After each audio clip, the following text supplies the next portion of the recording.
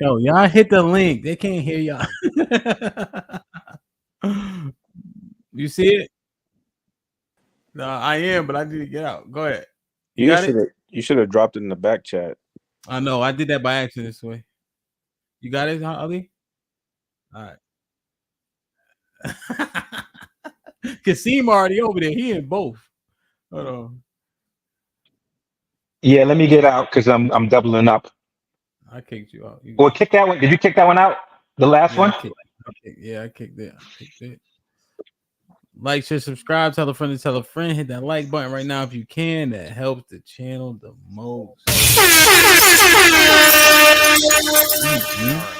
So, what I was gonna say is, it's not that I look at them as equals, because I don't look at it that way. But when you're treating, or when you're trying to get into a relationship with anyone, you kind of try to understand what they're looking at and their point of view of you. So if I walk up, or that's the only reason why anyone's proper or respectful to begin with, is because you can see how you look to them. Obviously, you're not coming off disrespectful, but you can see that. So if the majority of women look at men and women as equal, then you actually have to kind of not think of it that way, but you have to move that way, because otherwise they're not used to it. They think that you're actually stepping on them, or there's some type of negativity behind you telling them what to do, or looking at yourself as the better or more stronger person. He's saying young women are automatically defensive of young men for the sole fact that we're a man, based off of y'all older men's, I guess, plight. Don't let these motherfuckers talk for you. He just said right. I don't want him to say right. I want him to say it's because. Did you just call me a motherfucker? Man, Sway. Did you just call me a motherfucker? No, man. I said he's a fucking man. I don't fuck my mom. Don't disrespect me like that. What are you talking about? Nobody said that, dog. Damn. You can't hear me. Take that ain't what back. I said. That ain't what I said, dog. Listen. I said he's a fucking man. Man, you want some Drake stuff, man. Like, share, subscribe, tell a friend and tell a friend. Hit that like button right now if you can. That helps the channel. Man. What's up with y'all? Y'all hanging out? We hanging out all night? We been pulling all night? Damn. Hold on, let me. Oh, shit. Damn.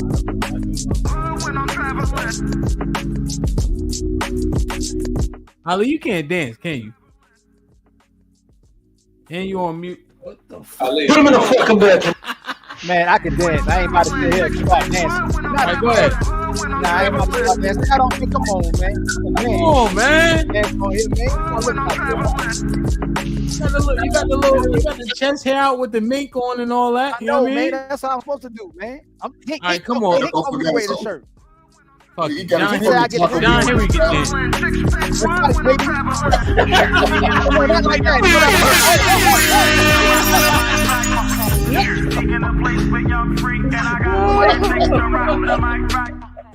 The ladies like that. Oh shit, man! Oh man! Shit. Get the likes up! Get the likes up! Get the likes up, man! I hold my nose when I'm dancing. Yo, that's funny. Beans. Podcast. Oh, what's good, man? Hold on, let me make sure I got this shit set up right. All right, hold on, y'all. Hold on, give me 1 second. Damn, hold on. I can't see shit in here. Beans, let's get that Warner Dead or Alive poster. Hey, man, I gotta get my Chicago hat too. Hold on. You said my mama what? Is this nigga wearing sunglasses inside? Yeah. I hate these Israelite ass niggas wearing sunglasses. What? He don't even believe in God. Nah, I'm just playing. I was thinking of Israel Mills. He be doing that shit too. Damn it. Hold on, let me get my glasses, man. Oh hell no! I know Ali ain't got no jump shot. What you just do? You put that bitch over here? Hey, Will. Hey, I'll blow anybody out. Ali, no Diddy. Ali, you from North Carolina? You better take your head off. Ali, you from the Carolinas? Take your head off. That nigga. I promise you, you get that work. What? Ali, you from Carolina? Take the hat off. Last first league game, 50 points. Yo, you know, You're dumb. Ali, you know what's great? I'm on them Christians. Hey, Ali, you know what's so great about basketball on TV? You could turn that shit. That shit is trash, bro. I was trying to watch the game fucking like 2 days ago. They like, this is a great game. That shit is fucking boring. You talking about the NBA? Yeah, it's like it ain't the same. It ain't the same. Yeah, all they do is shoot the basketball into the basketball hoop. They need to make new rules for the defense to make it more challenging so people will watch it. They just run around there jacking threes and layups, yo. So, Hamp, are you being for real? You just talking shit? What about it being boring? It is boring. It's mad boring, bro. I think the only people who say it's boring never actually played basketball for real. Like, for real? I made the team in 8th grade. It ain't the same, man. No one said it's the same, but the idea that you're subjected to be boring means that you aren't actually seeing the game and you're only seeing them shoot the ball. No, yeah, they just be saying swish.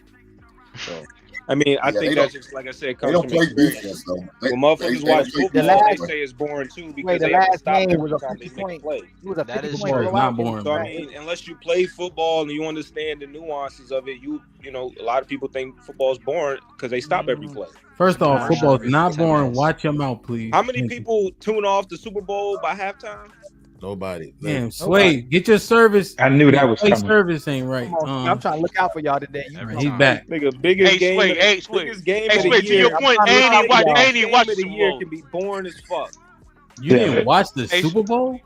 Bro, I didn't even watch the Super Bowl. I ain't watched it about 5 years. Great game like this. That was a great game. Commercials. Really? Commercials. It was This is what we came back for. It was a great game. This is what we started a whole new stream for. Blame the light skin. Blame the light skin. Nigga, we talking about football. Okay. Oh, we talking football. I wanted to Stream finish just to what talk I was about saying. sports. Nah. You want to get back to be that Hit that like button right now if you can. That helps the channel the most. If you sent a super chat, I ended it too quick. I didn't read it by accident, but I think I kind of got them in my head. Just put what is it? Super chat SC and then put your chat again. I'll read it. You heard? Get the likes up. Get the likes up. Get the likes up. We got 170 people in the building, and we have 56 likes. Let's get them up. Get it popping. This conversation is dope as hell. Let's continue. Be nice. What's popping? What I was kind of explaining was what Sway Somebody said time. is that. Hold on. Somebody time Ronnie out for 3 seconds, please. Yeah.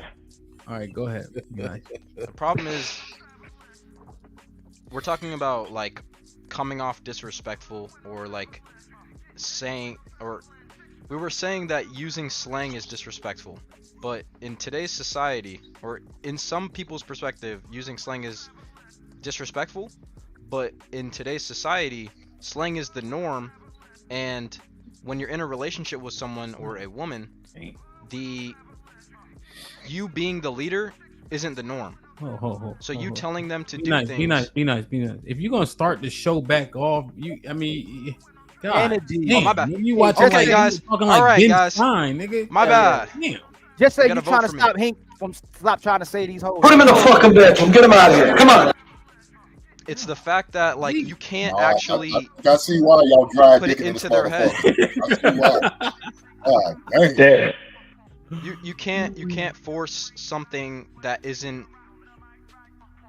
gonna work. Obviously, if they look at you as an equal and you look at them as inferior, then that's not the same. You're not the same person looking at each other. It's not an equal relationship.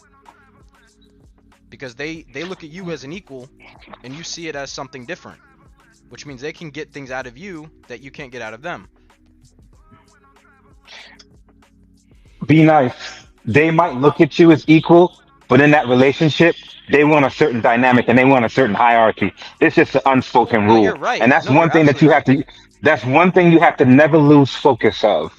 That within that relationship dynamic, she's expecting certain things of you as a man because that's what she's been getting her whole entire life. And that's not going to stop. Yeah, somebody to use. Period. A lot of somebody to use. Wait, hold on. What you're saying. No, wait, I'm sorry, Hamp. Did you Someone will take ever care of them. did you concede to Ali's point When? When he used, I think it was 1 Peter. No. Why not? No, because you used 1 Peter wrong. He used it wrong. You conceded to it. How did I use it no, wrong? you used it wrong. You used it wrong. Hamp, you said you agreed. You saw you when we. No, I said good discourse.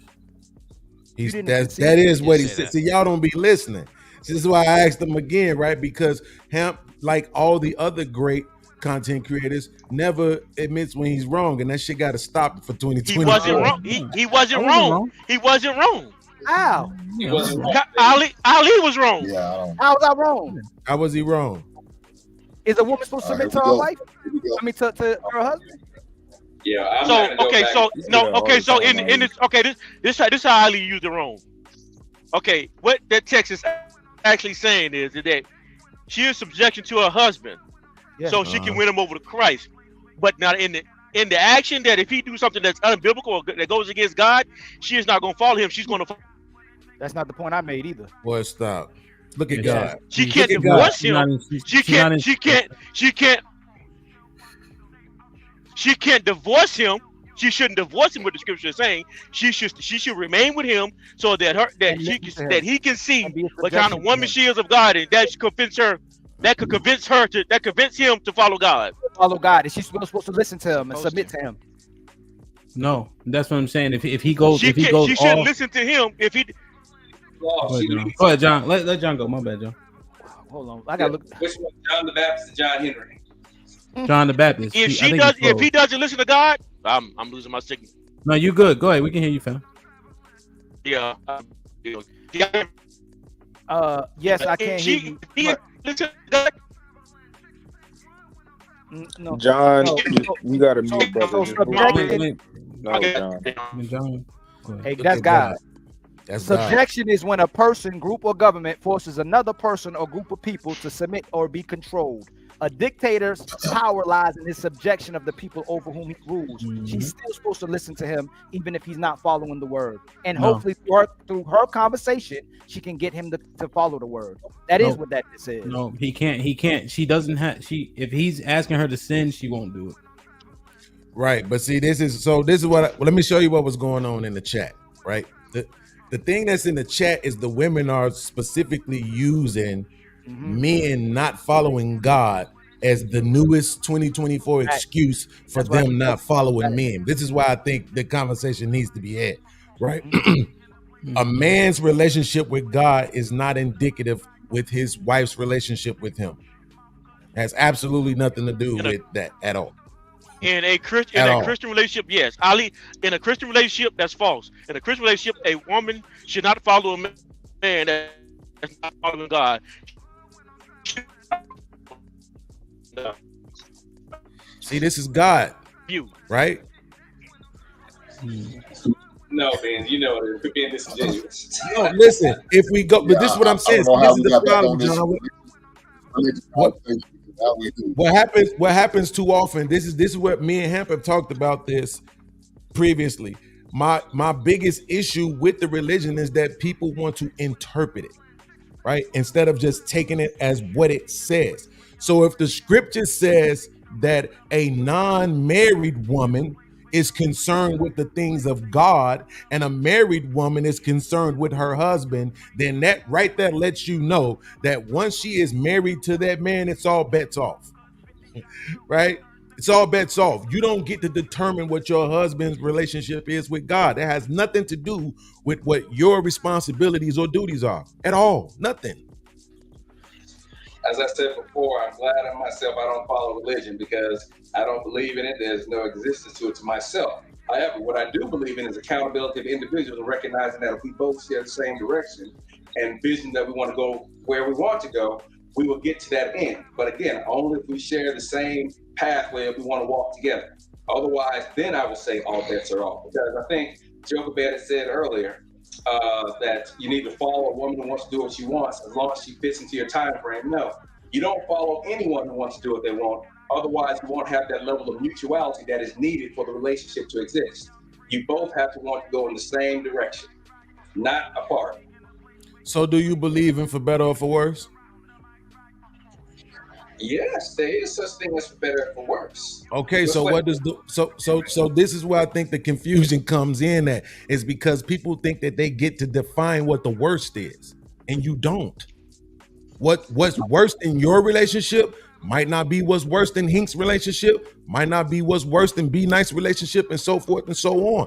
Our worst, just like our better, is going to look different, right? So for my woman, her worst may be that I have gone completely off course, right, from my relationship with God and have become somebody who is focused on a hedonistic lifestyle and the pleasures of the world, right? And it may be problematic for the relationship, but again, the vow was for better or for worse, right? Your purpose in that moment is to stand in the gap for me, not to dictate what my choices become after that. It's not how that works. So, Beans, would you say that people have to make a choice of who they marry? Yeah, unless somebody paid a dowry for you. So therefore, if you have to make a choice, does that mean that there is accountability and vetting that should go into who you marry? Agreed. All right, check. I'll leave it at that. Yeah, but the problem is that we act like people don't change, and they do, right? Life continues even after you get married, right? So things happen. I just saw a video that almost made me break down, Hamp. It was of Sinbad. Y'all remember Sinbad, the comedian? Yeah. He could barely walk. Really? He could barely walk. He said the left side of his body pretty much is shutting down. Really? Yeah, he had to walk with his big stick, right? So he's going through something, right? So that's his worst. Yeah. Imagine his wife say, I ain't signed up for this. When I vetted you, you wasn't sick. When I vetted you, both sides of your body functioned properly, right? See, that sounds crazy, but that's what I'm saying. Everybody's worst is not the same.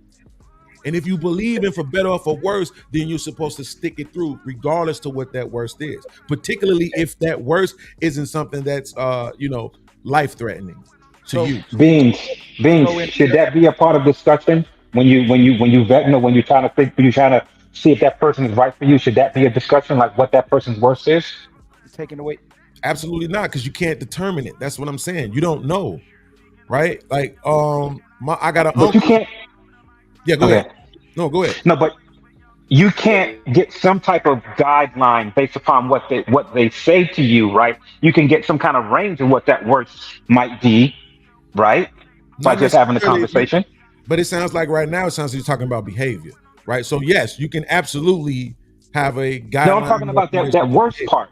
I'm talking about that worst part that you mentioned about for better or worse. Yeah. Right. As John said in the beginning, you're vetting this person, right? Shouldn't that be one of the things that you ask? What type of things that you've been through that was really bad in your eyes, so you can get some kind of assessment as far as what level of worse that person might have before they bail out on you?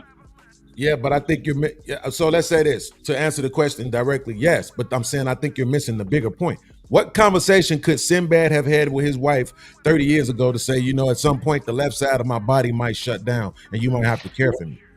There's no conversation to be had for that. She might have asked if she had any medical issues in her family.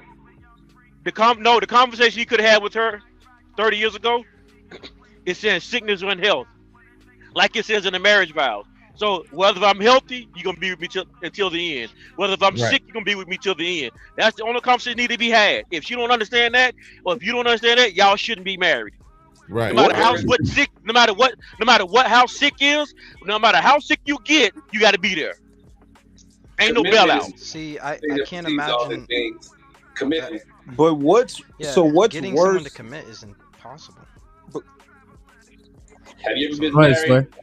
No, I'm just saying because it's like that's... to Bean's point of his, like, we can't determine what each other's worst is, and I guess that'll also be what each other's better is. But what's worse than worse, and what's better than better? Like, what's something that's worse than something you're not willing to deal with, and I guess something better that I guess you're willing to deal with. I don't know. It says for better or for worse. So whatever you're not saying that the better for worse is subjective. But I'm saying there has to be a level of what is the term that is worse than the worst and better for worse that you would leave the relationship. Right. That's exactly what I said. The range of what you can tolerate before you be out. Then don't say it. Yeah, don't. That's don't my say thing. the Take it vows. out of the vows. Don't- Then No, yeah, he's you right. you obviously don't mean it.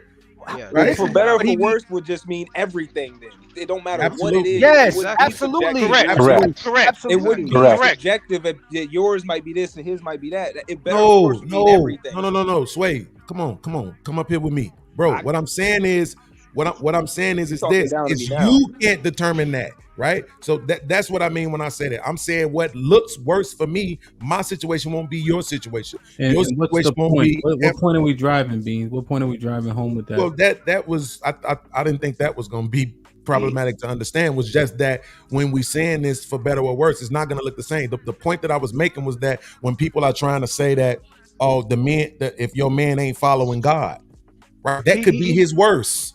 His worst could be that he's in a position in life where he's not following God. Right?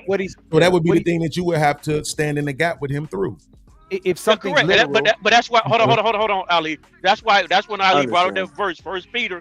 That's why I had to come up with credit, because he was saying, okay, she shouldn't leave him, but just because he does something that goes outside of their belief, if he go out there and start committing murder, whatever the worst case scenario is, okay, maybe she won't divorce him. But she has to act in a certain way by following God that brings him back to the path that he's supposed to be on. Yeah. The subjectivity of what Beans is saying now that I'm understanding is not the levels, it's a situation that it don't really matter what it is, you got to stick it through regardless. If he's half dead or if he's cheating on you or if she's cheating on you, apparently it goes both ways. If your woman's cheating on you, then you got to stick with her as well.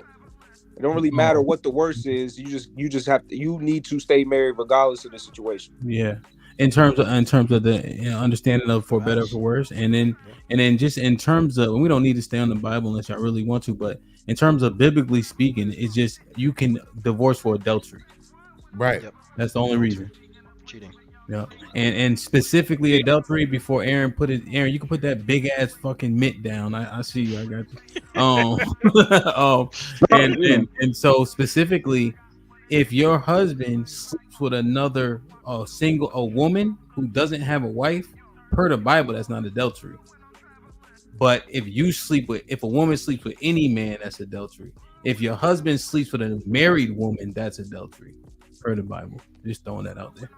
They don't want to hear that. I think Aaron's hand is going cramp. Aaron, go crazy. Please, Aaron, say something. Bro. Say the ABCs if you want. Go ahead. The vows say for better or worse, WORSE, which is a comparative word to compare one is more bad than the other, not for better or worse, which is a superlative word meaning most bad, rock bottom. The vows don't say rock bottom, so there is space below worse where you can move out. It is not an absolute. Which is adultery. Right. It's for better or worse, not worst. Worse. Okay. Oh, worse. So it's pretty much better or worse than the situation that we're in right this second. But unless you break those rules, or like you, then that really makes it subjective. Wait, think about what he said. That really makes it subjective, right? Because your worst could be that somebody came home 5 minutes late from work. You know what the fail-safe is? Establish your boundaries before you get started. What's your worst? What's your rock bottom? What are your deal breakers? You can't solve for everything. Right, for you can't solve for everything. No, what are your deal breakers up front? Avoid those. There's no response to changing your mind. So regardless of what we're talking about, someone changes their mind, it doesn't matter. If someone what type of conversation would I be like if I'm like, yo, if at some point if we figure out, find out you're not fertile and I can't have children with you, I'm gonna leave you. I don't think I could just have that conversation. I don't. That's not a. You wouldn't say it like that. You would. Come on, you know how to. That's a red flag. If I find out you're not fertile and I can't have children with you, I'm gonna leave you. We're going way away from podcast. While Mary Sway. While Mary Sway, just in terms of how you asking? Yeah. While married, right? Of course. I guess. Yeah. While married, what happens then, Aaron? You leave her? What do you mean? What do you mean? She can't. No, I don't have that. Whatever he stated, that's not my. No, but I'm saying, but it's interesting. Would you leave her if she couldn't have a baby? No, I wouldn't. He said that, not me. Well, he's just asking. He's asking. Oh no, yeah, no. And have a baby. And being so here's the argument about baselines in itself, right? There's no constant baseline, which is kind of what Aaron was talking about earlier, and that is the overarching issue. Like for instance, to be in full transparency, right? My wife and I, you got those Beans, you was with your lady for 15 years, right? You got ups and downs, backs and forths, right? And so unfortunately, those conversations come up where you're like, hey, what's the next step? So for me, my baseline is constant, right? I can read it. So I'm like this: you either gotta go fuck another nigga, or you gotta initiate the worst outcome. Because for me, those are the only two ways I can. That's the only way I can initiate the outcome. You know that I don't even like saying the D word, but you catch my drift because it's a constant baseline. Period. Absolutely, and that's what I mean.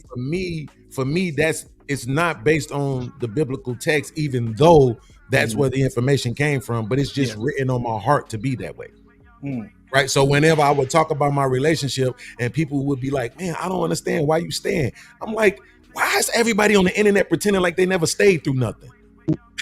Right? Like everybody just makes me like, sorry, BG. I just want to be clear. You saying you got the same baseline? We got the same baseline? Yeah, absolutely. I'm saying it's written on my heart though. Right? Yeah. It's just the way that I'm built. It's like, what am I leaving you for to go get with somebody else to go through the same thing or something else? There's never gonna not be something that we're gonna have to overcome. But that's the thing that's supposed to strengthen you, not tear you apart. But when you have people in the chat specifically stating, like as dating coach, whatever HQ said about, oh, these men ain't even following God, or no, she said about men not having a standard, and that's why the women not following them, they would acquiesce. I'm like, you are an autonomous being. My behavior should not be indicative of your behavior. You know how I know that's true? Because you run out and you have kids with niggas that you're not in a relationship with, and you don't use the absentee of the father as an excuse for you to be an absent mother. So if you're gonna stand up and be the best mother you can while having an absentee father, why do you think for 1 second that it makes any sense for you to not be the best wife you can in a situation where you have a husband that's back? It makes no sense. And they lie, and they lie. Let me check something real quick. DeMarcus, give me put your peace sign out up or something. Peace sign, nigga. You waving this shit. Peace like this, Marcus. Can you do this, DeMarcus? No. DeMarcus, can you do this? He about to poop. That ain't DeMarcus. Nah, don't bring him up. Well, he doing the peace sign, but and especially because Sway up here, I instantly think about this shit. Hold on a second. Moses, what up? Hold on, let me check because it's a new person, so I want to be fair. Hold on, give me a second. Where's she at? Tell him start throwing up gang signs. Hold on, let me put Ricky up. Oh, dang. Hey, see, Moses, give me a second. I just gotta check DeMarcus real quick. Who is this? That's Ricky. DeMarcus, can you hear me? Oh. Hey, see, Moses, give me a second. I just gotta check DeMarcus real quick. You got the stream playing and all that, DeMarcus. That's why he can't hear us. He done dropped off, yeah. DeMarcus. Nobody named DeMarcus. DeMarcus Cousins? Don't trust him either. How many rings he got? Wait, how many rings he got? Exactly. Shit like that. Oh, he does with the Warriors, don't he? Did he get that one? No. I don't think he got that. All right. Now, Beans, you started the sports talk this time. He brought it up. No, Sway brought him up. Oh, Sway. Okay, Sway. DeMarcus Cousins. Light skinned niggas, man. That's a fact. Damn. Yeah. DeMarcus Lawrence? Always. No. It's always the light skin. No, DeMarcus Ware. DeMarcus Ware. That's what he was thinking of. No, Cousins, nigga. No, because I feel like there's definitely a DeMarcus. Cousins. Football. Cousins. Right. His name is Ware. DeMarcus Ware. Football for the Cowboys and the Broncos. Yeah, there you go. Mm-hmm. Damn, Ali, you was about to say something before I rudely but purposely cut you off. What'd you say? You always do it, man. It's because you don't like me no more. That's all right. I understand, man. I done fell off. Christ. I done fell off. It's all right. I'm gonna come back. Damn, because see, they go so deep. Pause. Nah, but just the podcast point though. The merit, it don't mean nothing. Like it's subjective and it shouldn't be. It's till death do us part, sickness and his health, for better or worse, and that's not what's happening. So that's what I'm saying. And we sitting here arguing the point, but it's not real. That paper means absolutely nothing. Marriage means absolutely nothing except for the people rich and poor who believe it. Yeah. Who actually follow it. But do you have to even have the title to follow it? Can you be like that without the marriage? Yes. Absolutely.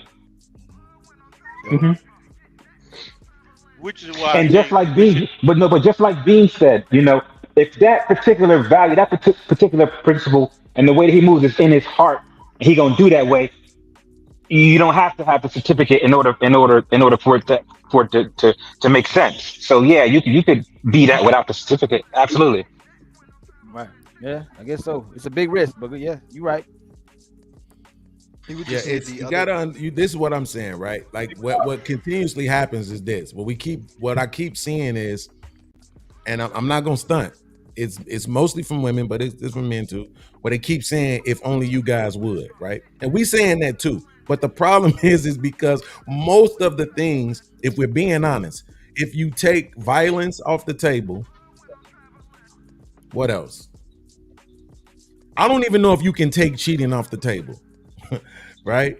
But if you take violence and cheating off the table, what do women have to complain about? Right? Money. Broke. Lifestyle. Right. It's gonna be money. It's gonna be money, right? So yeah. But look at all of the stuff that men are talking about. Right? And it's all about behavior, mindset, feelings, treatment, delusions, right? Ego. What's the other one where they say the women I agree with you know, I'm talking about all the stuff that I already know what you the intrinsic stuff. Yeah, it's like all of these lying. When men lie, it's just trying to keep women and men happy. They ain't trying to be doing nothing bad to the woman. They're not mistreating her technically. But when women lie, they try to stab you in the back, ruin your reputation, get another man over you, replace you. They doing it to be completely deceitful. But when men lie, they just trying to keep themselves and you happy. So let me pose something to y'all real quick. Everybody could chime in. I read this earlier on Facebook. I went on Facebook for like half a second, right? And I read somebody had put up a post saying that Shawnee O'Neal had 5 kids with a man that she didn't love. Right? And then this chick commented on it, and I ain't gonna lie, I thought it was brilliant. She said, I'm just asking, but don't men do the same thing? Look at the look on Sway's face right now. So in that moment, it's a checkmate, right? Because men do it all the time. Men make babies with women all the time who they don't be in love with, right? At the same time, we don't have an expectation for those women to provide for us, right? There are differences there. At the same time, we're men, right? And the expectation is different. So do you all think that it is behooving to a woman to love the man that she has children with? I think she should. I feel like that's rhetorical. Y'all, hey, podcast, you about to one at a time. Go ahead, John. Who you want to go first? Wait, let John go first since he got the. No. Let it go. Go. There's 2 Johns. So I was saying John in the truck because he got the worst mic. But go ahead, John Henry. Go ahead, John Henry. I would say most of that in that situation, it's about already choice we're starting out with. It's about loving the guy. You need to make sure that's the guy you want to be with to begin with, because everyone is having this conversation always after the fact. No one is talking about before it gets to that point. Whereas remember when I got married, there was a thing where you had to go and sit down and have a conversation. Now my wife and I didn't do that. But the thing is that if you have the conversation, put down your boundaries, look, if you cheat, if there's any violence for me or whatnot, you put that on the table first. That means that you ruled out some of the things that most people end up just learning during the course of marriage. If you make it known in the beginning of where you're going to go, there's less chance, well, I won't say less chance, but you minimize certain situations. You already know going into it, this is my red line. Man. Yes. Can we go be nice, Kasim? I got it. Sweet. Go ahead, be nice. You ain't got shit, nigga. What was the question again? Absolutely. Well, the question was, do you think women should love the men that they have children with? Because here's the thing, at the end of it, I'm going to tie it back into the original conversation we was just having. Go ahead. Okay, do I think that women should love the men that they have children with? Yeah. If they want the children to do well, yes. But if they don't care, then it doesn't matter. Who's next? I mean, love isn't the same. Love isn't the same as. It's not the opposite of hate. It's the opposite of love is indifference. So when you don't care about something, then that's the opposite of loving it. So either she loves the man or she's indifferent about it. If she hates him, she still loves him. That's different. Kasim? I believe that within the act of making and conceiving the child, you know, she could love him, right? But we all know that feelings come and go, right? And that love for me is a feeling that someone has done for you in the past and what they can do for you in the future in that moment, right? So, and that feeling comes and it goes based upon the dynamic that y'all have. So I would say, yeah, you know, during that moment when they're conceiving that child, yes, she can love that man. But however, that feeling can leave. However, the child is still here. So in that particular instance, that child might have been conceived in love, right? But after that, the dynamics didn't work out and she can be out of love. Yeah. She loved the man he having a baby with. Shit. Ideally, yes, but we know that's not what's going on. So, no doubt. Steve Moses. 100%. Couple of reasons. One, she's going to carry that baby 9 months, so her whole mind perspective needs to shift because she's now bringing someone into this world that has what we would think his last name. If it's a man, she needs to love that child or that man, or that boy, with the intentions of, not the intentions. She's going to see the man that she loved in the boy that she's raising. So there's a little bit of the legacy piece that she has to be a part of and bought into. And the whole journey from meeting the man to having the intercourse, that she has to be a part of his program. So without the love there's so many different gaps of she wasn't a part of the program to begin with. So 100%. Sway.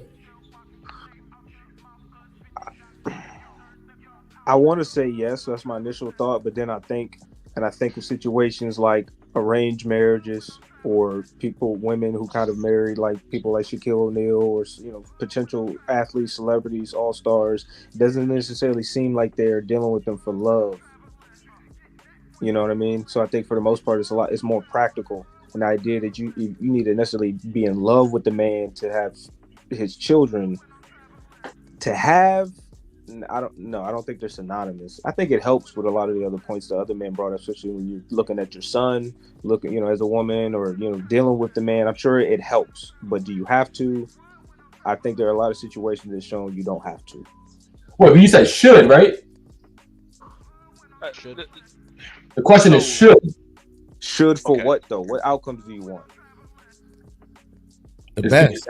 Repeat the question one more whatever time. outcome- Yes. Podcast. Repeat the question one more time. Yes, the question is very Repeat one simple. more time, Should podcast. the woman love the man that she has a baby by? Okay, whose turn is it? Well, it's on Aaron, but I do want Sway to answer the question though. Sway, excuse me, Hank, I'm gonna bring you right back up. It's an interesting question. I do want to get back to the men in general. So let's tie it up quickly. I'm gonna bring Hank back, but it's an interesting question nonetheless. Sounds like Sway answered it. Everybody answered? Well, no, we didn't get No, I Aaron, didn't. Ali, or John, the Baptist, and that's why I said I wanted to tie back into the other question about whether or not, you know, the subjugation part. Okay, yeah, that's even different because we were talking about men creating independent women, but it's interesting though. We can get there. So you want me to tie it into that? That's even easier. Yeah, I want to go back to that. I'm gonna bring Hank back up. And in terms of loving, no, I think love is extremely overrated. I think we put too much emphasis on love, and we see people be successful because they align. Right. And after you align with a person, attraction should be good, right? And I think you can build up love for sure. So you agree with me? I think I agree with Swayden. But you done changed this. Nah, wait. I'm glad he did this. Yeah, love is definitely overrated, bro. Because Hamp, then I can go back to you. Say it depends on how you define love as well too. So you know what I'm saying? It depends on. Hold on. Don't put too much into Let Ali. podcast Don't time. put too Now much into put what's on to us, but now it's All going right, to well, answer this question. real quick, it's like this. I define love how you define love. You make it easy. Who, me? No, I'm saying I define it exactly how you define it. How I define it? Mm-hmm. I believe. Let's finish the survey. Let's finish the survey before we get into this. No, it's rhetorical, right? It's saying whatever you say it is, Yeah. then that's what But we can do it for the sake of the conversation right now. That I'll do the same That's thing. what I'm saying. Yeah, I accept how you define love, Ali, and my answer wouldn't change. Yeah, and it couldn't be overrated. But I'll define it later on. Go ahead. I'm sorry, and overrated in the context of like relationships. We always think that love should be so high up here when the truth is alignment, respect. There's a lot of things that come before love. You can build up love if you have a better foundation. If love is the foundation, people seemingly fall short because it's so fluid, right? Because it's so much how you feel, but that respect should be consistent, things like that. If feelings isn't a part of your definition of love, Ali, I don't know if anybody's going to necessarily agree with that. No, I'm not. Let me get that right now. It's different. Let's let's finish the answer real quick. Yeah, let's finish the answer. It's interesting back from to the brothers. topic like Hamp said. I'm gonna bring so Hank Aaron, so Aaron, and then Ali, and then John, real quick. Aaron, should yes, why not? Okay, John Henry. Respect, brother. Should yes, why not? Must no. Okay, great answer. Ali. Yes. Okay, great answer. John, the Baptist. No, they should not be in love when they have a child with a man. They should be married though. Okay. Okay, and go they ahead. They should be in love with that. They should be in love with their duty to marriage. Okay. But they could have been married though. Yeah, man. Damn, you know what's ill? I like the path though. Like I don't mind it. I just want to make sure we kind of keep primary focus because there's so many topics that can be their own shows, you know. Yeah. But there was one thing I was thinking about, right? Let's do this. Go ahead. This is why I'm saying why you doing what you doing too. When I was growing up, you know, when people go, what a man is, what real man is. Mm-hmm. Like if we can all brothers without playing semantics get to what's important about what podcast is answering, what love actually is, and we redefine what love is, I bet we would all agree they should be in love. Versus if we look at it the way how people just misuse it and just throw it around, it don't matter. But if we can come and on here without using semantics and go read and actually say, hey, this is what this is, and regardless of the way we look at it, the best way for survival and then for the survival of each other and families, then I think we would go, hey man, we should be in love. You know what I'm saying? I see what you're saying. And you know what, Ali, to your point, love, and I'm saying I think, which is kind of like I feel in a way, even though we play like it's semantics. Love helps you persevere. Mm-hmm.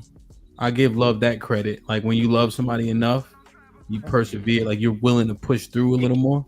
It can't die. It can only grow. Love can't die. It can only grow. So that's like the dictionary definition, right? Because some people may not know that there's a difference between love and being in love, right? Those are two very different things. Yeah. So if you're saying that you don't have to be in love, right? Then that to me is the conversation worth having. Love to me, I think it's a no-brainer. If I don't love you, there is no reason I should be having a child with you. I agree. None at all. I don't even have your best interest at heart.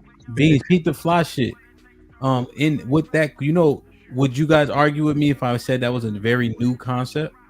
What's that? Absolutely. The having a baby because you in order a prerequisite to having a baby, right? If people made a construct was to be in love, I would argue that that's a very new concept.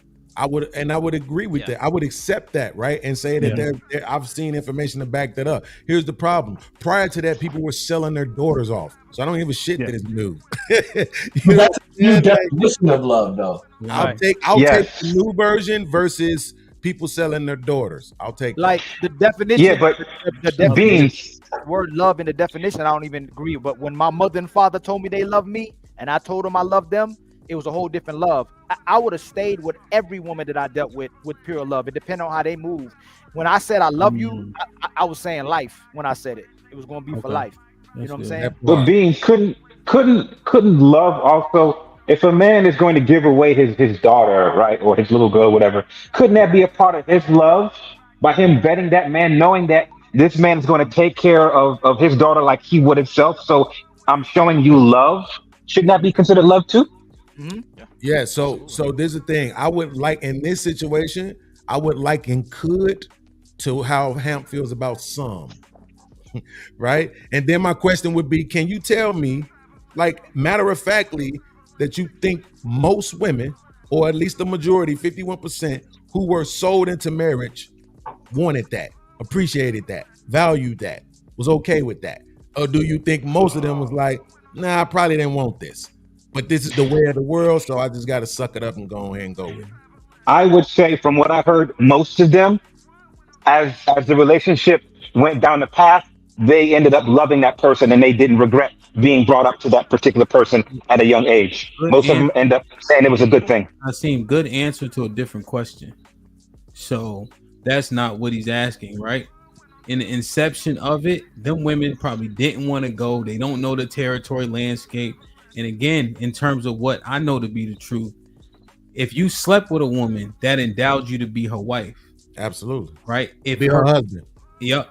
And if her father didn't approve, you would have to, her husband, sorry. If her father didn't approve, you had to pay him what he thought she was worth. So, but in those days, the daughter was trusting the father to vet. So she loved him and he loved her, and it was just quickly, just to interject, right? I'm not trying to take your point down, but the truth is the father had the benefit from that daughter being in marriage. So when you're talking about people of means, he had to gain some type of ground, some type of alliance. So if he didn't benefit, it's less likely that they're going to align in that way. But it's still a two-way street, because if he has, say, a virgin, or we're talking way back when, there's still, it's not just that was his only offer or what have you. So and he's still trying to. Essentially, there's two families that are coming together. So he's vetting with the understanding that, okay, my daughter is going to be under this type of umbrella. Yeah, you're getting a benefit, whether it's monetary or whatever, land or whatever it is. It's two ways where you're winning, I'm winning, and I got to see the big picture from a community standpoint, because everybody's going to know. Everybody's going to come to not everybody's, but a lot of people are going to be at the wedding. So there's a lot of vested interest in this being what's best. Hold on, Simo, you never seen Game of Thrones? You know that's not how it happened. Game of Thrones is the truth. I don't give a fuck if they got dragons or not. No, I never see Game of Thrones, but that's why you don't have no context. But you watch Game of Thrones, get life. Hamp. Let's just keep it like okay. Watch the first 3 episodes.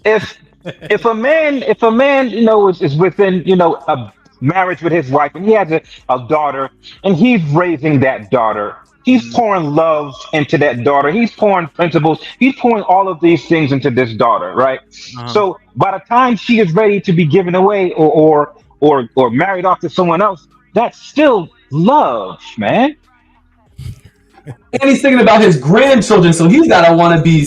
He's got to want to feel connected to the legacy. See, Moses, this is what you're missing, right? Why do men talk about love so much when it comes to relationships? Why do men talk about love so much when it comes to relationships? Look at God. That's the conversation right now, John. That's why so they don't get you. Hold on. Listen, see, Moses, listen. The problem that you're not seeing is that, or what you're missing is that you're looking this from you're looking at it from a dutiful mindset, right? It's more masculine mindset. What? From a dutiful mindset, right? I will liken this shit to the draft, right? What percentage of people who were drafted and ain't no choice, you going off the war? What percentage of them you think was like, yeah, this is what's up. This is what I want to do. Oh, you talking about the war draft? It's just yesterday, exactly. Like yesterday. Yesterday I was a kid, and today they putting a rifle in my hand. I gotta go stand a post. That is not. Why would you liken it to a draft? I thought you talking about the NFL draft. Like an NFL draft where you have the option. Like, see, Moses, you're not listening. Because that's what it would be like for the woman. Yesterday I was a kid, right? And now today I'm getting banged out by some Marcus. Hold on, because it benefited my father. Finish that. DeMarcus, give me the peace sign. Are you? That's why let me know if you're a blood or a crip. Throw up the gang sign so I can see. He put a thumbs down. What gang is that? The game. Oh shit! Ignore this nigga for the rest. No blood or crip. Right. No blood or crip.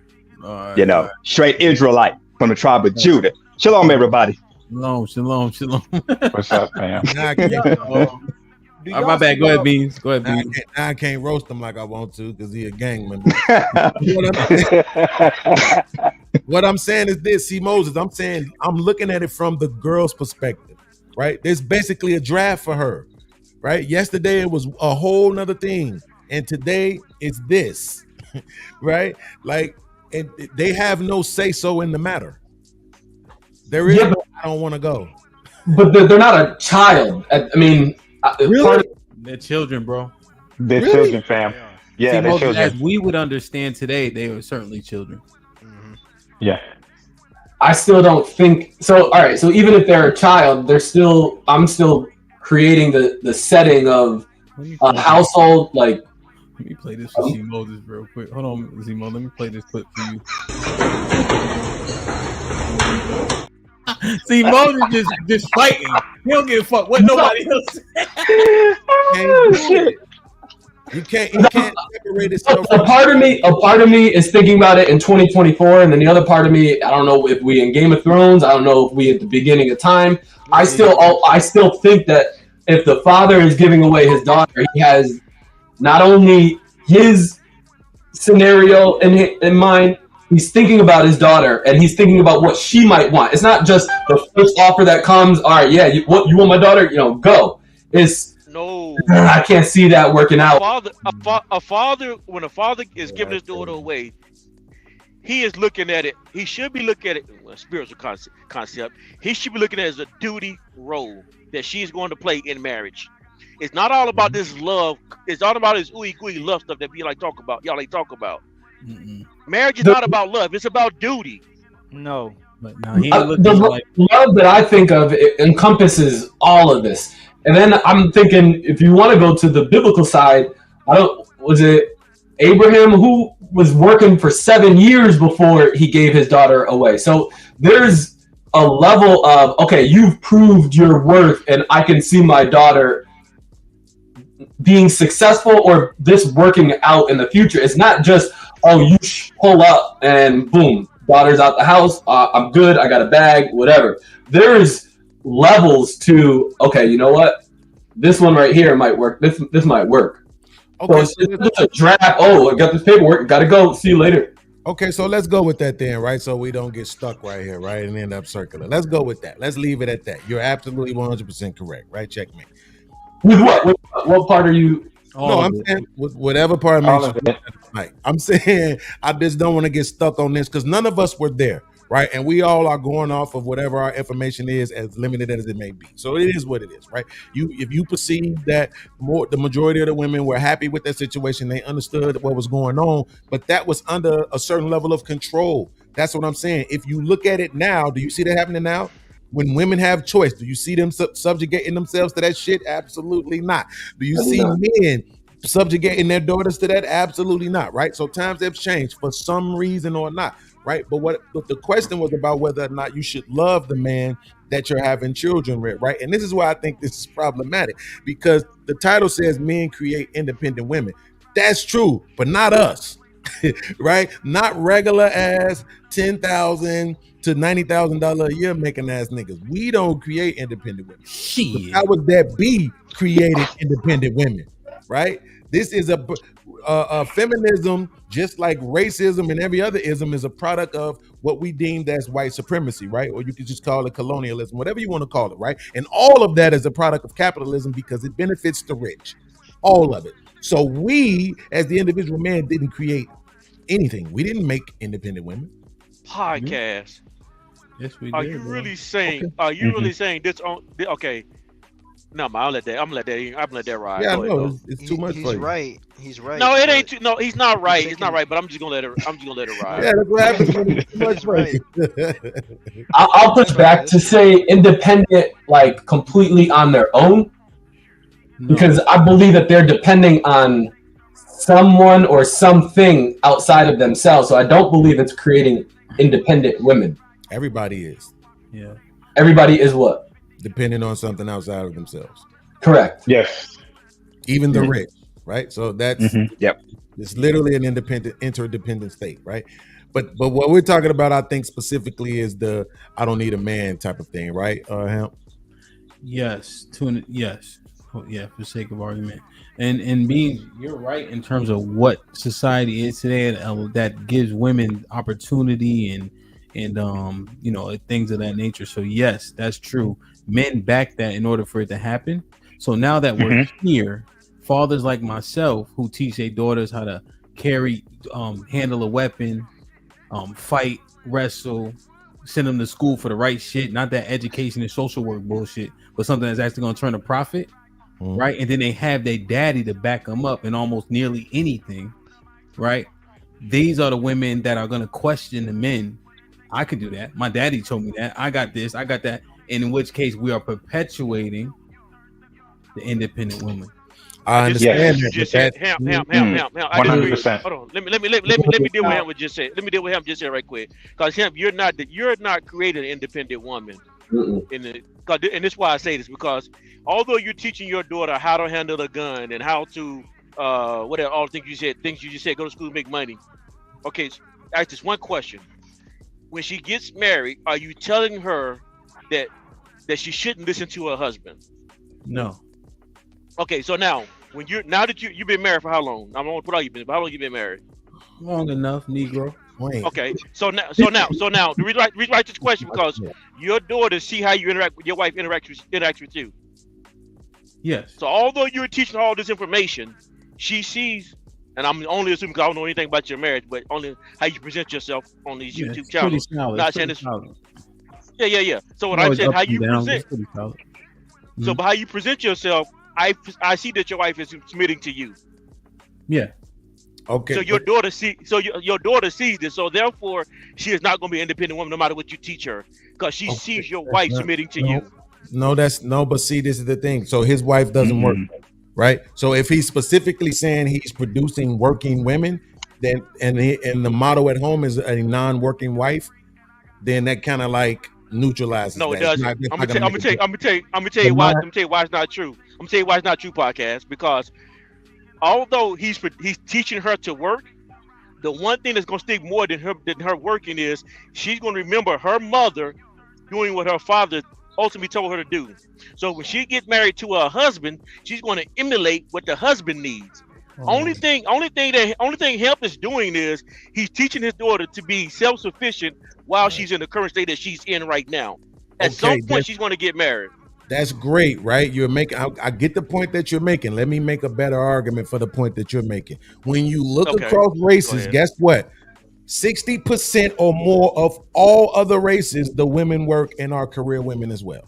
And they're still married at a rate of 60% or more, except for white people, who I think is around 54%. So yes, I understand the point that you're making. The problem is those aren't niggas. And we talking about niggas, right? And to Hamp's point, right, which is why I disagree with him. If you look at Game of Thrones, the very last episode of Game of Thrones, when they were trying to determine who would be king, somebody suggested something, right, before they chose the would-be king. Do y'all remember what that suggestion was? Anybody? No. They suggested, why not let the people decide? And everybody fucking laughed. Everybody was like, let the people decide. Yeah, that's what we gonna do. Yeah, sit your stupid ass down. We ain't letting the people decide. Men don't have to back anything. They are going to follow what society sets up. It is just that simple. However the governments of society set things up, that's what we're going to do. And especially now in these days when we have seen people specifically after, you can argue 100 years, pretty much be martyred, deleted, imprisoned. Something happened to them, right? When they bucked against the system. So they have took a lot of time over the past 10 decades to make sure that people understand going against the system is not something that you want to do. Follow the plan. Look at what we're doing. Keep that going. It is what it is, right? So when you're saying that we're raising independent women, I'll concede if you say that. But when you say that we're creating, I don't agree with that because the society itself has created this. Not you said we're following the system? Absolutely. No, you. That's outrageous to me when you think about the setting of a household. Like your family, like you're following the system.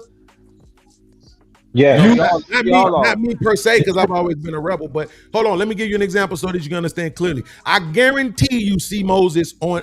You could tell me I'm wrong because I know you are, because nobody don't ever want to admit nothing. But I bet you on your job, if they told you to call that dude or her, I bet you do it. Oh, absolutely not. I know you're gonna say not. I know you're absolutely gonna say not. Nobody ever wants to admit it. No. You're right. No, you can't say that. A lot of people would, but there's a few that will not, and that's the thing. Wait, time out. Stop right there. Thank you. You just made my point. Right? So that's my point about how society runs things. If the majority of people are going to concede, right, to what the power structure has put in place, you call him her. That's what they're going to do. Look at God. All y'all brave, none of y'all going to do it. But most people are, and that's my argument. He's right. Well, that's the difference between most and all that. You're going right away from his point. You're going right away from his point, brother. All he's saying is that the condition of how women and men are being conditioned, and when you say something who you can't say something against, and if you say something you can talk bad about them, then that's who's going to be in the lead position. You can't shame women. You can shame men all day long, and I'm talking about good men. Like if you are that God-fearing man, if you are a guy that has principles, and if you are certain, you're controlling. You're sexist, you're a narcissist. But when they do it the opposite way, it's self-love. You get what I'm saying? So if you really look at it, we'll need them before they need us. Most of the men on here will break before they go without being with a woman trying to stay on code. Women know they can keep going until a man submit to it. We need women. Like men need women. Like we really love women. So you be like, I'm gonna stay on code. Dang, they go, they'll go to their grave. Our grandmothers did it. Our aunts did it. That's they went, fact. I don't need no man. And they went straight. I seen it in our family, older women. They can go to the grave without us. We can't. We cannot go to the grave without us. A woman cannot break a God-fearing man, Ali. I don't care what Adam, what happened to Adam? A woman cannot break a God-fearing man. I don't care what example you give. You can't do it. So what happened to Adam? She didn't break him. What did he do? He listened to her. He didn't listen to God. She didn't break him. Okay. John, and again, it's slight semantics in each of the conversations, but it doesn't make it any less correct. You have examples of men being broken by women in the Bible for sure. You know, so you do have examples of men being broken. That's not the argument I'm making. I'm saying a man that is truly God-fearing cannot be broken. Samson was by a woman.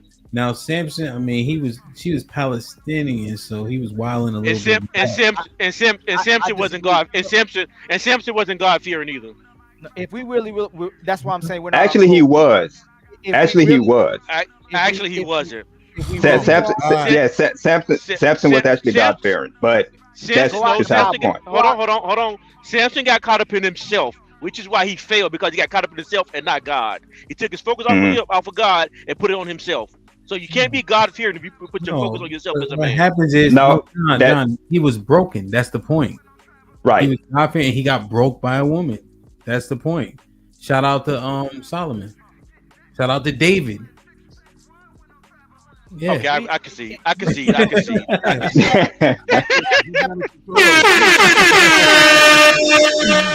funny, okay, man. so I'm gonna concede for right now, but I'm gonna come back.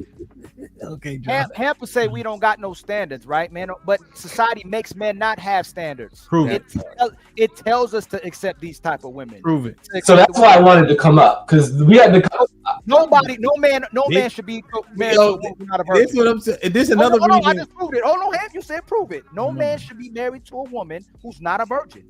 And women support that. They say stay on code, practice discipline. So that means no man should be married to a woman who's not a virgin. That's broken. No man should be having sex with a woman who has several bodies. That's broken. No man should deal with a woman who got baby daddies. That's broken. No man should be dealing with a woman who posts her body all over the internet. We submit to everything women do. Let you put your Johnson online, you're gonna be blocked. If you talk bad about what women are doing, the algorithm blocks you. Women can do. Are y'all not seeing a new wave of women like on YouTube? They'll show their hair down there. They'll show little posts like they keep showing like under their butt. Hey, Ali, you telling us too much about your algorithm, bro. Right. No. It ain't Hamp. It ain't the algorithm, family. The women like I ain't never see that shit. They done brung OnlyFans and stuff to Instagram and YouTube and Twitter. Like women are, yes. They're like doing little peekaboo stuff. Like, okay, so Be Nice, Beans, and Ali. Okay, they what? Okay. Absolutely. Hey Hamp, don't Wait, real quick. Don't think I got ammo on you, bro. Hold on. You gotta see what you be liking on Instagram, man. Chill out, Be Nice. Hold on. Oh, look at my Instagram on private. Hold on, Ali. I don't follow nothing like that. Hold on. Well, I do. I ain't gonna lie to you. I don't like looking at niggas. No, I definitely see Be Nice and Ali, and right before I hit the like button, they be right before me. Go ahead. That's a fact. So look, see, Moses said he was about to say that's why I came up. I wanted to know why that was. It was we kind of got away from it, but Ali mentioned something. It was the topic of basically how you talk to a woman nowadays, and it's more of like, do you break and talk to them based on the parameters of where we are in the game today, or do you hold that standard? So I forgot the exact title and how the whole thing was worded, but I think you deliver and you stand for who you are. Like, I'm not going to become something I'm not just to get a woman and talk to a woman. I'm going to carry myself where I feel most confident and talk to a woman where I can naturally just be myself, and she's going to respect that, or she's not. But when she does, that's how I know she's kind of coming on board with my program. So I don't believe that the man just goes with wherever society's going for the sake of getting a woman. Bro, you know what frustrates me about these conversations, Be Nice? Specifically with people like this guy here. And it's not me taking a shot, because he is obviously somebody who I would probably, want one of my nephews or something to hang out with, right? Rather than some thug ass nigga. So I'm not taking a dig at him as far as his character. But what I'm saying is, what happens is they tend to be these guys that we're not. Okay, first of all, I'm right here though. Also, hold on. I want to make sure this clear. I'm not here. Set it up where I can actually respond to what you're saying, because I feel I am. This is why I want to make sure I said. Hold on. I want to make sure I say this. I'm not a person who thinks that all women are bad. Got that? I do think they're all prostitutes, but I don't think they're all bad. Right? So now that there are good women who exist, my problem is that when guys like you end up with a good woman, you act like that's the majority of the rest of them. No, right? No. Okay, wait. So since you're saying no, you don't, then you have to concede that you would specifically be asking somewhere upwards of 40% to maybe even 60% of men to be relationshipless, to not have any intimacy in their life, no love, no nurturing, no nothing, no sex, no nothing. If they held themselves to this standard that you guys always try to make, like you said, we get it. Y'all got the 26% of the good women who are married. Congratulations, fam. We happy for you, right? But this other 74% of guys, bro, you have to get in some grace. They're not going to forego relationships. Yes, we got MGTOW, we got SYSBM, right? Though he understands that. And I'm not saying forego relationships. I'm saying I'm not. Those words did not come out of my mouth. What did you say? What did you just say you're not gonna do? I'm not going to go along with what everybody else is doing. What I'm going to do is keep the bar here, and then the woman is going to see that, and then she's going to raise her standards and realize, oh wow, this is different. Cool. This environment is different. It does, but that's the whole point. So when you say who, and the reason I like being able to kind of speak in this environment, because I can only the way that I go to sports. Just because the game, like you want to keep the bar at 10 feet. You want to keep, when you practice at a level where the outcome is winning. We're at a level where we are winners. Like it's a mentality. It's the way you practice is the way you play. So yes, the standards we're moving the needle, and there might be, might not be talking about all people or 60% of people, but that doesn't mean that the 80 or that 20% comes down to the most, you stay where you are and know that you are going to be challenged and meet your match. Wait, hold on real quick. Be nice. Do you see the problem? He's saying the problem or the solution. Be nice. Do you see a solution? I see the problem with what you're saying. I do see the problem now. You see the solution with what I'm saying as well, though, because it's depends on your perspective. I see the solution. No, because it's not applicable for the majority of men. I see the solution, but the problem is... Hold on, let him answer. He's quick one. You're going to then find yourself in different environments. You're going to find yourself having different conversations. You're going to find yourself... Everything is going to be different because you are not just going along with the flow. You are now creating the flow. You are now the flow. You are the standard. No, this is what you're doing. Yeah. Wait, hold on. I see the problem now. I see the problem now. You've been manipulated to think that you have the power. You don't. Manipulated by my life circumstances. Let him answer. Don't be scared. Let him answer. Go ahead. I'll fall back. Because with you thinking that, okay, if I raise my standard, then these people have to raise their standard to get to me, you're actually expending energy of yourself. You're actually using part of you to raise the standard. So it doesn't cost nothing to be a high standard person. It actually costs stuff. Costs your time, your energy. So you could be doing things that you don't want to do, but instead you're a person that wants to do the things that are right. So it costs you things to be a good person. So if you're doing that and the person that's down here is doing whatever they want to do, but you want them to raise their standards, they have to try so much harder to get to your level. But at the end of the day, they're women, so they don't have to. Right. So they can sit wherever they want.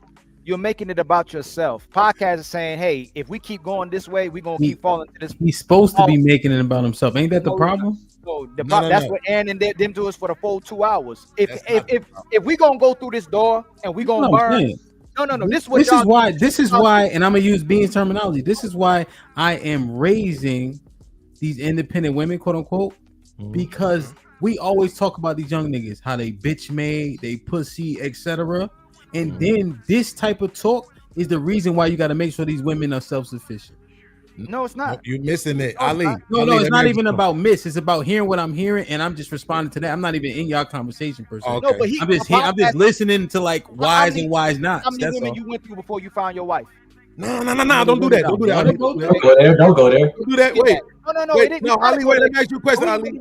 Let me ask you a question, Ali. Was there ever a time where the standard for a man with a woman was that the woman needed to be a virgin? In our lifetime? Yeah, I'm saying period. No, ever. Oh, yes, there was a standard. There was ever a standard? Yeah. See, Moses, if you don't mind me asking you this question, was your wife a virgin? I'm not married. Oh, you're not married? If you were married, would you have the standard that she would have to be a virgin? No, but I understand the value. It's over. We already knew you were going to say no. That's the point I was making earlier. We don't have Hamp go, y'all niggas don't got standards, but we're conditioned to not have standards. We'll get shamed for not having. Look, men, we'll go on here. Men will go, y'all niggas think she's supposed to be a virgin. What kind of niggas y'all are? Y'all be realistic. So that's the piece. So that's the piece where, and going with what Be Nice is saying, you're expending things to like raise this bar. If I'm saying we are the bar as men, so I can't ask something that I'm not myself. So, and that's the part where, and I'm also, right there. Hold on. I'm not trying to create something I'm not. I'm just delivering who I am. So if I've gone through this, but I understand dick discipline, I understand why the value of a virgin. I understand why you would wait for marriage. But yes, we're in 2024, so I'm not that. So I'm not expecting that, but I am expecting the complimentary version of what I am. What do you want from a woman? Well, never mind. I'm not going away from podcast. You're getting a point of Hamp. Please go to Hamp, Ali. Yeah, he's doing good. Yeah, now I can ask him, Hamp, how many women you went through before you found your wife? Like dating a woman or having sex? It don't even matter. It doesn't matter because you knew your wife when you met. No, it does. It does matter. When I wanted a wife, I got one. Semantics. When I didn't want a wife, I had sex with a bunch of women. Did your wife's behavior have an impact on that? On you having a different, going, you know what, man, maybe I want a wife. Yes. Did you possibly always wanted a wife, but it was so many hoes, you like, I don't want no wife? No, not always. No. Okay. But her behavior had an impact on Her you. behavior great, but here's the thing: she didn't know the truth, so she had to be molded, and I had to help her understand. And I had to. They all do. But here's the thing: to what Moses said, she had to raise her level to get to where I am. So now we here, and she don't got to work unless she wants to. But you had to be ready to be a husband. Moses, you settled down, right? Yeah. Right. Because of her behaviors. Right, man. But because of her behaviors, it helped you settle down. But the main thing is this: did you settle for a virgin too? Respectfully. No.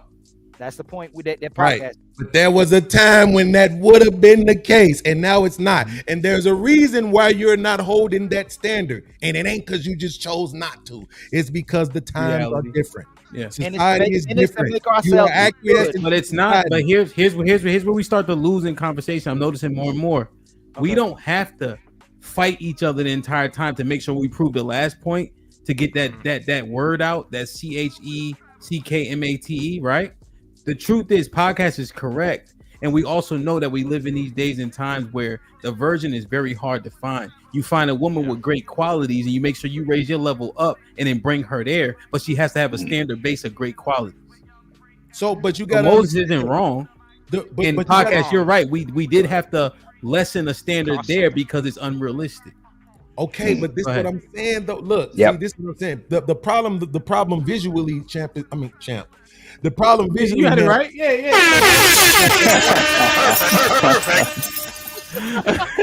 Go ahead, podcast, man. What's going on, man? I'm calling you champ from now on. I'll be the only one. He just love me. That's all it is. Ali. That's a fact. You know I love you. But listen, this visually, just so you know, visually, the path to the checkmate is the same path to getting people to understand where they're going wrong at. It's the same path. It looks exactly the same. So right now, where it seems like I'm trying to get a checkmate, I'm not. I'm trying to get this guy to realize where he's mistaken in his logic, right? And I'm trying to get you to realize where you were mistaken in your logic when you're trying to say that we're creating the individual women. No, sir, that path was laid out for us. You ain't got a choice. My bad. So, Beans, real quick, before you jump in, Ali, I just want to acknowledge this. Beans, remember, before I start talking again, I use the word raising because it's better than creating. The creation is already there based on the social constructs of women being empowered, right? So they have all those opportunities regardless of a dad like me.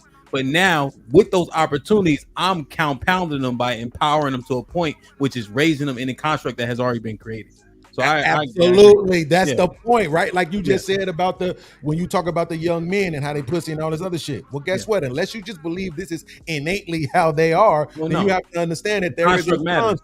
There you go. Yeah. So that's why I changed it before. I changed the word. Yeah, you did, and I forgot that I acknowledged it. I think it's because I keep looking at the title at the top that keeps taking me back. Let me change it because it still allows us to have the conversation, but it's more accurate by saying raising. Yeah, absolutely. Absolutely. So Moses, I hope you understand. This is what I'm trying to tell you. Is even if I take you back sometime, your standard would be different than what it is now, right? You're still capitulating to society to some degrees. You're still accepting what would have been deemed a lesser version of a woman some time ago. We're all doing it. And here's the reason, because we genuinely love women.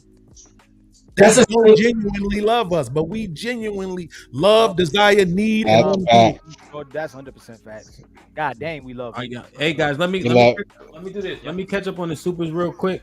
Whew. Moses, did you get your last thought? I know you was getting jumped. You did a good job. You got beat up, but you did a good job. Though. You was fighting back like a motherfucker. Ain't no way I would feel if I got beat up. Nah, it's just too many hands. Don't get me wrong. You know how when niggas jump, they hit each other. So that was happening. You got a shiner, but you was doing a good job. My style. I know you got beat up to get beat up. It's all right. No. My style. I go for 9 rounds. So if you think you got a couple of rounds, that's cool. Like that. You at least took a knee. Super chat, we still in. So this is you lose a couple battles, but the war is still going on. Go ahead. But you know what? It was a good and we. I don't know. I'm not saying we finished. I just want to read the super chat.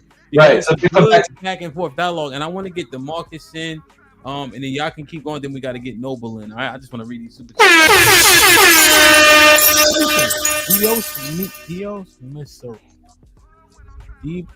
Dios Mios Rios, salute, became a member. What up, buzzer, birds, flip a dozen. Holla at your boy, you thought your cousin was. What up, buzzin', Moses in the building, you heard? Holla at your boy, you thought your cousin was. Live pizza. Eating a piece of pizza. Oh, in 2004, that shit took the world by storm, bro. You can't be where I be, dog. You need a visa. Nah. Callie Bev with the $5 says, the goal is to get a woman who does what she wants that fits within your boundaries. Damn, that sounds contradictory. Yeah. I think a woman is autonomous within those boundaries. I guess she's saying that. I guess. But they admit it's not good women. You gotta That's find how it works her. now. That's how You it gotta works now. find this woman. She's legitimately telling you that. She's out there, podcast. Out there That's how it works. somewhere. Just go find her. HQ with the $10 says, religion is not the determining factor to success in relationships. Living proof here. You need good people with good intentions who want to perform life with vigor together. I can smoke a bag of that. No, well, yeah. But when you say good, right? Where does the concept of good come from? How would you qualify them as good? Oftentimes Subjective. people, but that's the thing. Oftentimes people will call you good if you follow in a lot of the tenets of the Bible itself. So that's why it's like, why make that point, right? Like you can take God out of it, take the book and say, okay, these are good tenets I can follow. You know what I mean? So Down South Podcast Network was popping with the $5 says, Deacon DJ. What do you think of doing a show per Bible book or 2 books a show, etc., from beginning to end of the Bible, a biblical series, if you will? Damn, that'll be interesting. Genesis would need a bunch of books. We need a few parts, you know, for sure. But that'd be dope. I think we could cook that up. Sexy Red TV with the $5 says, y'all back. Get us through the day, Hamp, panel, and chat. The sun's still up where y'all at? It's still up here. Nope. HQ with the $2 says, doing what you want doesn't mean you have no standard. HQ, hit the link. HQ with the $10 says, both men and women don't take vows seriously. It's not just women. It's men who also don't hold their vows. Don't blame just women. It's both your fault for the demise of marriage and Black community. We talked about. Yeah. I can. HQ with the $5 says, both men and women stay after cheating. Women just get fed up with cheating first. Shout out to white people. HQ. Yo. Let me get him out of here. HQ with the $10 says, beans. My super was in response to men who keep stating women need to change. I agree. Ellipsis. Just be good fucking human and find a like human. Ellipsis. All this changing won't happen. Down South with the $10 says, saying bro genuine is going deep while his chest hair is out warrants a little more than a pause. Yeah, I went in the back for a little bit. Pause. Down South with the $2 says, a tip for going. Indeed, my brother. Callie Bev with the $2 says, the women's.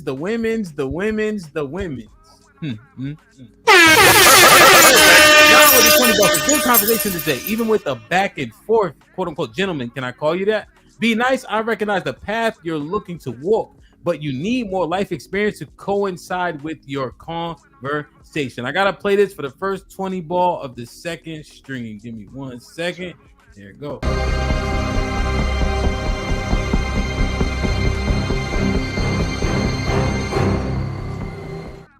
Glove ain't fit. MC Heavy. HQ with the $10 says, a man and woman in the house representing respect and discipline is teaching daughters and sons what a foundation of a successful relationship look like. Osmosis works here most of the time. MC Heavy Tits with the $5 says, hello to the panel in the chat. Salute. Ezekiel Ben Israel with the $2 says, David fell but got back up. That's a fact, though. Right. I fuck with King David. MC Heavy Tits with the $5 says, Ali love you, but that's your algorithm. Man, I don't be looking for that stuff, man. Hey, we ain't gonna tell nobody else. Only 400 I people. don't be looking for that stuff. It's be weird stuff, man. So say not interested. Yeah, Nope. There's a little button on YouTube. There's no on YouTube that can say that you're not interested. There's a button. Yeah, you don't want to see stuff like that. It's the anymore. button. Ali is the button you swipe by right before you hit the like on it. It'd be right in front of it. You know what I mean? Hey, Bees, all my shit on Instagram, it say Ali, be nice, and others like this photo right before. Right. Hey, you know I know you trolling, but I don't give likes.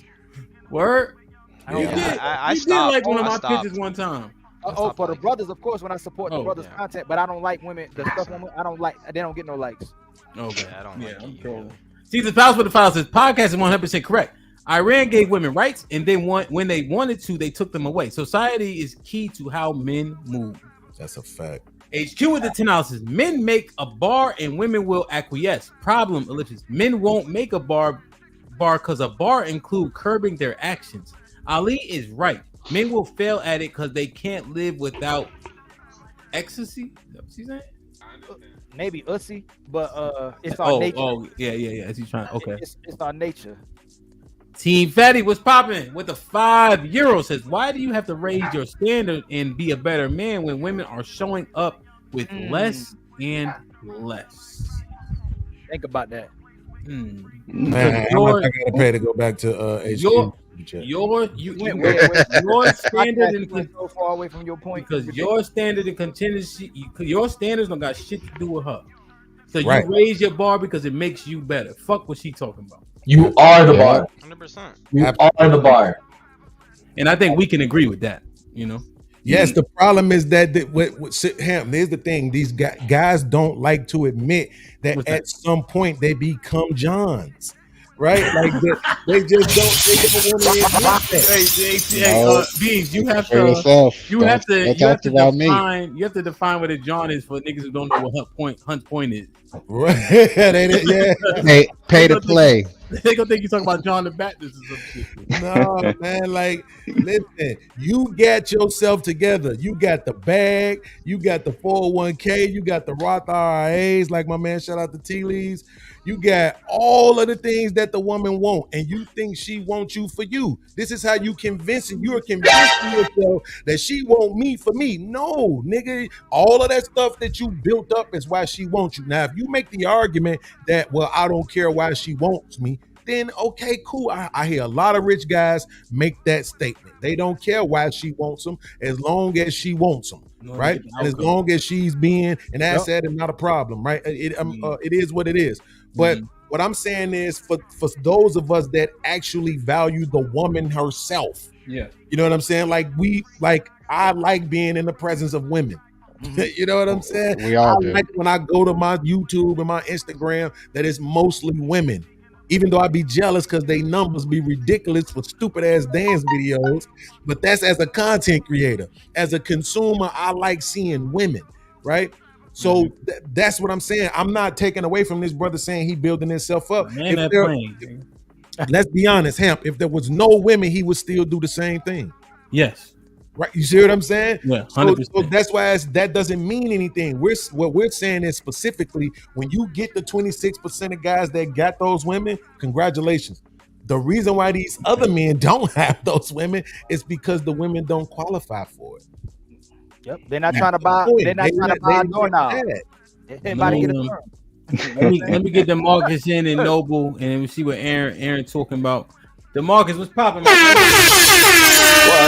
What's up? Shalom up in this mug, man. Good conversations and stuff. I hear I hear both sides. See Moses, Beans, and Be Nice. I see, and I agree with some things on y'all sides and stuff like that. As y'all said, the men set the standard, period, flat out, no questions about it, right? And so if the men are setting the standard, that means that those women also will follow the standard of what the man has set. That's how things get rolling. That's how things get set. And I understand, Beans, on your end, when you say, well, times change and stuff like that, that's understood because as society changes, rules and standards change also. But there's also some people that still stay within the standard that they stuck with, adjust a little bit, but not to where they just outright just change. They still got their basic standard, period. So what standard are you talking about? Yeah, that's right. That's what I'm saying. Like, once you women set the standards and men acquiesce. So what standard is it? Oh, what? Acquiesce to? Let me know. What? Say that again. What standard are men setting that women acquiesce to?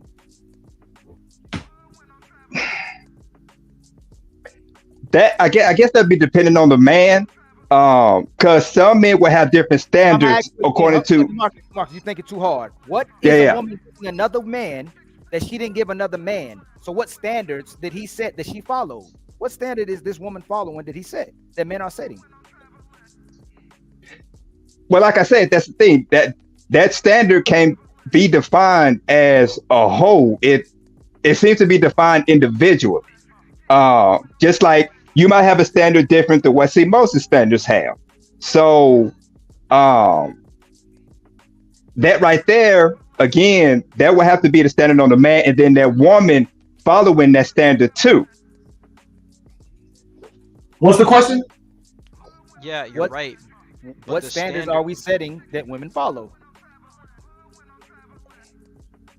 Are you asking who you? That's asking? a good question. The rest, like, in whole, huh? In home? Oh, what is it? What is it in the home? No, he's just like talking about just in general. What standard are men setting that women are acquiescing? Oh, as a whole. As a whole. Well, okay, sorry. Well, you think it's too hard? It's nothing. It's nothing. Well, it ain't, because like I said, I'm trying to think of as a whole for a standard, right? And like I said, no. So you're not derailing. Give me one standard that women follow. Give me one, just one. Oh, one standard that a woman that follow to a man. No. Man, come as on. a whole, what standard have men said that women are acquiescing? No, but you're not actually helping them clarify. It's convoluting it. Ali, and Ali, say that question one more time, please. Nobody chime in and let DeMarcus answer. And no, but I'm not saying you not clarifying, but he's just not catching. What is this one standard that men set that most women follow? One. Okay. Is a dress code a standard? Huh? DeMarcus. Is a dress code a standard? DeMarcus, he said, what standard do men set that most women follow? Oh, that's a good question. So I can't think of anything right now. That might be the answer. That's the answer. Here's what we said, Ali, is that you can be overweight and we'll still fuck you. We set that standard, right? Keep it a buck, like we niggas are hit, you know. there isn't none. You know how bad it is. You know what men are now. As long as she's peaceful and cooperates with me, they don't care if she can cook, if she clean, if she's submissive. We're at. Hey, I just want a peaceful, cooperative woman. It don't matter if she got bodies. She was on OnlyFans. Ali, we got none. Ali, they don't even do that. They don't even do that though. But no. But that's the last standard we got. Hey, as long as she brings peace in my life. Oh, and she cooperates. Nah, Ali. Ali, here's the ill shit. I want you to be right. It's less than that. As long as she don't cause me no problem. It worked, right? Don't embarrass me. That's a fact. Don't embarrace me. That's probably the best one right there. Don't embarrass me. Where we at with this? But Hamp, that's what I'm asking you. Is like podcast said, is society creating that and not men? Because most men still are acquiescing. Most men are like, I ain't getting no marriage or no relationship. So most men are like, nope, not for me. And that's why we say our men, right? Men, go ahead. Our men. You being specific to us, right? Yeah, us. I'm still talking about us. All right, yeah. And that's why we say majority of the simps are married men. Like who? Yeah, I don't know about that. I ain't gonna say no names. It's not. Nah, I don't know about that because I wouldn't say it's a simp thing. Somebody say chimp. It is slightly, but it depends what your goals are. Like, you know, 100% because if we talking about standard, marriage is probably the best goal or outlet to get that. And then if you want a certain type of family, then that matters a little more. So listen, y'all, listen. Fatty already said it, right? You meet a woman, and men are telling men to increase their standards. The thing is, in order for men to get married today, they have to lower their standards. They have to lower their standards. You have to lower your standards. You have to. Unless she getting raised by some family that went, you know what, Hamp? Yo, what's up, family? I'm marrying my daughter off to your son. Or my son and your daughter gonna get married. If that ain't happening, men have to lower their standards. Ali, as an acknowledgement of that point, the reason why Ali, and I think Beams was saying it, and maybe Be Nice is correct, is because the standard of yesteryear was that she was a virgin. Yes, exactly. So strictly by definition of marrying a woman, right? You would have to lower it because it's lower than the initial bar. Although, well, I ain't gonna get into that. But Genesis 24:14, it differentiates between a virgin and a marriageable woman. But that's hey, Hamp, if you married a woman and she ain't disclosed that she was married back then, what would happen? Oh yeah, what happens? Dirt Trail, Church Bells, and Slow Song. Hey, Yeah. Somebody gotta go. Somebody gotta go. Abdul, get the rocks. Hey, on the rocks. That nigga name was probably Yowzabub or something like that. So DeMarcus, what you think, man? You good? The brothers got you stumped. What's popping? Oh, I'm good. I see that. Yeah, there's the standard. Right now there is none, but back then there was. Yeah. So I understand what this. Yeah, we said that was the key to his question, which is why it was an almost absolute none, unless it's a negative standard, like what I pointed out, because things have changed so much. And so even though men will say, I will say I am compromised, but the truth is you has to because of the days and time. In terms of her having no bodies, that's a hard standard to find, you know. So it's just interesting. It's just interesting. But when we look back though, DeMarcus, and I'll ask Ali same question. We'll get Noble in. Did men fuck up the bar in the first place? Like, did we allow or acquiesce or bend or create different constructs that allow women to not adhere to the old school standards? It was called oppression. Oppression. I say in a sense. I say in a sense, yes, because men are the enforcers of that. So I think we've gone to the point where we've let, I guess, emotions come in because we've seen that they're oppressed and all this, so we got to do something. It's all well and good.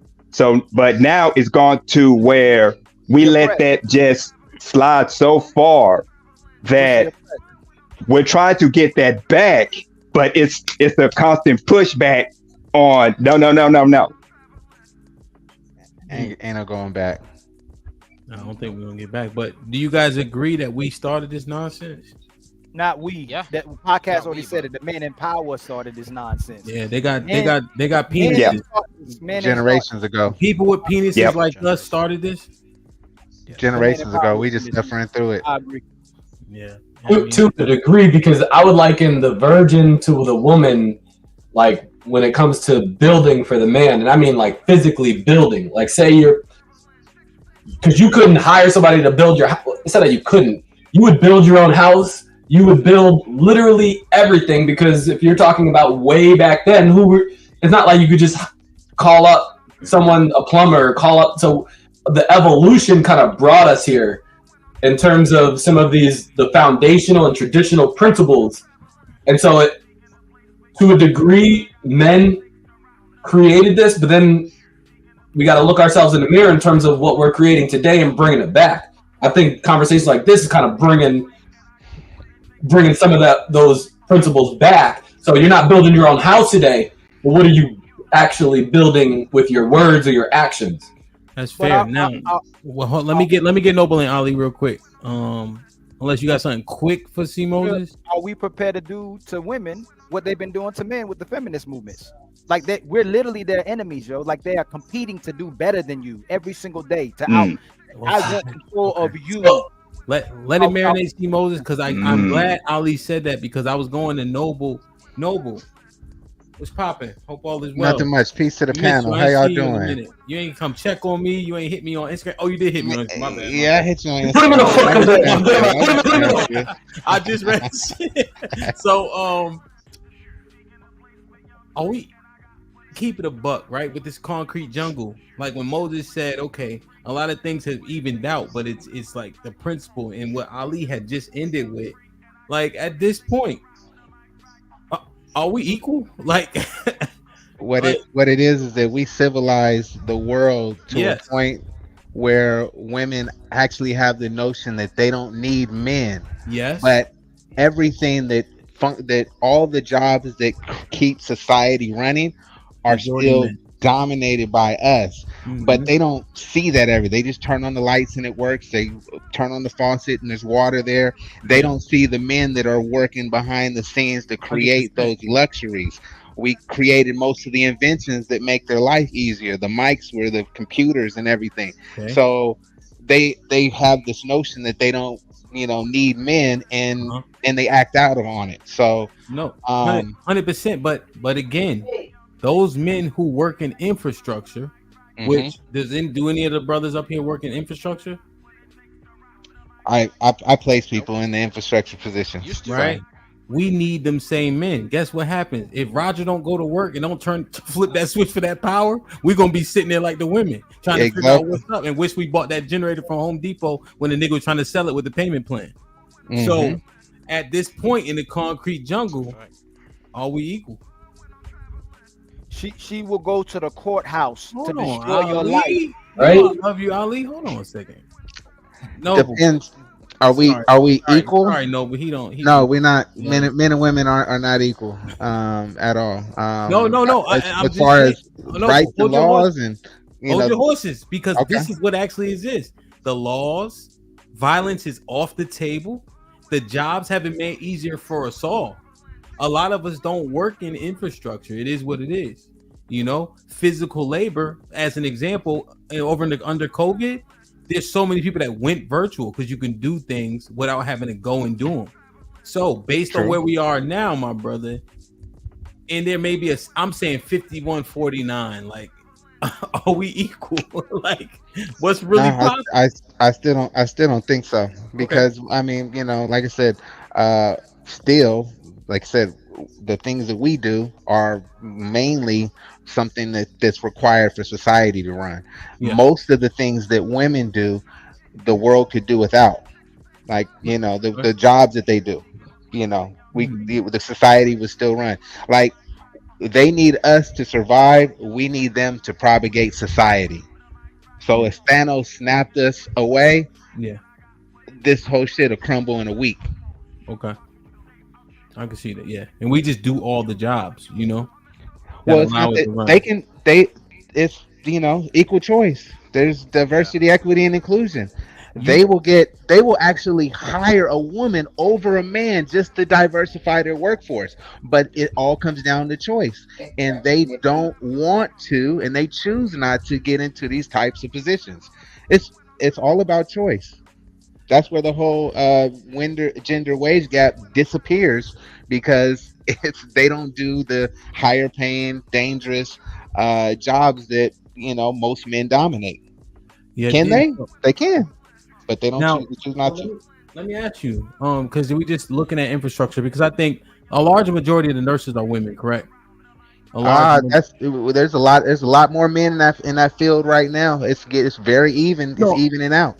Is it even, or are they still the majority? They're still a majority. It might be 60-40 right now. Okay, and then the teachers, right? Just name some easy fields. They're majority in the teachers.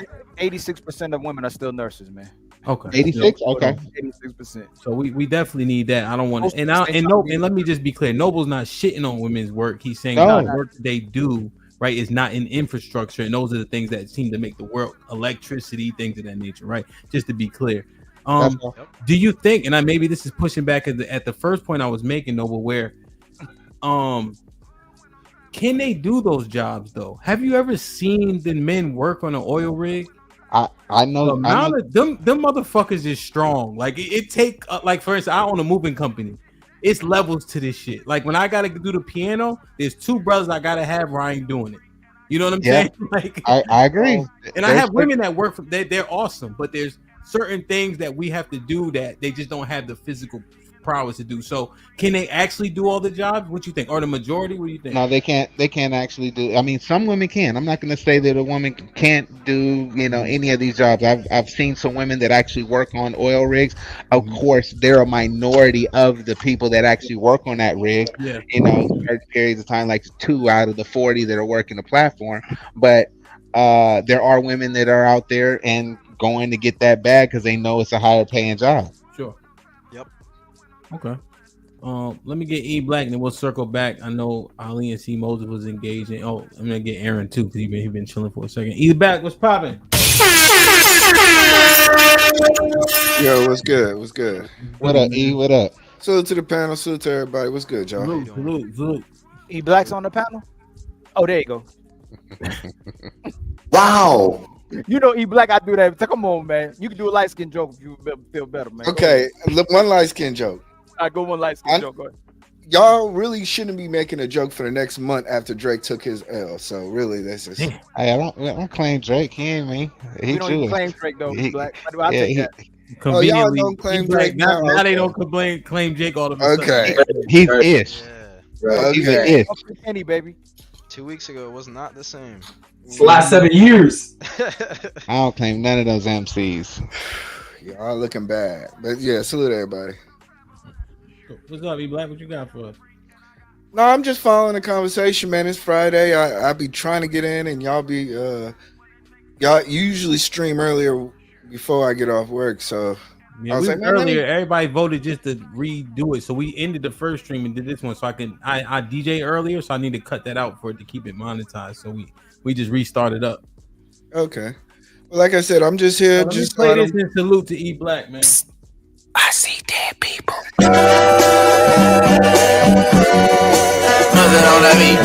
Hey, must have on the beat, oh, beat, oh, give me that nigga, yeah, freak, oh, man, damn, I like the lamp, tell him, beef, oh, beef, oh, beef, oh, beef, oh, beef, oh, beef,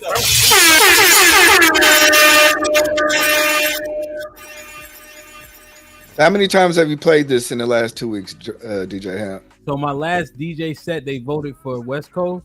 Yeah. So I played this part back over and over. A minor.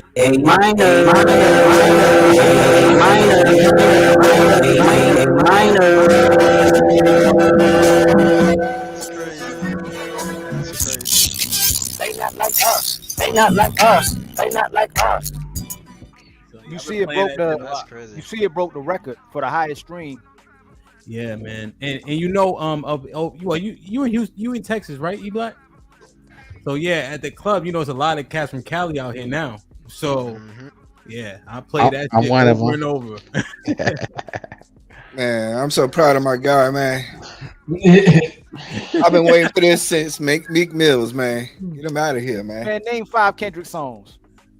Name 5 Kendrick songs. Yeah. Go ahead. Oh shit, on his album, Die Hard, Rich Spirit, N95, United Grief. What else? Man, he got that last song that's on the album I want to name, but I can't remember his name. Mother, I'm Sober. Man. You all right, Ibrahim. Listen to him. You good? Yeah, I listen to Kendrick. Kendrick is my guy. Hey, E Black, answer the question for me. MC Heavy Tits with the $2. What up, fatty? MC Heavy Tits with the $2 says, what standards are most men sticking to? Man, I would say, man, that's tough because even like I could personally say like some men on the panel don't even stick to the same standards of providing and provisioning for the house. So I can't even say that anymore.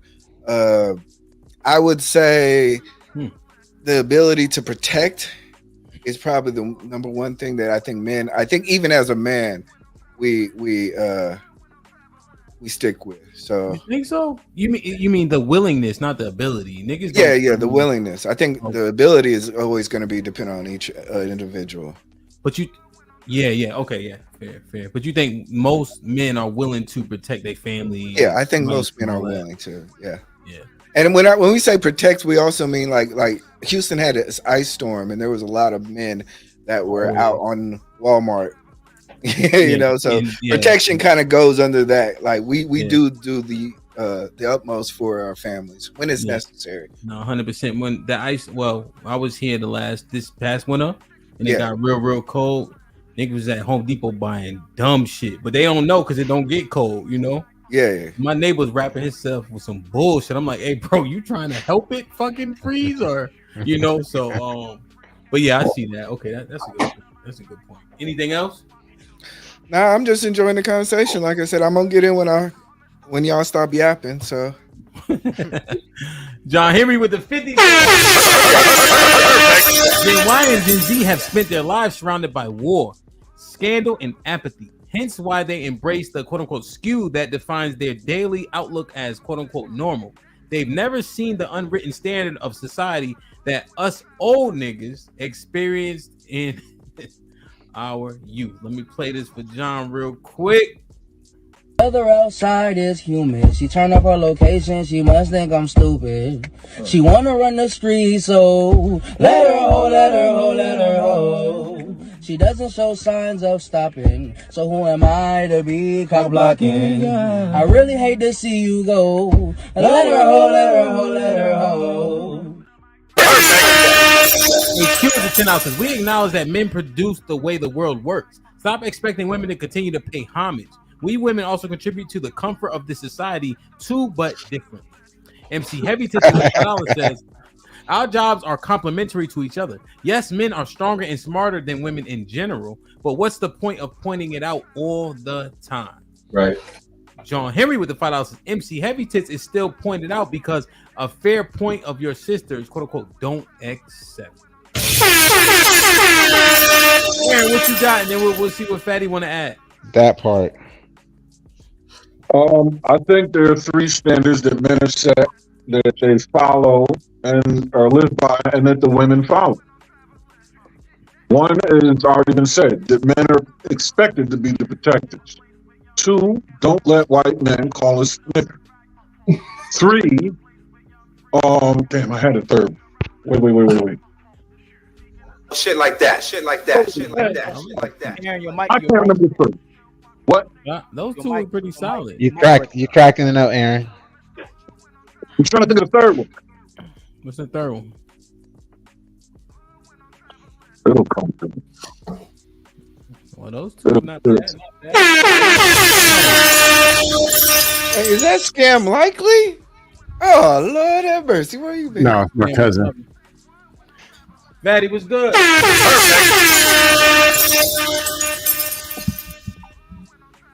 You up? What's popping?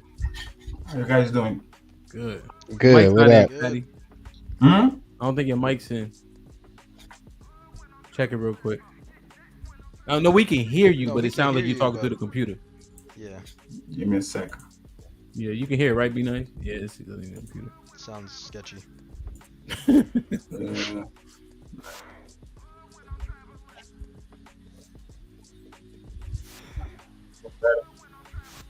Oh, no snitching. That was the third one.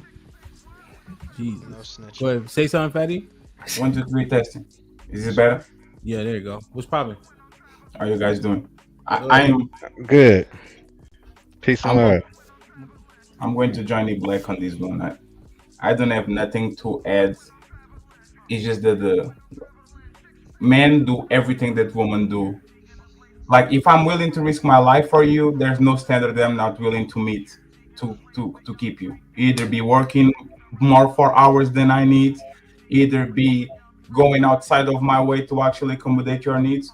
Like no man is not willing to do that to get the woman that they want and protect their kids. So if I'm willing, isn't the ultimate standard me sacrificing my time, my effort, stress, working extra hours, be willing to die for you? Isn't that actually the ultimate standard for a woman that don't wear wigs? No.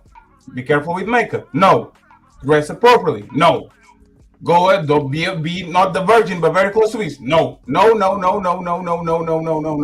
And you guys keep pushing men to be better and better and better and better to get a shittier woman with one extra kid with 73 bodies that doesn't cook, and like you are just pushing men to the last floor of a burning building, and the woman is on the first floor. If something goes wrong, the man is stuck up there, and the woman can literally leave the building and get another one.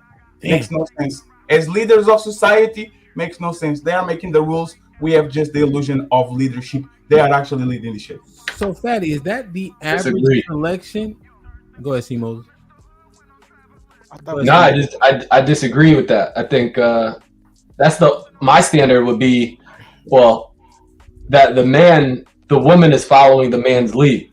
And so if that is the standard, then that right there is the program that encompasses all these other things. The wigs, the dress, the however we're moving in a room. Like, you've got to move as if I'm the quarterback. I'm not following your lead, you're following my lead. That's the standard. This is what I mean. So hold on. Let's go. Hold on. God damn it. Wait. No, you guys can go. It's my allergies again. No, go ahead. No, wait. Hold on. Fatty said something. See, Moses agreed with Fatty said. Let Fatty respond with his allergies. Go ahead, Fatty. God damn it. Allergic to that bullshit. Go ahead, Fatty. So you kind of didn't say nothing, right? And let me put it to the test. Would you rather have a wife with no wig, basic makeup, that dress more conservatively? Would that be at least like few of your requirements, like less bodies as possible, like go with 2 bodies? Would that something that you would like? Yes. No. Okay. Would you marry a woman that uses wigs? Nope, not me. Sorry. No, I'm talking to see Moses. Okay. I don't see that being the case. No, I can't. That's not like a deal breaker. Like, oh my God, you know. Not the deal breaker. You broke the first. If it's not the deal breaker, you already broke the first standard that you made for yourself. What about makeup? So you didn't hear. You don't. Like, let's not go over that because I didn't agree to what you said. You just wanted to pretend as if I. No. Let me say something before you reply, right? We're talking about standards, meaning either you offer me this or I'm not going with you. Either you are a good cook or I'm not going with you. Either you don't have wigs or I'm going to go with you. Either you don't dress like that or I'm not going with you. But what happens to men is dead by 1,000 conceptions. She's not a good cook, but she cooks.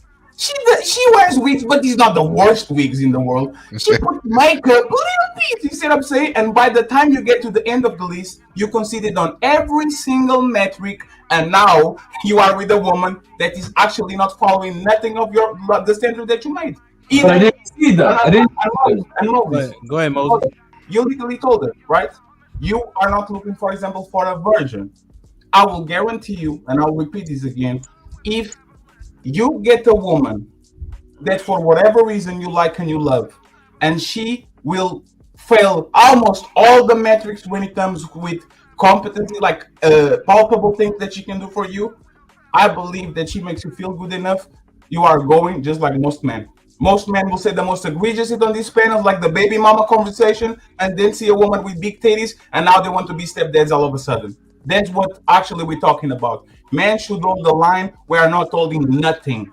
3 baby mamas, 3 baby daddies, no nothing. There's always men ready to pick up the slack. Go ahead. Go ahead, Simon. Yeah, so, I mean, you either want to talk about most men or talk to most men, or you're going to talk to me because I'm not most men, and I can clearly separate. Explain to you why. Those two.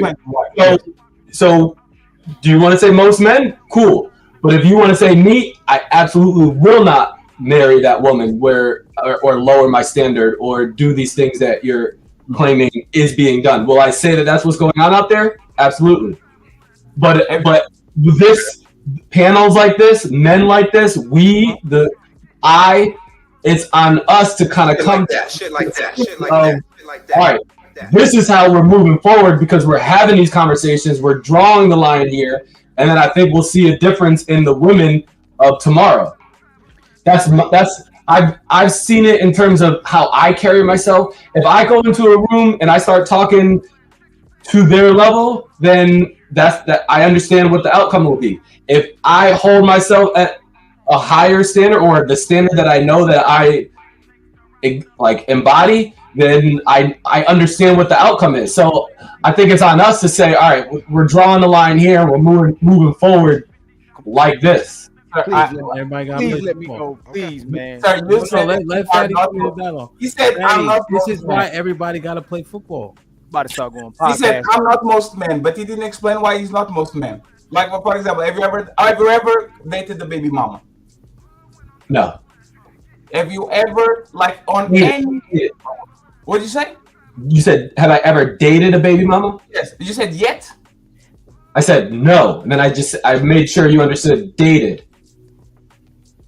as in like serious. Right. Yeah, he's talking moving forward towards something that's vulnerable, and you're letting That's actually great, and that is a deal breaker for you, right? You will never get into a serious relationship with a woman with a kid. I have not come across a baby mother where the scenario. That was not a question. Is it a non-negotiable, C. Moses? Yeah, that's a deal breaker for you. If a woman that you like has one kid, would you, if she's good enough, would you say, you know what, I don't care about the kid, let's go ahead and move forward? If she's good enough, would you deal with her? Yeah, I'll say she's good. Hold on.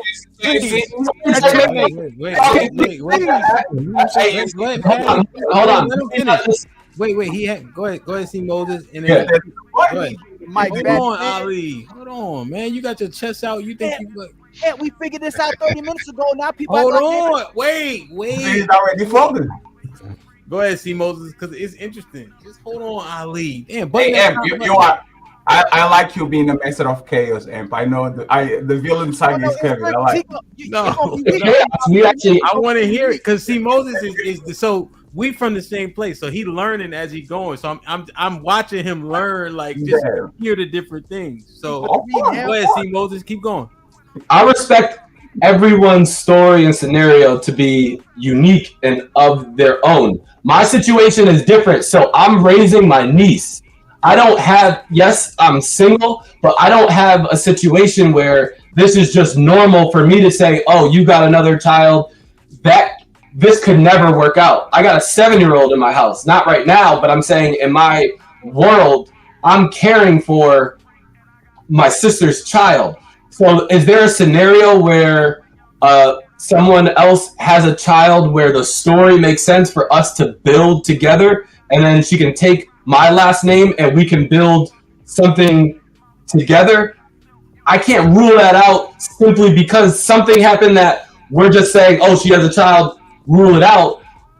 I'll tell you a deal breaker that comes forward before that is the shot for me.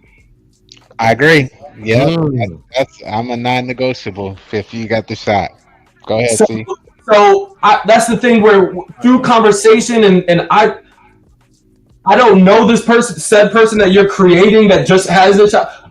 I got to get to know that person. I don't know where we are. I don't know.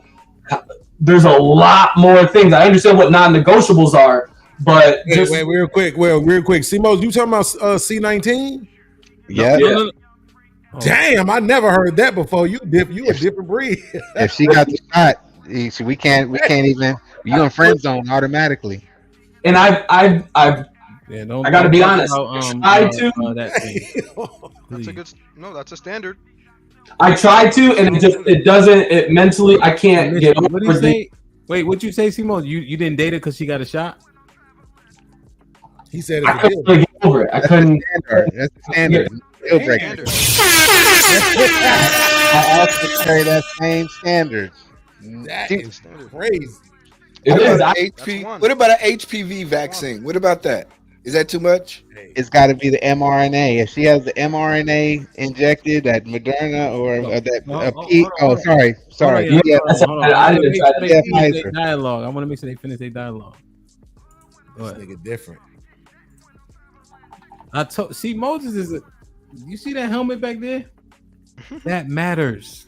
Fatty, football. When you have a son, make sure he plays American football, not that. Yeah, and get concussions. Yes. I got PPE is worth it. Big This is my point. You guys got so many concussions when you guys were growing up that don't go to there. They see Moses full of shit. Do I sound concussed? Is my logic concussed? Let me ask you a question. When my son get to college, are you gonna come to one of his games? You gonna fly just for the game and fly back? No going to Miami or no shit like that. Absolutely. Let's make like shake on it. Shit like that. For like what? 20 years from now? Yeah, 20 years from now. Oh my god damn it! I think Miami. I think I get to 50, but I promise. But Moses, listen to me, right? And this is what podcast was talking about. 100 years ago, 20 years ago, a woman with a kid will be a no-go. I got credit. You do? Oh, you did have a $20 credit. You see what I'm saying? It'll be a no-go. There's no. She has a. You're out of credit now. Oh no, you got $10 still. You got $10 still. My bad. Go ahead, Fed. No, it's fine. Like you already compromise on the two biggest positions. You don't care about her being a virgin, so you're going to get a woman with several bodies. You don't care a woman actually having a kid, as long as the story she tells you is good enough. That's like the two biggest like compromises that men usually have. They are literally out of the window. If you are willing to compromise on that, you are willing to compromise on the way that she dresses, even there on Sundays when she goes out with her friends. That's not true at all. You can't continue to build off of that. I'm not building. No, sir. This is my opinion, but the two first points are facts. Speak about you. So speak about you.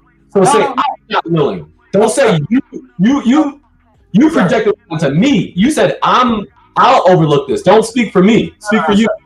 Sir, I'm not marrying a baby mama. I'm not, absolutely not marry a woman that has, again, kids before we get in a relationship. I don't care if it's Cinderella, if the story is perfect, if the motherfucker is not dead, without respect, there's a no-go, right? Without respect when it comes to you, and we're having these conversations, like you seem like a good dude. As long as it's understandable, you are going to have empathy for the other side and do your job. Women are ruthless.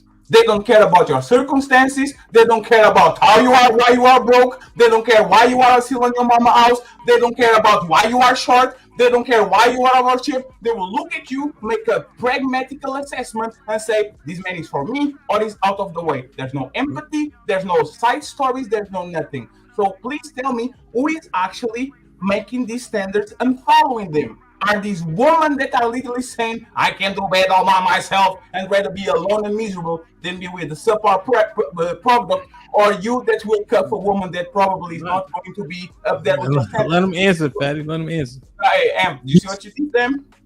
Huh? You let him go on a ramble for...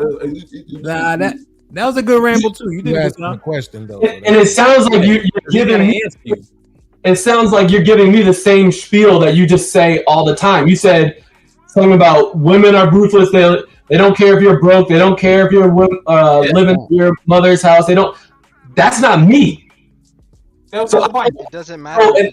Not only is that not me, that's not the type of women. That's not the conversations that I have with women. So I don't put myself in those types of environments. But I'm saying you've got to separate in this conversation. You're speaking to me, a grown man that has his. And that's not the point. It is the point. That's what I'm saying. That's what I'm talking about. You speak to generally about things that are just so arbitrary of women and most men. And I'm saying, look, when I talk to you, I'm speaking for myself.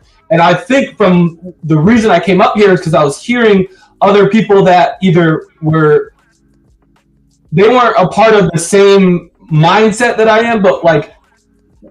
There's a level of you're going to talk to me, I'm going to talk to you. You believe what you believe, and I'm going to express what I believe because I have something to bring to the table that may not already be on this panel. So don't just give me the same spiel you gave last week or whatever about just all men or all women. I'm saying we're grown men that have stories that live real life that are building stuff. Yeah, we have to talk in generalities. What it would be is this. What would be is this. Moses, did you say you would date a baby mother? If the circumstances were correct? Just say yes, please. Yes, you said yes. Don't look over there like that. You're not helping. Did you say you would date a baby mother if the circumstance was right? He did. Especially with the example of your sister? So my actual answer was I have not. No, you haven't. You just had sex with them, but you said under the right circumstances, you don't mark off baby mothers, right? You don't just cross them off the list, right? Right. Okay. So now that's what he was going at. So here's what it is: a baby mother being a non-negotiable. He could argue that a wig is non-negotiable because that's less of a standard than her having a child by another man. Yes. But you see, just in terms of the logic. If you're willing to let her have a child by another man, you might be willing to let her wear a leopard print onesie. So let me help you real quick. Let me help you real quick. But hold on, Beans. Because I just want to make sure that they got back in line because that's what Fatty was saying to him. And I was having trouble to know what he was saying to me. So Run it back. But that's what he was. That's what he was. Wait, y'all. He was building on that point. Fatty, finish building on that point and ask him that direct question based on that premise, because that's a solid premise. Even if he doesn't agree, it align. No, but he's going to. But that's okay. Go ahead. But he's going to. I literally said it's death by 1,000 concessions. You get into the relationship thinking you're not going to allow certain things, and when you look at the end of the relationship, everything you considered, like the small little things, actually are on the bucket list. Moses, my point was very simple, and I'm not going to actually beat you into a corner. If you are willing, like to sacrifice the fact that this woman has multiple bodies before she gets you, which is a big deal for men because men are territorial. If you are willing to get taking care of a baby from another man, you are willing to do that.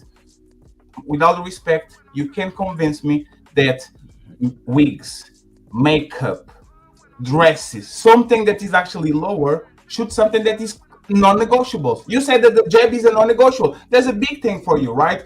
God, for example, is a big thing for people. But wigs, like something that actually small in the totem pole, I believe, and once again, you are not different than most men, that if push comes to shove and you meet this woman and you already compromise on the big slots of the relationship, the small slots can be easily changed if you actually like her enough, or you understand why she's doing what she's doing. If she's feeling ugly, if her hair is not all that, I think most men will compromise to that. Will that be fair assessment?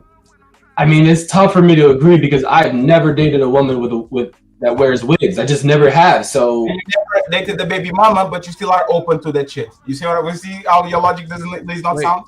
But I'm not allowing you to just throw right next into it. I'm not allowing you to say, "Oh, because you do this, you'll allow this, and this." I was like, I never said that. So why are you just because it's everything else has to come with it? I'm just like, no, I barely gave you this thing. I'm saying there may be a scenario where that works out. That may be, but then you have these extra stuff. I'm like, nah, time out, because I'm not. I said that is probable. You might be the only, might be the 5% of men that are willing to take women with kids, take women with an eye body count, and they say, if you put the makeup in your head, I'm divorcing you. Is that the divorce? Let's do this, Moses, right? Let's do this, because people change during the marriage. And let's see if you are not going to buck. You have a woman, right? You marry her. This woman is an awesome cook, sucks your dick like you never experienced in your life, dresses well, is in good shape, does everything good. On year 5, she says, I don't like how my hair looks. I'm going to put a wig. I don't like how my face looks because I'm getting older. I'm going to start to use more makeup. She does everything right. Would you divorce her? I gotta be honest with you. I think we deal with different women. He's asking a hypothetical question. Can you answer it? With a different type of women. I'm telling you, that's important for you to understand. It's a hypothetical question. No, Ali, hold on, Ali. It's not your job. Amp, can you enforce the question, please? I'm gonna bring it back. He danced like Michael Jackson, bro. It's the reason, but don't jump in. You have to wait. Let him enforce the question and let him answer. What you think, C. Moses? Do you think that though it's fathomable? That's the key, right? Would you rule it out based on what you're willing to accept already? Yes. Checkmate. Man will literally let all the standards down if he makes sense. Fatty, he said he would rule it out. No. Okay. No. That's cat. That was not the question, sir. Would you divorce your wife? Stop. Would you divorce your wife, a beautiful wife, dutiful wife that does everything you want, if on year 5 she says, I want to wear a wig and a makeup because I'm insecure about my looks? Would you divorce her? This is such a... I don't even want to answer that because it's such a question, bro. Can you answer the hypothetical? I'm not answering that. Hey man, get him a sparkly glove and some loafers, man. He's Michael Jackson dancing over here. If you're not going to answer the question, you need to pick the microphone.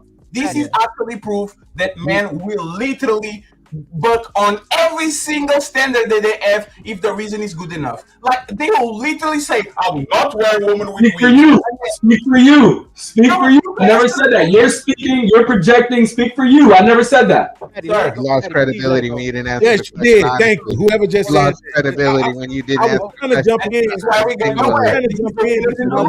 Let's Go ahead and get. into the corner and say, I'm not answering that question. No, justice, no peace. Okay, he didn't say it. So listen, wait. I was trying to jump in because I was trying to explain where the disconnect was at, right?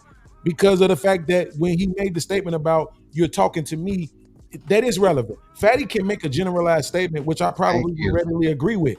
But when he is addressing you, you're absolutely right that he has to address you and he has to accept what it is that you will say you determine for yourself. But he right? did. So I can make it make sense. Wait, Moses. I can make it make sense that you would date a single mom and that you would marry somebody who's not a virgin, but have a problem with hair, right? Because I can look at you, like you said, well, you're somebody who's raising somebody else's child, which is what you processed and said out of your mouth when you were considering dating a single mom, right? And you already stated that you don't have the standard of a woman being a virgin because you feel like you should be able to bring to the table the same thing that you're asking. See how I can make this shit make sense and it don't take a fucking long ass time? But the fact of the matter is when you refuse to answer his question, now you look stupid. Yeah. All right, so let me respond. No. See, Moses, hold on. Because you should just be able to stand on it. If right now what you think and believe is that you believe, then fucking say that shit. And don't worry about what these niggas don't think. So, see, Moses, this is the problem too. 30 minutes ago, we just all admitted that women don't acquiesce to none of our standards. Hamp also said the only one that we can get now is, hey, at least she don't cause me no problems. Podcast got you and Fatty both got you. You lowered your standards 4 times. First one was the virgin one. Second one was the hair one. Third one was the baby mama one. Then when he asked you about what would you do in the 5th year, she changed her mind. I can't answer that. So, brother, this the point when you said you want to lower your standards. You wanted a virgin, you take a woman who's not a virgin. You wanted a woman who don't wear wigs, you'll take a woman who will wear a wig. You wanted a woman who wouldn't be a baby mama, you took a baby mama. And then when they asked you if she changed her mind when she did everything you wanted to do, that's a hypothetical. I can't answer that question. You proved podcasts right just in this what I just said. In the first hour, you proved us right, and in this last 10 seconds, 20 seconds, you proved us right. You will man will change their standards, and you know what it is?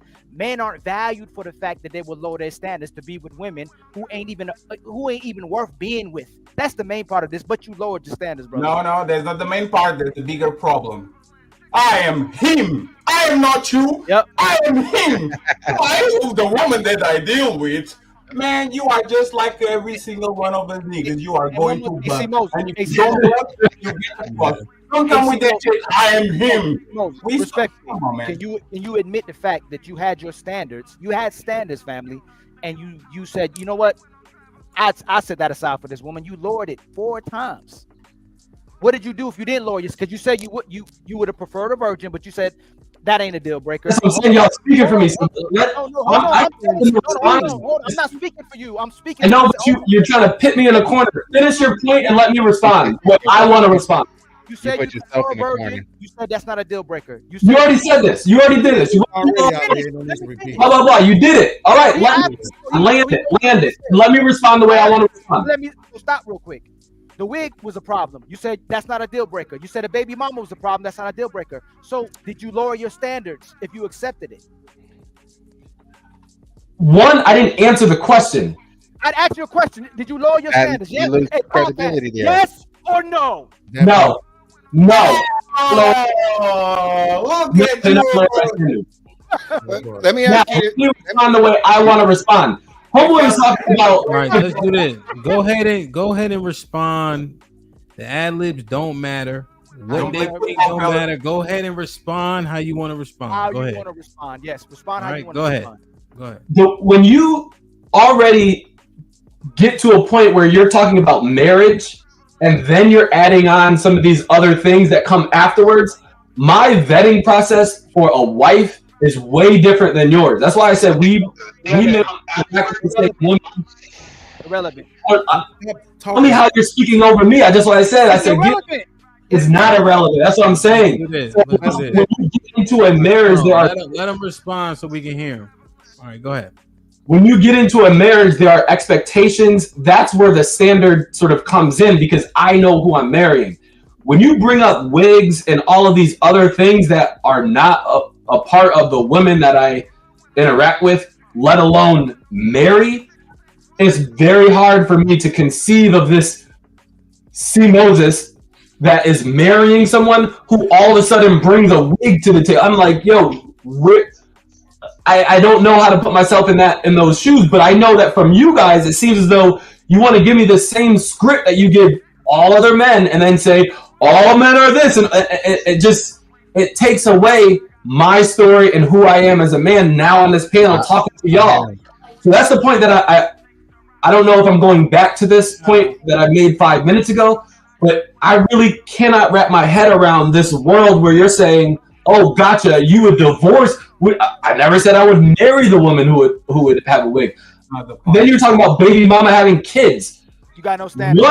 One child is one thing, and then the story has to be a part of it. Having multiple kids, okay. Again, these are your words. You said multiple kids. With a play button. I'll play the button when I get ready to. All right. I want to give. By the way, It's all right. Don't worry about it. It'll be fine. Exactly. That's my standard. You'll break that standard. We all know you'll break that standard. If her booty big enough, COVID-19 don't matter. And this is why I don't have any standard. You tell me what my standards are. You know that I'm a break standard. So then it's your standards, not my standards. You do. Right, go ahead. Be nice.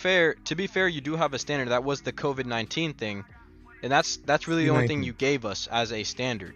So don't say COVID. Say 19. Man. Oh, C19. It's safe now. It's safe. It is it? Okay. Yeah, it's safe now. Okay. Yeah. So my what other standards do you have? She has to be a part of my program. That's my standard. My standard is my program. So he's taking my last name. I'll outline what those things are as we build. As I what you're saying is that she could be anyone, but as long as she works with you on your program, it works. That's crazy. Yeah, so see Moses, real quick. You may have standards, right? But they're rather low. I think is the overarching point is that they're there, but they're slightly malleable and they're rather low because of the things that are non-negotiable for you. And so the reason why it's problematic is because it contradicts the initial I'm raising my bar here and she has to make it here. But the things in which you're willing to accept, your bar is actually here. Yeah. Like where Al Bundy rests his hands on his stomach and cheese might be right there, or we could even argue there's 30% that might be right over that bar you got. So we understand, but the things you're willing to accept, you don't have a super duper high standard, which is okay because most of our women fit there. Most women wear makeup. Most women wear wigs. A lot of our women have babies, right? And so you're not eliminating a large pool, which gives you more options. And that's not shitting on them. It just is what it is. And so your standards are about where other men's standards are, which is the overarching point. I can't agree with it, but I understand what you're saying. But here's the thing, Moses, right?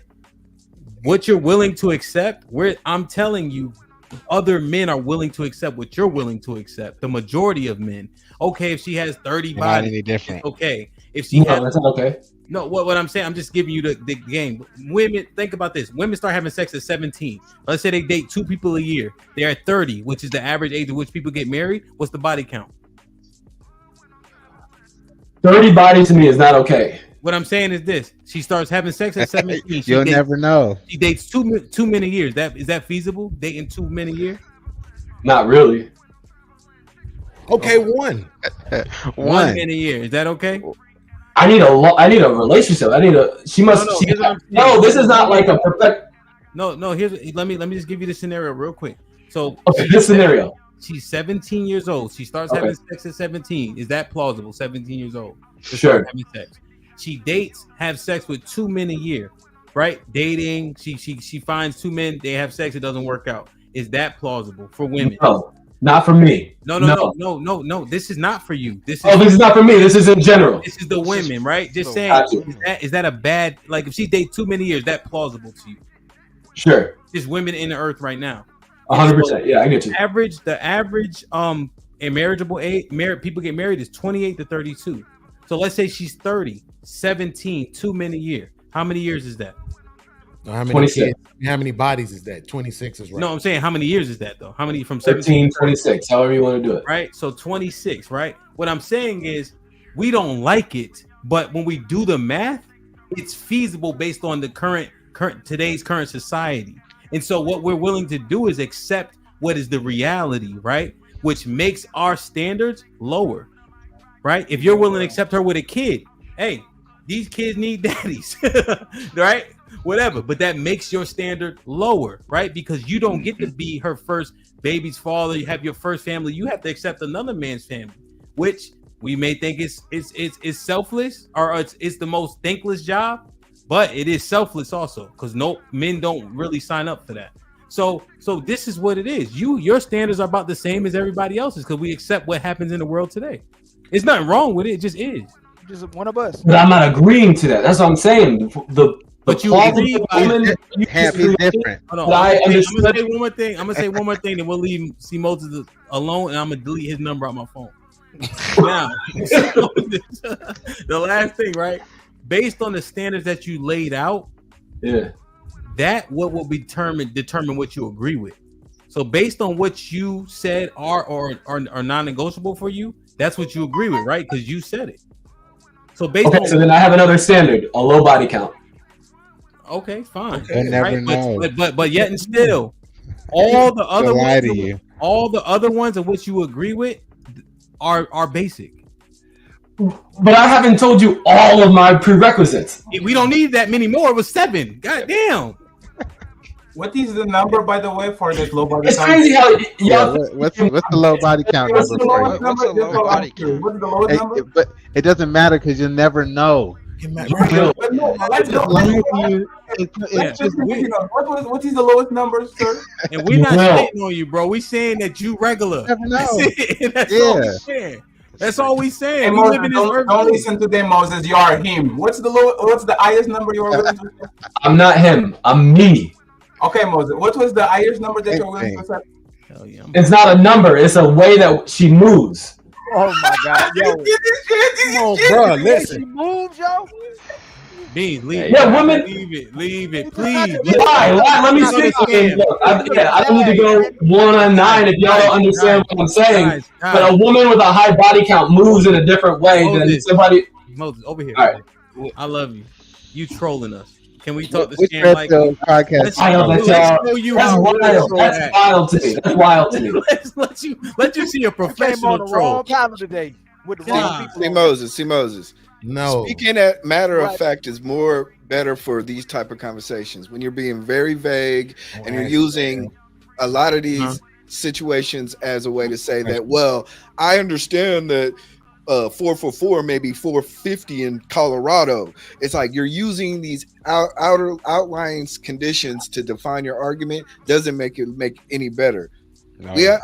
We understand what you're saying, but you're very much being vague on a lot of different things. To where if I was to say, "Hey, do you want a woman with a wig?" You say, "Well, I'll consider it." It's like we can't. It's hard to have a straightforward dialogue. And I understand these are your convictions. In fact, I was going to say earlier, these are more or less preferences than standards. Mm-hmm. Because you're preferring certain things, but you're willing to move those preferences. Standards means they're hardcore set principles. Like, I want to marry a black woman. That is a standard. If I see you with a white girl, I'm gonna be like, yo, your standard was black women. That's a but when you say preferences, like, oh, I prefer them not to have kids, or I prefer them to have natural hair, or I prefer them to be college educated, or I prefer them like those are that's where you're getting caught up. He lured him. That's what he did. Yeah. And you let them whip your ass. I personally don't feel that way. You want to check the word with a king and a pawn. I see you change the word, but when you say raising, that's still under the concession that it wouldn't make a difference, right? They would still end up being independent women, regardless to the father's rearing, correct? No, not necessarily, sir. No. No, I think the father, and we can talk about it, but I think the father can definitely curtail a lot of that independent women shit. 100%. Yeah. 1,000%. You got daughter? I can't remember. Absolutely. Yes. Yeah. See, the thing is that y'all actually pretend like the parental impact is more it's huge, prevalent, but you act like it's more prevalent than media. You Media act is like great. it's more prevalent than peers. You're right. right. Maybe you want to believe in the scripture that if you raise them, they'll come back to it. But you'd be surprised, bro. You could use their peers to actually I get won't them be to surprised. be I'm more older than you. submissive, though. Podcast. Let me ask you this.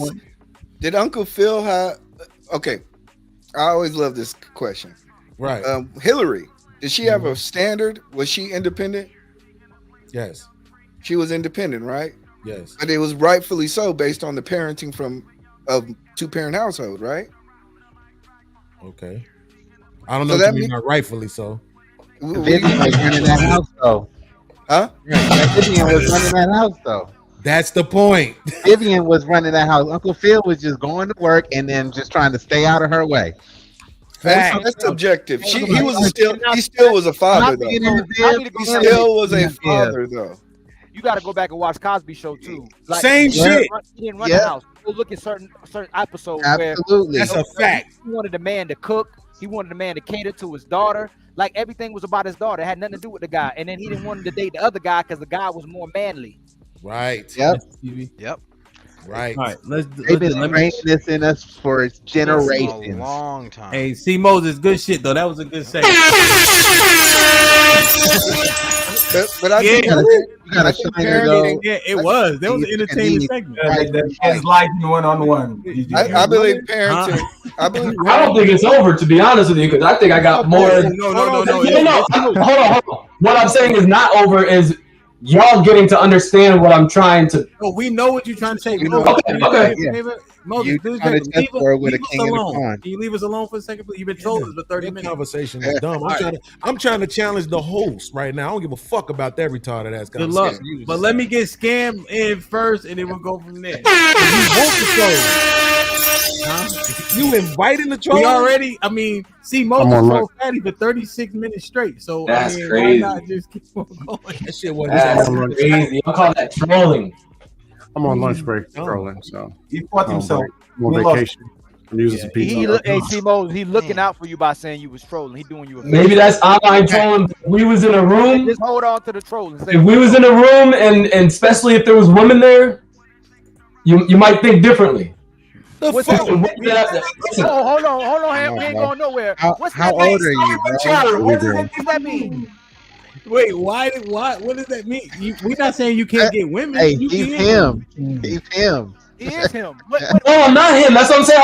If I was him, I would say that. I'm not him. I'm me. What does that mean? What does that mean? Translate Same that. thing. Translate for the dumb people. You would understand what I mean when I say you can't create a scenario of wigs and I'll bring all these things where it's just like you put me in a group of you. Fatty said you are just like everybody else. You're just like all men. Blah, blah, blah. And it's like I'm not. Yes, you are. You did it. Yes, you are. That's you had a standard. All right, chill out. It's not going nowhere right now. No, Amp, can you ask him what would happen if we all put on the room? He'd be an easy lick. He'd be an easy lick. If you was in a room with a coach, we got him. We got him, y'all. All of us as men were on the room with women. What would happen? I'm with podcast. I blame him. I'm getting them. If all 10 of us go in a room, I think I'm getting the most numbers. What do you think, Fatty? No. I know. You know what? Absolutely. I know ample bitches just on it alone. But Moses, what about you, right, Moses? Hey, Hamp, for the threes. You got God damn. Because that's the him thing. He's literally saying without saying, I'm him. Let's go to a room and you'll see who's actually going to pull up more. Brother, you are just like us with all the respect.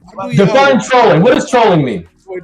No, we I know you wasn't trolling. I was just saying that. Let me get scamming. That was fun though. Let me get scamming. How old are you, Moses? How old is Moses? He's 30. It's me. He 30? I mean, 30 Moses? Moses, how do you? 35? 6. Yeah. 36. You in trouble, Mo. Ali, why do you want to beat up on the slow guy? Why don't you want to take And on I'm the guy? turning to Hey, you. hey, I'm tired hey, of this Moses podcast. is I'm smart tired as of shit. this, man. I'm turning to you. I'm tired of this, man. All right, let's do this, man. Let's get scamming. Was good. See, Moses, I suggest taking either Trolling 101 or Dust Panel Etiquette 202. You're new to the game, so I guess you didn't know what you just walked into. This is how it works. But anyway, standards, we already had that conversation. Ain't no standards. They just, no. Well, you agree. So you agree with the brothers? What? I wasn't talking about him. I was talking about in general. No, generally, you know what I'm saying? You said that. No. God, but regardless of the voice scam, you just said there are no standards. The brother was telling him that there are no standards. I'm talking about as a whole. When they talk about men are on purpose, we got standards and we bullshit. No, but the that's dude what who says it. Hold on, y'all. But are you're not addressing the men here, because the men here were quite literally saying that men will do what's necessary to get the women. Fatty was saying niggas will sacrifice his life to make sure that women and children are okay. So quite literally, they were saying that there's no standard. The women basically set them. You heard that part? If there's no standards, then why don't people get married then? Hold on, E-Black. Hold on. What you think, man? People do it. Look, I just make it simple. All that dust that I just heard, the yelling and blah, we got you. Ha, the baby. I don't know, man. Whatever. Nah. Well, you know they having fun. Like you see me and see Moses. Everybody just having fun with that. There are that. no standards. Men proved it. Women's proved it. People do whatever they want to do. They'll say one thing at 3 o'clock, 9 o'clock, they're doing the opposite. They prove this every day.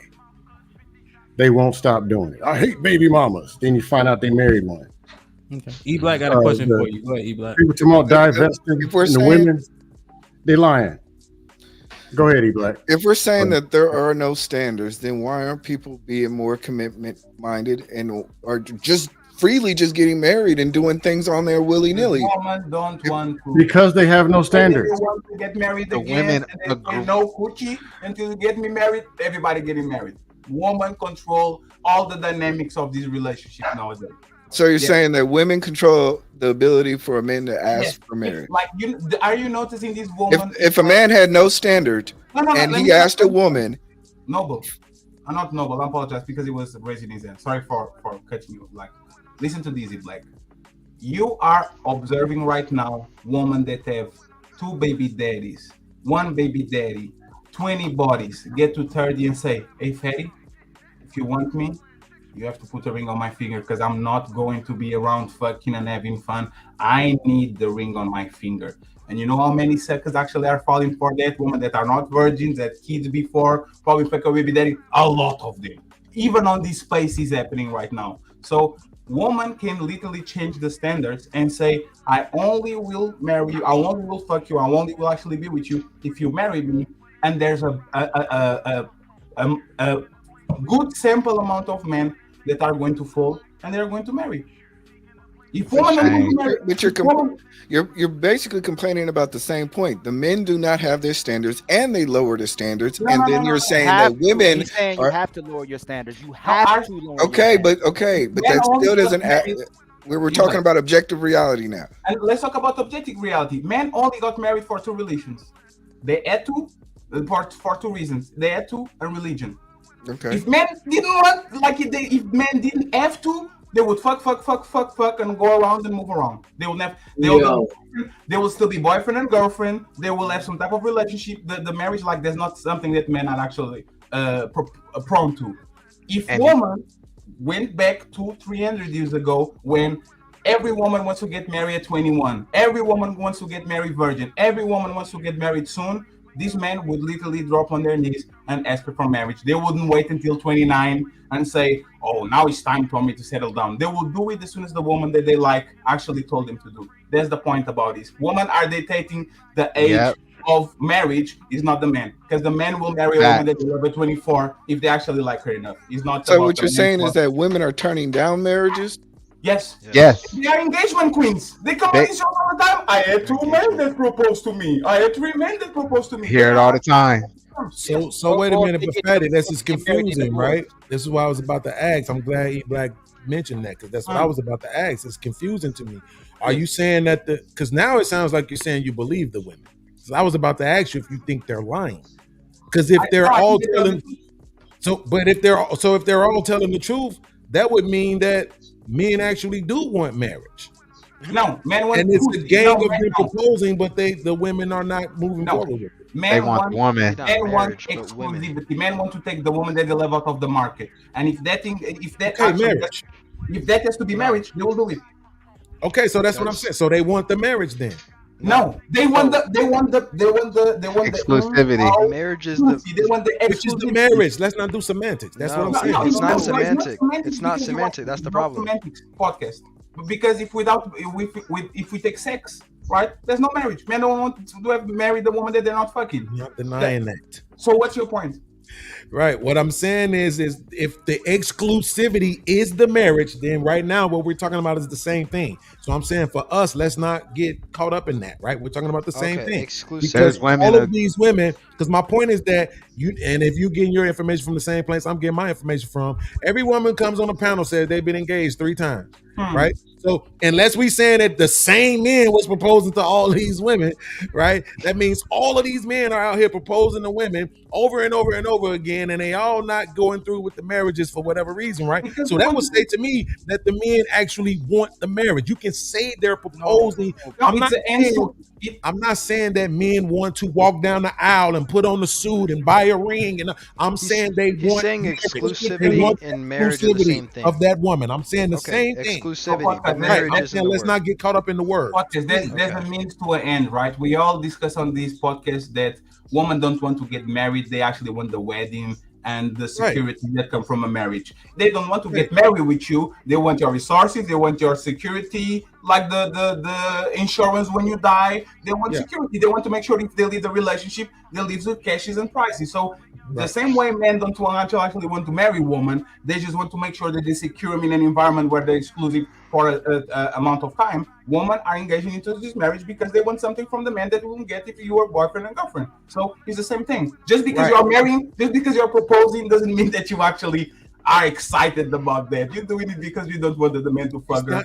That's not what I'm saying. I'm saying the same thing you're saying, though, right? I'm just saying that y'all saying y'all saying the same thing. Yeah, for all intents and purposes, the exclusivity is the marriage. What I'm saying is every man, I don't give a fuck how many women he could fuck. Every man wants a woman that he believes nobody else is fucking. Let's stay there. Every man wants at least one of those for himself. Yes. Will a woman do that without marriage? Will she give up the exclusivity without marriage? It's not the same. I would argue most women do. Hold on, y'all. That's what I'm saying. That's my point. They'll give you exclusivity without marriage. The main point we're all just trying to make is men want women. That's it. Without, they don't need the marriage. They want the women. That's all that's everybody trying to say. And in order to get women today, you got to get married because of the standards they set and the government set and religion set. People have to get married. Back then, if you had sex with a woman, that was considered marriage if she stayed loyal to you. She determined if she stayed loyal to you. But the main premise is men want women. That's it. And no matter which way it is. And do you disagree with the basic point that, like, it's kind of funny that in the West, the magic number for marriage now is 28, 29. Exactly when women start to feel their mortality, all of a sudden, all of them want to get married, right? So do you disagree with the fact that women are dictating when the marriage is happening, at what time, and they are dictating that this market is out of control because it's just out of control too? Or you take this the man? Okay, so absolutely. That's the basic point. I've said it there for a long time because it doesn't matter how many times I say, "Will you marry me?" If she doesn't say yes, and that's podcast. Do you know how bad it is? You know, even about me, if I wasn't getting free pussy because the market is flooded, I would be married at 60. Please, I love you. It would make men. I believe the women should propose. If all the hoes close their legs today, dudes would start getting married. Absolutely. Yeah, I get it. Like that. Yes. But we have to lower our standard. In this market, I believe the woman should actually propose to the man. Damn. Okay, but wait, but hotel. But see, this is my thing, Noble. This is my thing, right? See, I like challenging people who I believe can think. This is why I didn't want them beating up on Moses, because he obviously can't. I want to beat up on him, smart as shit. right? I want to be. There's a difference between smart and knowledgeable. He may be knowledgeable. He damn sure ain't smart. I can go toe to toe wherever you want to go. I'm letting you go. Is this right? Because he's making the argument that we're creating the independent women or raising, right? And I'm saying it wouldn't make a difference, right? And he always tells us we can't use some, right? So I don't want to hear some. What are you doing? What are you doing right now? It's either the majority or the minority, right? So are the majority of women coming out of two-parent households married? Yes or no? I don't know. Hey, Hamp, hold on. I'm asking both of y'all. Hamp, before y'all keep going. Are you saying that the individual man is the problem, or you saying the man in power is the problem? So I know what you're saying. Yeah. So the reason why I changed the word, because the podcast made a great point about creation, right? Okay. So the construct that men have created the ability for women to be quote unquote independent. Men in power, or yes. In terms of the creation of the construct that allows the society that allows them to be what they are, whether a man's there or not, they can still achieve it. Point blank. That's creating. That's why I changed the word. Right. So, and then Ali, when he changed the word to raising, and when I just asked him right before, he said, "Nah, he still wasn't conceding." And that's why I'm saying, well, you have to tell me. Don't. We can't use some. You can't either. Is it the majority? Do you really believe? Why would I lean into some for what? You didn't ask me. No. I'm saying specifically. I'm just saying. I'm not saying you did. Okay. Let me make sure I said it. I'm not saying you did. I'm saying I'm asking you. And in the last 47 minutes, I haven't gotten an answer.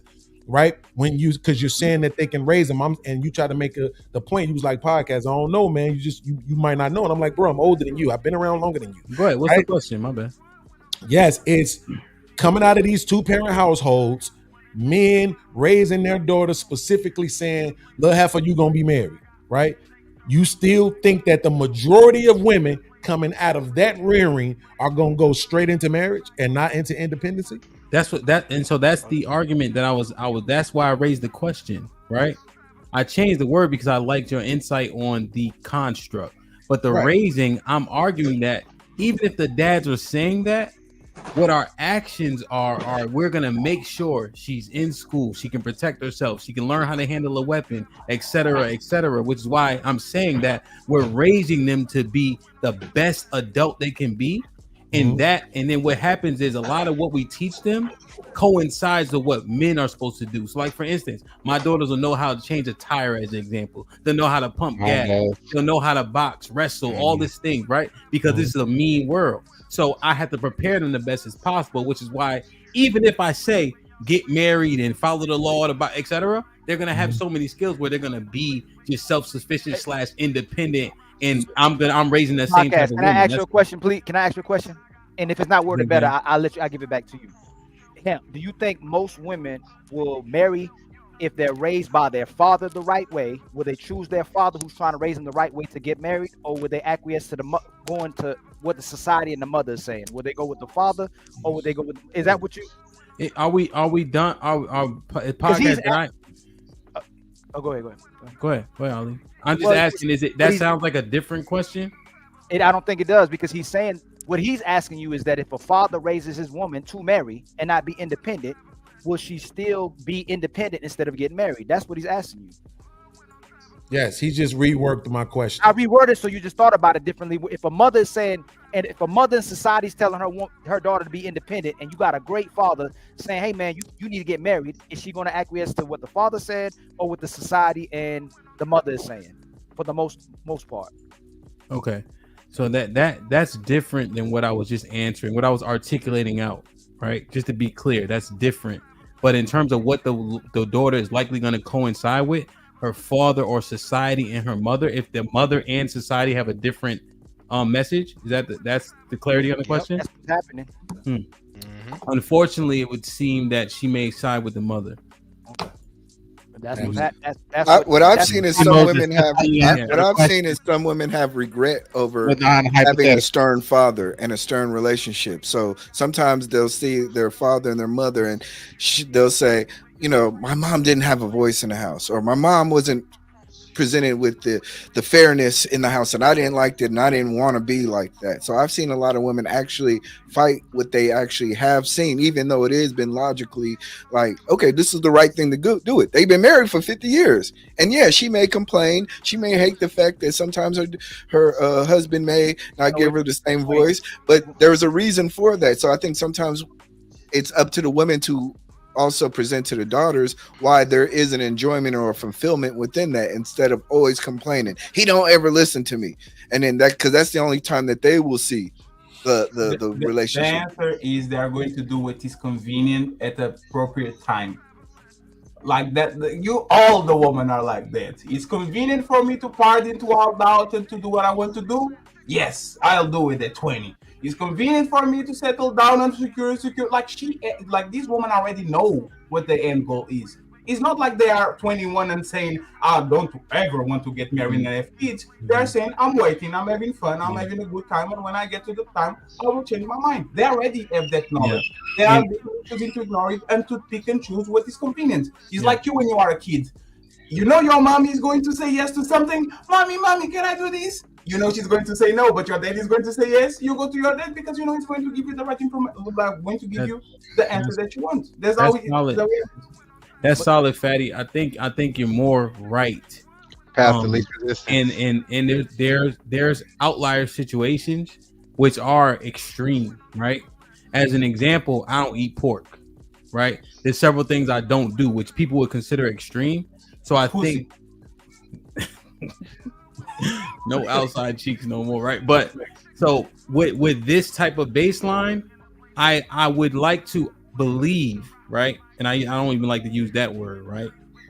Believe that I can be in my daughter's heads to help them make the right decision in terms of getting married and etc.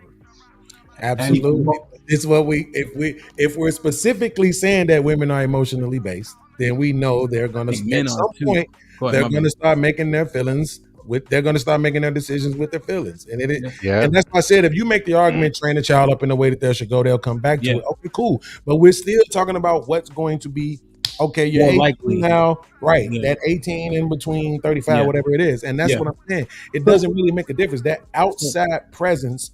Media is strong as shit. Peers take over at 14. I would argue. Right. Well, simply what I'm saying is the men in the households, majority, don't combat the notion of independent, right? We push our daughters to be the best they can be and to be able to be self-sustained, which all it does is simply further it. But what else would a father do, especially given the fact that we say these little niggas is punks? You see what I'm saying? So it's like, I like that point right there. You know what I mean? So it's like, who is out there for her to even submit to? So just as a father, you just like, yo, fuck it. If you're basing it off of your bias against the younger generation, and also the fact that it's probably somehow uncomfortable to think about your daughter submitting to a man. Those things can impede your parental duty. But I got a question for the panel when you get a chance, Hamp. That's what I'm saying. You a nigga could be in there going straight up. Hey, Ephesians 5, Corinthians 1, like they could be whatever books they could be slapping all that shit on the table. I don't think it matters. You know what I'm saying? And that's the thing, Beans, and that's why I wanted to be fair and use the word that people would often use in terms of extreme, right? So there's so many things that we don't do in the house, right, that people aren't experiencing. So I'm hoping that stuff is so ingrained because it's so unorthodox that it will stick. You feel me? There was a girl I was about to DJ, right? And she's like, oh, my father knows the truth, right? She left before she came in the club I was DJing at, went home and changed her clothes to something more modest because she saw me like in how, with my clothing. And that's just a little win. She was still in the club party, whatever, which is, not necessarily unlawful. But the fact that she saw it sparked in her head like, oh shit, let me put on a longer dress. Like, it was just. You know what you guys are saying? Are you guys seeing what you guys are saying? Yeah, we talking. If I'm 21 and I know djhamp daughter, I'm sorry, Hamp, is either a Bible like thumper or oh Lord, you know what I'm going to do? Oh Lord Jesus. Oh baby.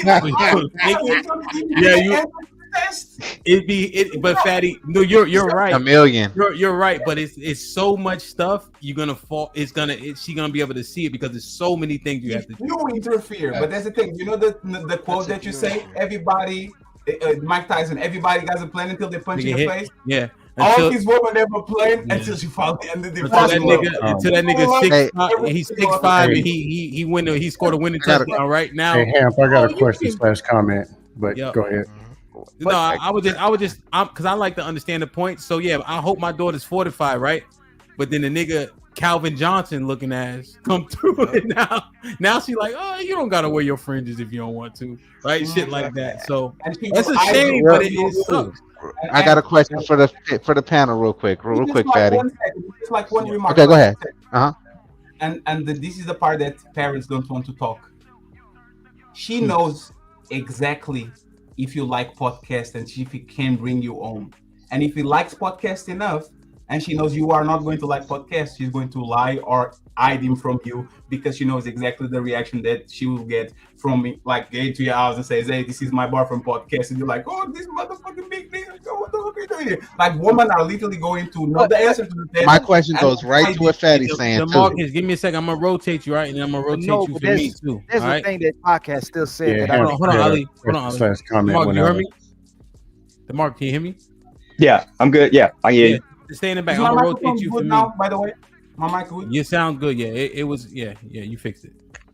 Let me get this question off real quick because it's right to what Fatty was talking about. Hamp. Are fathers dropping the ball from where we used to arrange marriages for our daughters and actually finding the man that we would want them to marry and actually doing the matchmaking part? I mean, if we want to see our daughters get married, right? And we have an idea of who we would, want to see our daughter with, why not go on that matchmaking journey to actually find a man that actually could actually do the stuff for her? Because we know what to vet for. That's a rigged statement. They dropped the ball. It's not a weird statement because what basically happened, what today's version of it is, the woman is basically negotiating on behalf of herself. So you're still having the same exact conversation, but the man is not going to a father to have that conversation. He's going right to the woman, and oftentimes she's end up getting a worse deal out of the whole situation. What percentage of the question? Wait. Let's do this real quick. Reframe, ask the question without the context, Noble, so we can all answer it because the context kind of convolutes, right? It steers the answer a bit. So go ahead and ask the question again. We can all concisely answer. Should fathers take a bigger role in helping their daughters get married to a man that they would want to see their child with? If I go first, and we'll go from podcast and we'll circle and Taz will be last coming around. I would say yes. I'll leave mine there without context. Go ahead, podcast. No. You can add context if you want. I just didn't. Okay. Moses? Yes. I say yes. Yeah, you say yes. Okay. I'm doing it right now, looking for my daughter. Word. You have to. E Black? Agreed. No. You can add context if you want. We just didn't. Just be concise as possible if you can. I don't think, first of all, most of that was based on societal or cultural balance. I don't think us as an African community can really truly do that now. Like, seriously, if you really ask half of them, yeah, we're going to vet our daughter's husband for them. Where do you start? Does it start with a ritual? Does it start with a dinner? What? Like, we're just saying this in a fictional world. Like, yeah, technically that sounds right. We should be doing it. But like, let's be honest about it. We don't even know the first steps to doing it. What you going to do? You going to answer their phone for them? What are you guys going to do? Like, we're making up seriously. No, but don't push it back yet. Just let them finish answering. Like, we're seriously making up these false realities based on other families and other cultures that actually have standards and cultural, religious views and principles. Like, come on now. Are we talking about during the Keatson era? Do they have more successful families in our culture? Okay, so how do they start? Let everybody I got you. But how do they start? And then here's what happens. Hold on, Black. You said it. We understand that we don't have a baseline guideline to even vet in the first place. No, but you can question whoever you want based on their answers after. All right. Go ahead, Scan. What you think? Yes, no? The answer is no. That's a lie. And just like they said, there's no baseline. That's like picking and choosing. Let's be real. The fathers are scared because they didn't prepare their daughters and teach them relationship skills. She got titties when she's 13 and you scared that big dick Tony gonna get a hold of her. So you start glooming and dooming and trying to panic and say, I'm gonna pick the dude. And versus getting to know the daughter, teaching her relationship skills, preparing her so she can make her own better decision. When she's married to that man, that household is theirs for them to make their own decisions. If she's not ready to make her own decision, how the hell is she gonna be married and raise the kids? She can't make a decision. Okay. She ain't ready. Yeah. Patty, what you think? I think you don't have the structure to do it. I agree with T Black. Because Black. I see it with the gypsies in my country. They only can do the ranch thing because everybody knows everybody. They live in the same communities. Like it's literally the old age of living. As soon as you take the structure, there's nothing you can do because I can marry my daughter, and then 5 years later, she's also independent. Hey, brother, see ya. And she divorced the dude, and she continues her life. These guys don't have divorce in their dictionary, so you might. Nobody's right. You might handle the deal up front, but what when you're not here in 5 years, 7 years, 10 years, that What's woman next? can literally revoke the contract and leave. So it's going to be the same thing. Be nice. Yeah, I don't think it would work, but in the perfect society it would. Because it seems like in general, if you ask, I wouldn't say most, but a portion of women about some of the decisions they've made in the past, they can't actually give you a good explanation as to why they've made it, and it was probably something emotional. So in my opinion, I don't even know if they can make good decisions in general, like in mass, on a majority scale on their own to begin with. I think they need input from something. So you were like, yes, in a perfect world. Yes. Okay. Because of the flaw you see in decision making. Okay. Ali, what you think? Yes, in a society with actual culture. In this world, in this society, no. Like all my Palestinian friends, their mother and fathers, they all stay married and they get virgins when they bring them over here. Like they literally clowning one of their cousins because they didn't get a virgin and think it's not going to work out. But for the most part, if you come from, if there's a cultural background that has a certain values, it can work. But in this culture, I don't know. I don't think it can help a little bit, but I don't think it'll work. Okay. That's kind of in sync. Taz, can you hear me? Look, you frozen. You can't hear me? It's frozen a little bit. Check. Say something.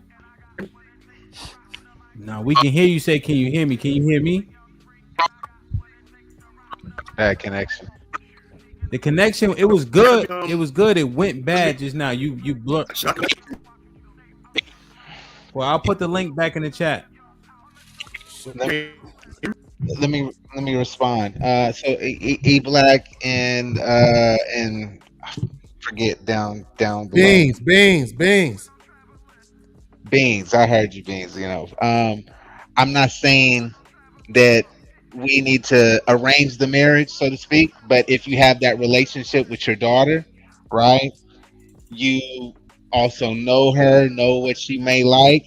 And you can actually have some involvement in not so much, arranging the marriage, but introducing her to suitable people that you could possibly see her, marry, or you would like to see her marry with. So you can kind of do some of the screening process. Like, hey, I want to introduce you to this guy. I think you might like him.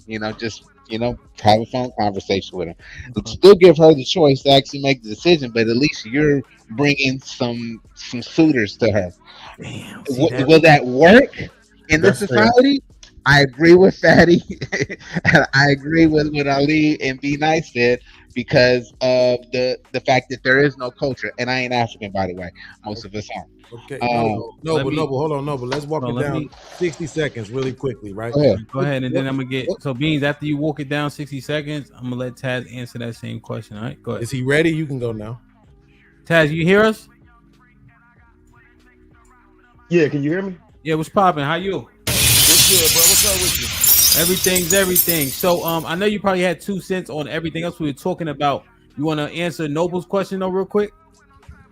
So you said about the arranged marriage. He was Noble. What was it specifically? Not so much arranged marriage, but just having some involvement and bringing suitable suitors to your daughter to kind of have some help and that's my point. Okay, so I think if that's possible, you should do it. But like, for example, my daughter's in college 3,000 miles away, and so she's pursuing a master's degree now. You know what I mean? So how could I get deeply involved in her dating life? The only thing I can do is kind of trust what I've already spoken to her about. I can be a resource for her to reach out to, but I can't truly help her in a vetting process, though. So that's what I would say. That is, I mean, it sounds good, but I don't know how much of it you could do. So wait, Taz, if I could get this 60 seconds, watch this, bro. No, but what color should the man be? You guys, you got to have the relationship with your daughter to know what she's into. So let's just say that's going to be the answer for every question, right? Is that it's going to be whatever it is that she wants? She might as well do it herself. Not necessarily. Not necessarily. All right, you got it. Because what she wants, right? What she, just because she into brothers, right? That doesn't mean that I can't bring a brother like Steve Moses to her attention, right? Or a brother like Hamp. I may know Hamp because I coached him in football and I know his background and I know his parents. Hey, you should talk to Hamp. That's what I'm talking about. Where Fatty was talking about, the Palestinian, or no, that was Ali said, this Palestinian group, they know each other, they know the families, right? So they might introduce each other's children to each other, right? They're not interrelated, right? Incest or anything, but they know each other. They know the family. They know the culture. They're going to introduce them. If it works out, it works out. But okay, but that's all. It's 100,000 of them. You know what I'm saying? Like, we can't compare what they do or what they're capable of doing to us over here when we more than 40 million strong. Not to mention the fact that it's 2 million more women than it is men. Right, so that as far as black goes, so that's what I'm saying. Like the idea sounds good, but it comes from a place of Neanderthals, right? Go ahead. E-Black said something about being African, and I don't know where the root of that is. If you are African and what tribe you're from, but I was thinking in my mind, I got a family reunion coming up this summer, another one. And I've been going to them the last few years. When you think about bringing that setting, and someone else had also mentioned, we don't have the culture to do something like that. And it's like, you actually might have the culture, but you might be removed from the culture. So I don't know if you guys do have family reunions, or you do have some sort of, if you actually sit down and think about what your last name means and what your family eats and what the details of who you truly are and where you come from, and kind of from a sense of pride, it's there. I don't know if you think about sort of the subsect of black culture. Yeah, then you get lost in the sauce of that, what that is. But personally, I think there is a foundation there that when you think about what a suitable woman is coming into, is like, it's not just me. It's a legacy. It's more than me. I have a whole, I don't know. And I'm honestly not trying to bring it back to me. I'm speaking generally about but there's the thing. We are thinking that women think like men. You care about your name. You care about your legacy. You care about honor. You care about culture. This is this is the same shit we've been saying again. We are raising men to do what's right, and we are raising women to do what's right for them. That's why we are so afraid. Like, what do you want, baby? Like, imagine that it actually works, right? If you have the means of, if you have a means to control the beginning of a relationship, but you don't have a means to enforce that relationship continues, you are just wasting your time. Because that woman, this is what is happening. This woman a lot. This man, they get together and then they change 5 years later, and now you are in the world of trouble because there's no way that you can put her back inside of where she was. Suppression is religion used to suppress her. Your parents used to suppress her. The extended family used to suppress her. Grandma used to suppress her. Now you have nothing of that. So Noble might have the tools to get her with a good suit, but in 7 years, if she's mad, she's living the same way, and nothing that Noble can do. That's society. That you guys have a dire negative. Hey, Moses. Look, like this. Hey, Moses, stop, Moses. The If you stats had a back son, it up, you had a Moses. kid right now, and let's say he was 10 years old and you passed away, God forbid, you think your kid gonna be like you? Yeah, because it's not just me. It's my whole family. My family. It takes a village. Hold on, let me answer. Why? How you gonna ask a question and then as soon as I'm answering it, come back in with some more stuff? Let me answer that.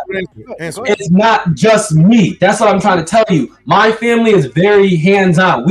It takes a village. One. I don't know if y'all understand that. We say things, but it is real life to a lot of people. And when one goes down, not even when one goes down.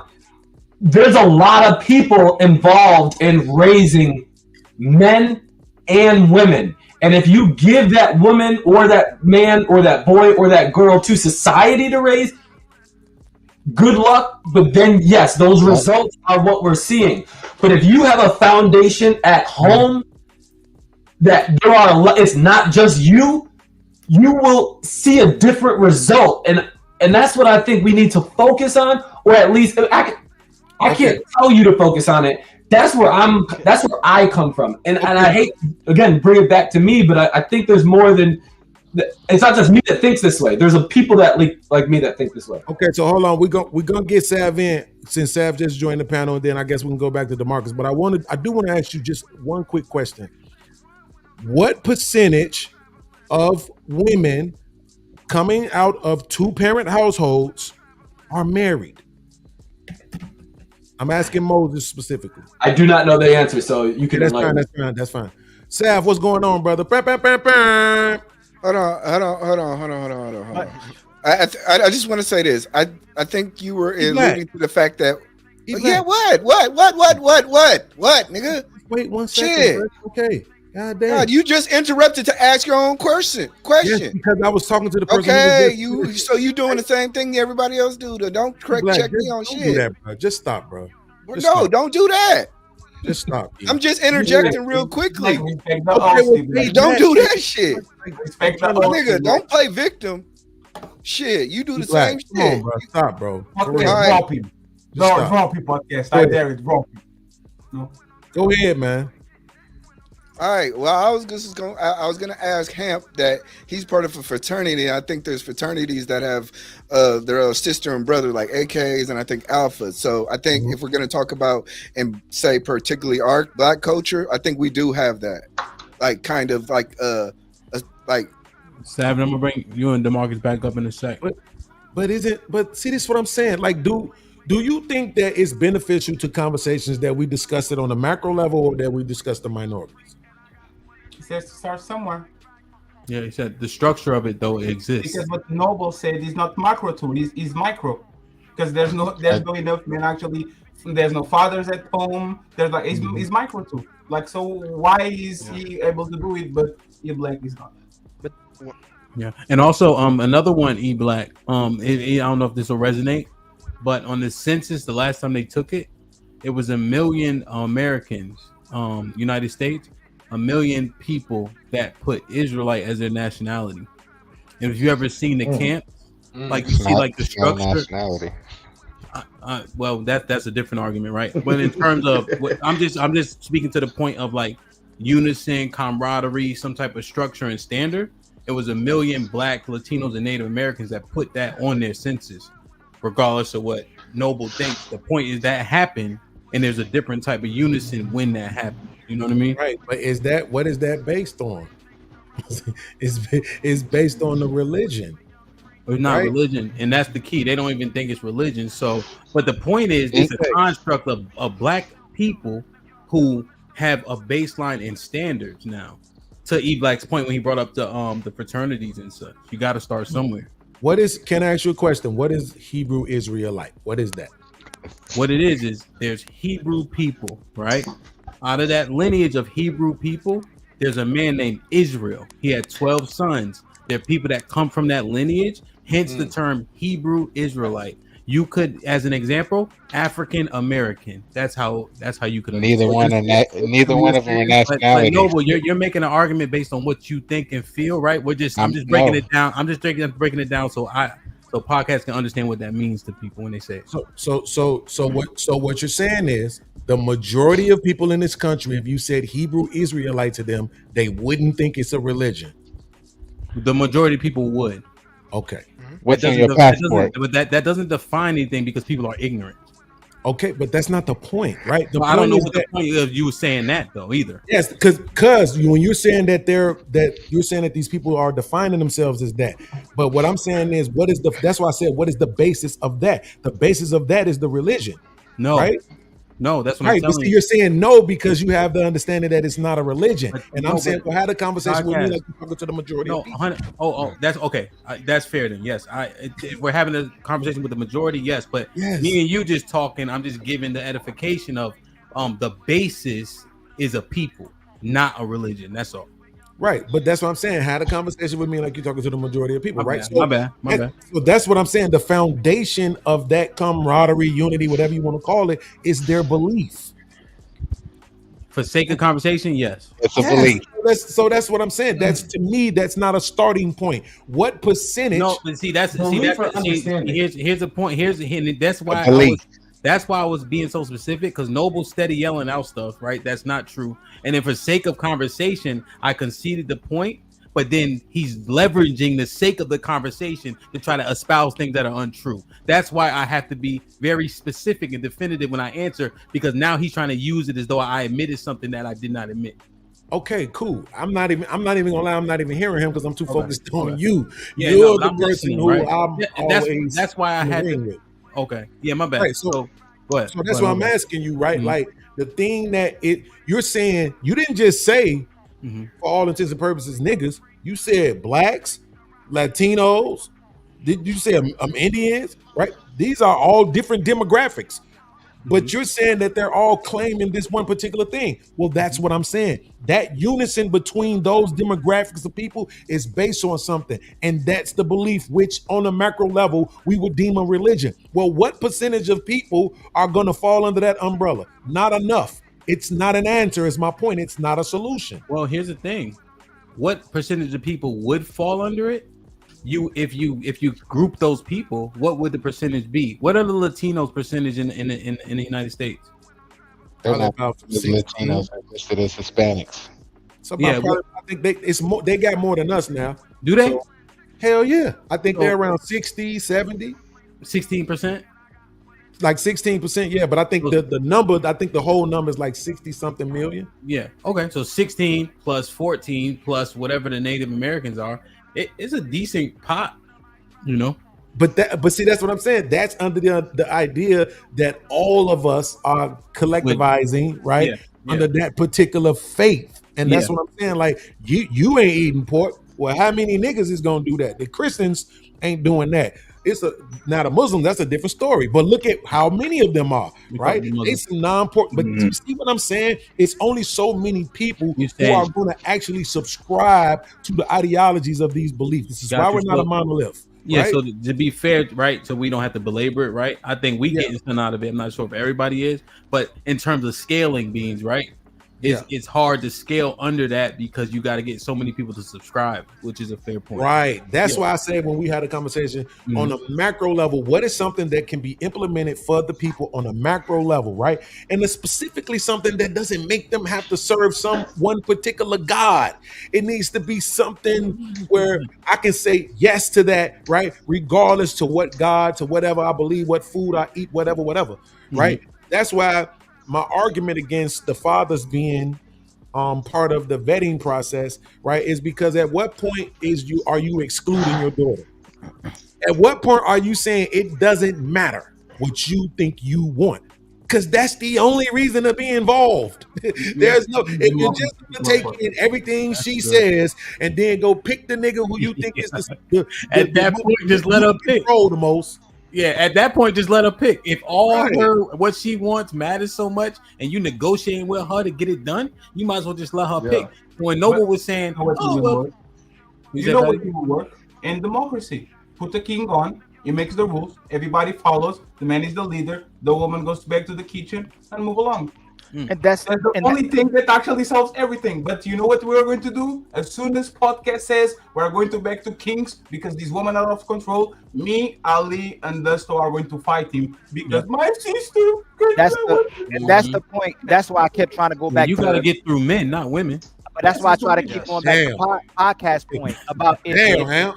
You got to go back to this point. If independent women are created, or are that is just that how they are? Because it's do we have better families with women leading, or do we have better families with men leading? When you have independent women, they're looking for men to follow them. So that's what we maneuver now. That's why they keep going against the patriarch. The culture is shame men into the type of men you want them, instead of shaming women into the type of women we want them. That's what's happening. You know what's and then you have to go, hey, do we have families better when men acquiesce to independent women, or do we have a better culture when women acquiesce to men? Yeah, because so independent women are men. So let me get Taz in because he's been waiting, right? And Ali, you 100% right. And you know what the biggest problem is? We can go into that. Taz, you can talk about whatever you want. I just want to make this last point. It's niggas like me, Ali, that I will bust your ass if you try to shame my daughter. Right. Which is the problem, right? When you think about it. You feel me? And I bet Noble would do the same. We might be like, she might deserve it, but we probably gonna do the same. Go ahead, Taz. What's poppin'? All right, man. Can y'all hear me now? Am I good? Yes, sir. You good? You good? What's good? Shit like that. Shit like that. Shit like that. This kind of what I wanted to come up for, because sometimes I wonder what the end goal is, right? So I want my daughter to be successful, and if she end up with one of y'all sons and get there, so be it. But her success, in my opinion, is going to be through herself. And so teaching independence is necessary, in my opinion. I don't think that teaching my daughter to go out and depend on a man someday is a beneficial message to her, especially given that I can't trust what you teaching your son. We don't live in that type of society. We have the conversation about culture all the time, but nothing in our culture says, damn, the whole light just went off. Nothing in our culture says that everything would be okay though. You know what I'm saying? That this would all come together and everything would be perfect. So I think the biggest problem in a conversation like this is, do we want our daughters to be independent in their mindset? Or is this just about dating? Because I think her independence in regard to everything else is more important, and dating is just a part of the topic. Her independence in every other facet of life is going to be much more important than this. And so I think teaching independence has to be there, but it has to be centered around something more than just this simple shit, this dating, fucking, sex. That's basic. We need them to be independent in regard to their success in everything underneath that. So that's more so what I was trying to question was where is your independence stopping and starting at? Because I can care less about the sexual part. What about everything else? Yeah. So do you that's a good point. And that point you made about now you say what? Can you hear us? What's going on? We can hear you. Can you hear us? Can you hear me, Taz? He froze out. Damn, man. We can hear him well. Can you hear me? Give him a second. Give him a second. Give him a second. We can hear you. Taz, can you hear us now? All right, can you hear me now? Yeah, can you hear us? Yeah, I can hear y'all. That was a good point about what are you teaching your son. Go ahead, B. You want to ask what? Go ahead. No. Listen, this is what I was gonna say, right? Because I want to use his point and then put it together with why I disagree with Ali, right? Because Ali said, "Well, before you do that, look, I'm responding to him." No, but I want to ask him a follow-up question. Yeah, I have a Taz. I want to ask. Yeah, I thought you were going to ask. So, Taz, would you agree with or get on the bandwagon of her being interdependent on a man, with a man? You saying in like a relationship setting? So like it's mutually beneficial, you know, like interdependent. Yeah. So go ahead. I think that's what the relationship is supposed to be. I think that's what the independent woman should be striving for. I think a lot of times that's not what happens, but I think that is that's the perfect scenario. If you could have one, would be interdependency where they both depend on each other. 100%, and that's what I was saying. So I don't know if you was here earlier, but I was painting the premise of you prepare your daughter for absolutely everything you can, all the obstacles, right? But by proxy of that, I'm teaching my daughter how to wrestle, how to box, how to handle a weapon. I want to get her if she needs to work, right, a real job, not no fucking social work degree. And no shade to my sister, she in that, but it just ain't no money in that, you know. And so by nature of that, if I'm instilling all that, I'm gonna make her an independent woman. And I could argue I'm a part of the problem of the shit that we complain about. What you think? What about the feminine things, what about the cooking and cleaning? Because the thing is, a lot of times is mentality, right? You got a mom. A lot of women think it's below them to serve a man. For example, right? What you should say, oh, this woman, podcast, why are you so frustrated when people are? She wouldn't think, Fatty. She wouldn't think that though, because she has a mom and we live in this contract. But I'm saying, that's the point, right? My problem you saying it won't be skewed so much for her. The thing is, the mentality is because they think that below them. So, I see. Dad was actually saying you can raise your daughter to do all these manly things so she can be independent, and still say it's okay to cook for this man. It's okay to serve this man. Absolutely. He did to leave it alone. You see what I'm saying? Okay. That's a good point. So Taz, can you hear me?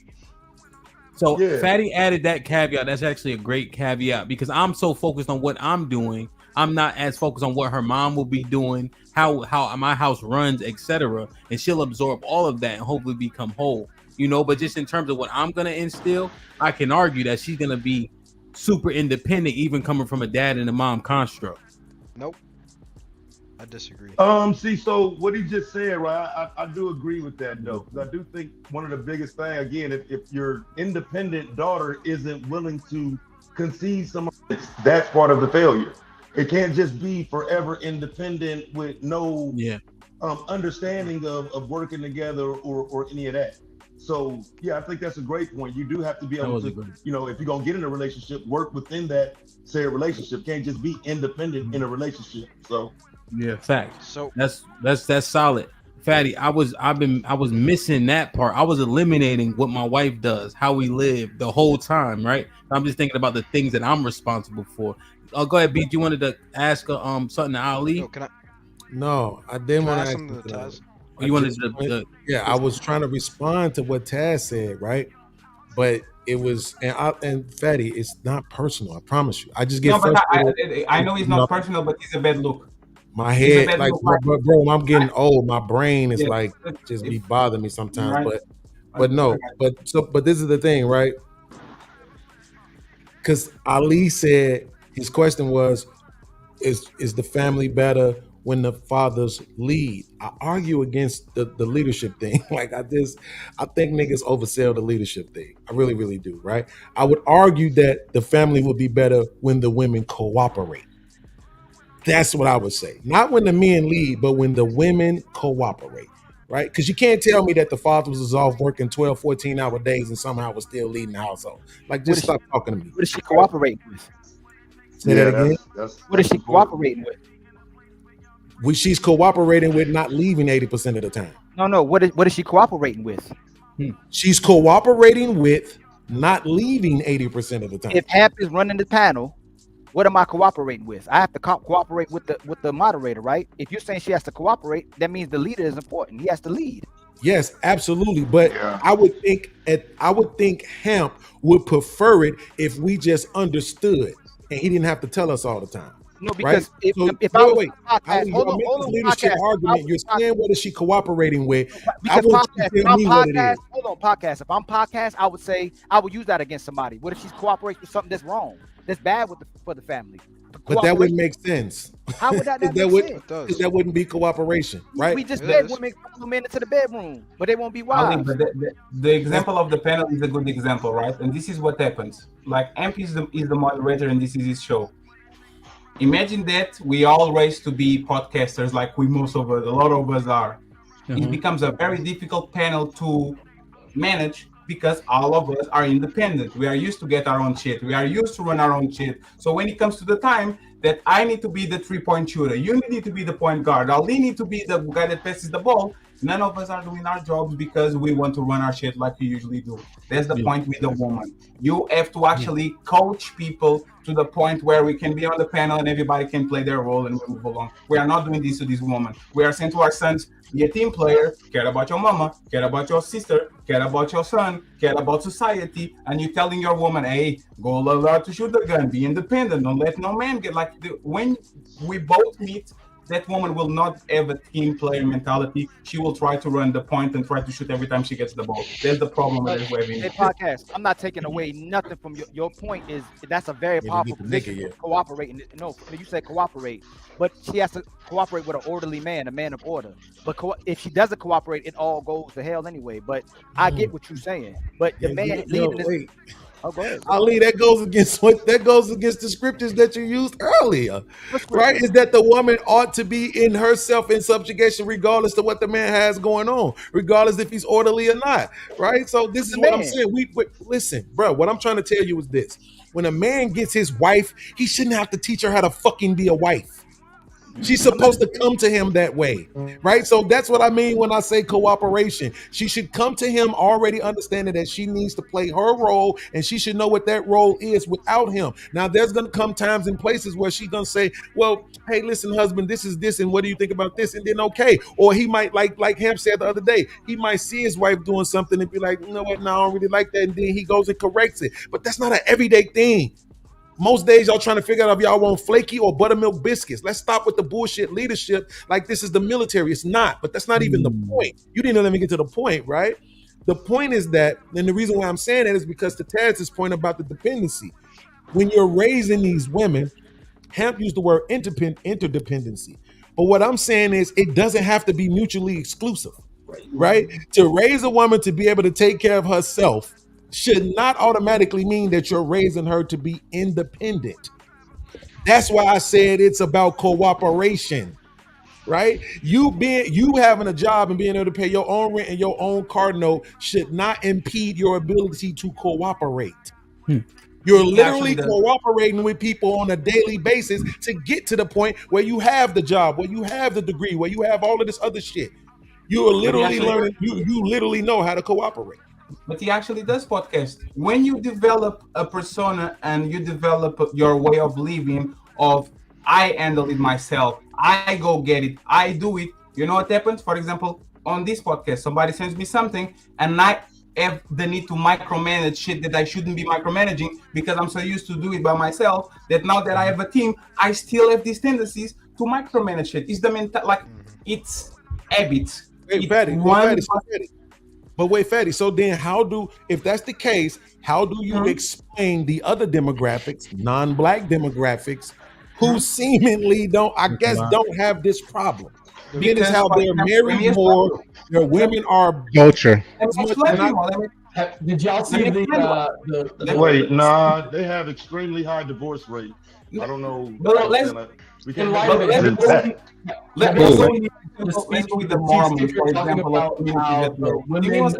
everybody can't talk at one at a time. This is what I mean. Hamp shouldn't have to say that everybody can't talk at the same time, right? Let's do this. Yeah, it's okay. Let's do this. Let Fatty finish his point. Everybody, hey guys, do me a favor. Watch the clock, please. Let's try to be at most a minute.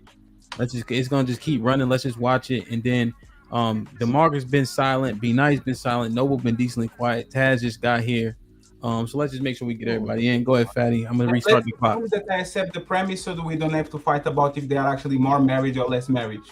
The people that have better results are the women that are raised to be team players since the day they are born. By age 5, they are cooking. By age 3, they are cleaning. They understand, like, I gave you an example. Here in Portugal, there's Afro Nation, right? There's the biggest festival of Afro beats. Afro Nation is in Portugal. And my friend, he had a white girlfriend, but all his friends are a black African woman. And what happened is they woke up early to cook. And then she was cooking too with them. She was the only white woman. And they had to tell the man, get out of the kitchen. And she couldn't understand. Like, those women are raised to be team players. The man doesn't get on the kitchen. This is my job. I am going to actually be okay with this because I'm proud of what I'm doing. The modern woman is not being raised to be a team player. She's not being raised to serve the man she likes. She's raised to, I can do it too. Let's go ahead and let's go get it. This is why the mentality is changing. you're saying is she already cooperates how to be successful. She cooperates how to get a degree. She cooperates on how to get a job, how to be a bad bitch, a boss, all them things. She knows how to cooperate. She's not cooperating with the man. Right. Fatty, I would say American women more so, or West women more so than modern, because there's still some modern women that. Western woman. Let's go with Western Yeah, woman. It's always the premise, pretty much. That's the premise. But good call out, Nova. That's usually what we, even subconsciously talking about. DeMarcus, be nice. I wanted to get in, and we'll circle back to Taz because he just got here and see Moses. You can make it 2 cents, all right? Yeah. Let me just see if DeMarcus DeMarcus, what's popping? What you think? Yeah, hold on. Bless you. Good points. Cause it's like, man, I got so many scriptures in my head that I want to bring out, but I don't want to do that just yet. But I like, shout out to white people. Point on a man that the man finds a wife first. That's it. A woman don't find a husband. The man finds a wife. So like he said, that woman already has to be in that mindset of a wife, which is what? A support role, period. All right. And like, I forgot what he said, but it goes back to, I lost my train of thought, but, okay. So, but yeah, like I said, it goes back to, the wife being the supportive and the husband finding a wife, meaning that the woman already has the mindset of a wife. She's ready to go, which is what? Cooperation, leadership from the man to the wife. And that's what I'm gonna say on that. But yeah, I had so many scriptures in my head and stuff like that. So yeah. You're all right. DeMarcus, question. When you say wife, where would you go to find what a wife, how does a wife present? Like, how would you know what a wife looks like?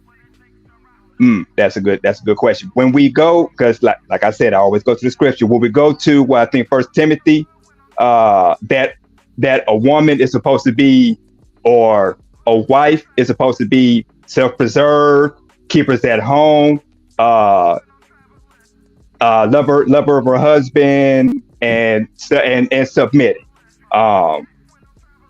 That would be the final. Like I said, I'll have to get the scripture to get that on that. But like I said, it's like I wanted so bad to go to the scripture, but that's just a summarization of that.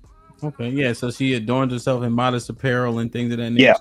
And then she doesn't usurp authority on the man, but to learn inside other man. Yeah. And also, because Eve was first. Eve was first. What was it? Fooled. Deceived. Yeah. Right? Yeah. Okay. I see where you're going. Take a look at Proverbs 31 when you get a chance too. You'd be surprised what it said. Be nice. What's popping? Chilling for a while, but yeah, what I wanted to talk say, like Ben Stein, nigga. That's why. Go ahead. Damn, bro, it's not like that. Nah, but the problem that I had with what you guys are kind of saying is we're just getting caught in the word independent. The word independent is not really a positive or a negative thing. It pretty much just means you're self-sufficient in a way that you actually don't need anyone. But that's not our reality. We're humans, so we cooperate with each other because that's how we survive. So at the end of the day, we are always interdependent on each other at the end of the day.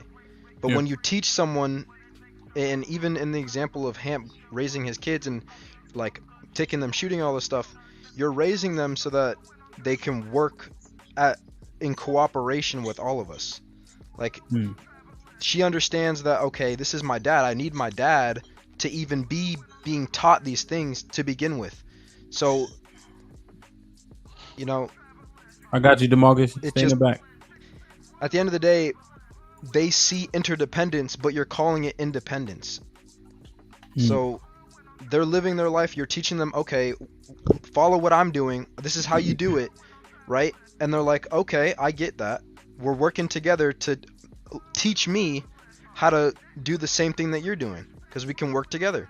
But when you tell them that it's independence, that's when they look at the definition of independence and it's self, but they don't actually perceive the fact that you actually need a lot of people to even sustain yourself to begin with. Yeah, no, 100%. And I think Taz was more right in terms of what he was saying in terms of bigger picture. But when we're likening the independence to relationships, right? As because that's kind of what we've been focused on. Although I think it is more macro than that.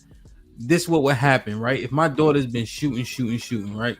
She get with a man, right? He want to bring her to the gun range, right? And he can't hit the fucking target. Guess what happens to him as a man in her head? Potentially. You see what I'm saying? So we may not be intentional with, but like, let's say he trying to change the tire. It take him an hour. She could do it in 20 minutes. Now that nigga dropped down another ring. You see, I'm just trying to understand how things are actually manifest in real life in real time. You know what I mean? I agree, but I hate in that order you to did be, that. in order to be a professional, you have to be good at one thing. You have to become very good at one thing. So at the end of the day, a professional is only good at that thing he's professional in because he studied to be a professional in it. Yeah. So like, at the end of being the day, a man. Yeah, exactly. So if you continue working on one skill to become a professional at it, then at the end of the day, if he works on cars but he doesn't go to the gun range and know how to shoot, that's fine, because at the end of the day he is a person that is a professional in something. No, because at the end of the day we're not only self-sufficient. You're correct, but just think about the thought. Somebody, and this is hyperbolic, right? This doesn't happen. Yeah, I understand that, but let's say somebody breaking the house. I don't think the woman's brain goes to that on purpose. I think it's say something manufactured. You know I love you, right? Let me just say that first. Yeah. Just making love you too, dog. All right. So now they in the room. There's one gun upstairs, right? Okay. And somebody breaking the house. He can't shoot. Who takes the man's role at that point? The woman, for sure. And again, that's hyperbolic and shit. I'm just trying to understand like the logic, because we, like Taz said, we pushing all this into them. Right? What actually happens when they get in relationships and shit? So, so you're right. But hold on. Let Taz go. I know me and B Nice been talking. It's been good. Go ahead. B, you get the last word, and then we'll get Taz in. You get the last. No, you're right. But the problem is that's a fault in our society and the way we raise each other. Yeah. So pretty much in China, when these kids are like 5 years old, they're doing like gun running drills, pretty much like the military. So like, they're pretty much manufacturing these kids to be a certain way, but in America they don't do that. So it's very open. Everyone can choose what they want to do. Do you want to be an astronaut? Do you want to be this? Do you want to be that? But we're not serving a functional purpose in society if everyone just wants to do what they want to do all the time. Because at the end of the day, we do have roles, like at the end of the day, protection. So this is something that you have to do at the end of the day when everything goes to shit. You talking about communism? Taz, what's up, man? And then we because Savage been shaking his head. Opposite of what we live. So I'm waiting for the rock too. So this is what I would say. Like so just again, like just listening, right? So I kind of feel like the point kind of got skipped over because I heard Ali ask, what they submitting to.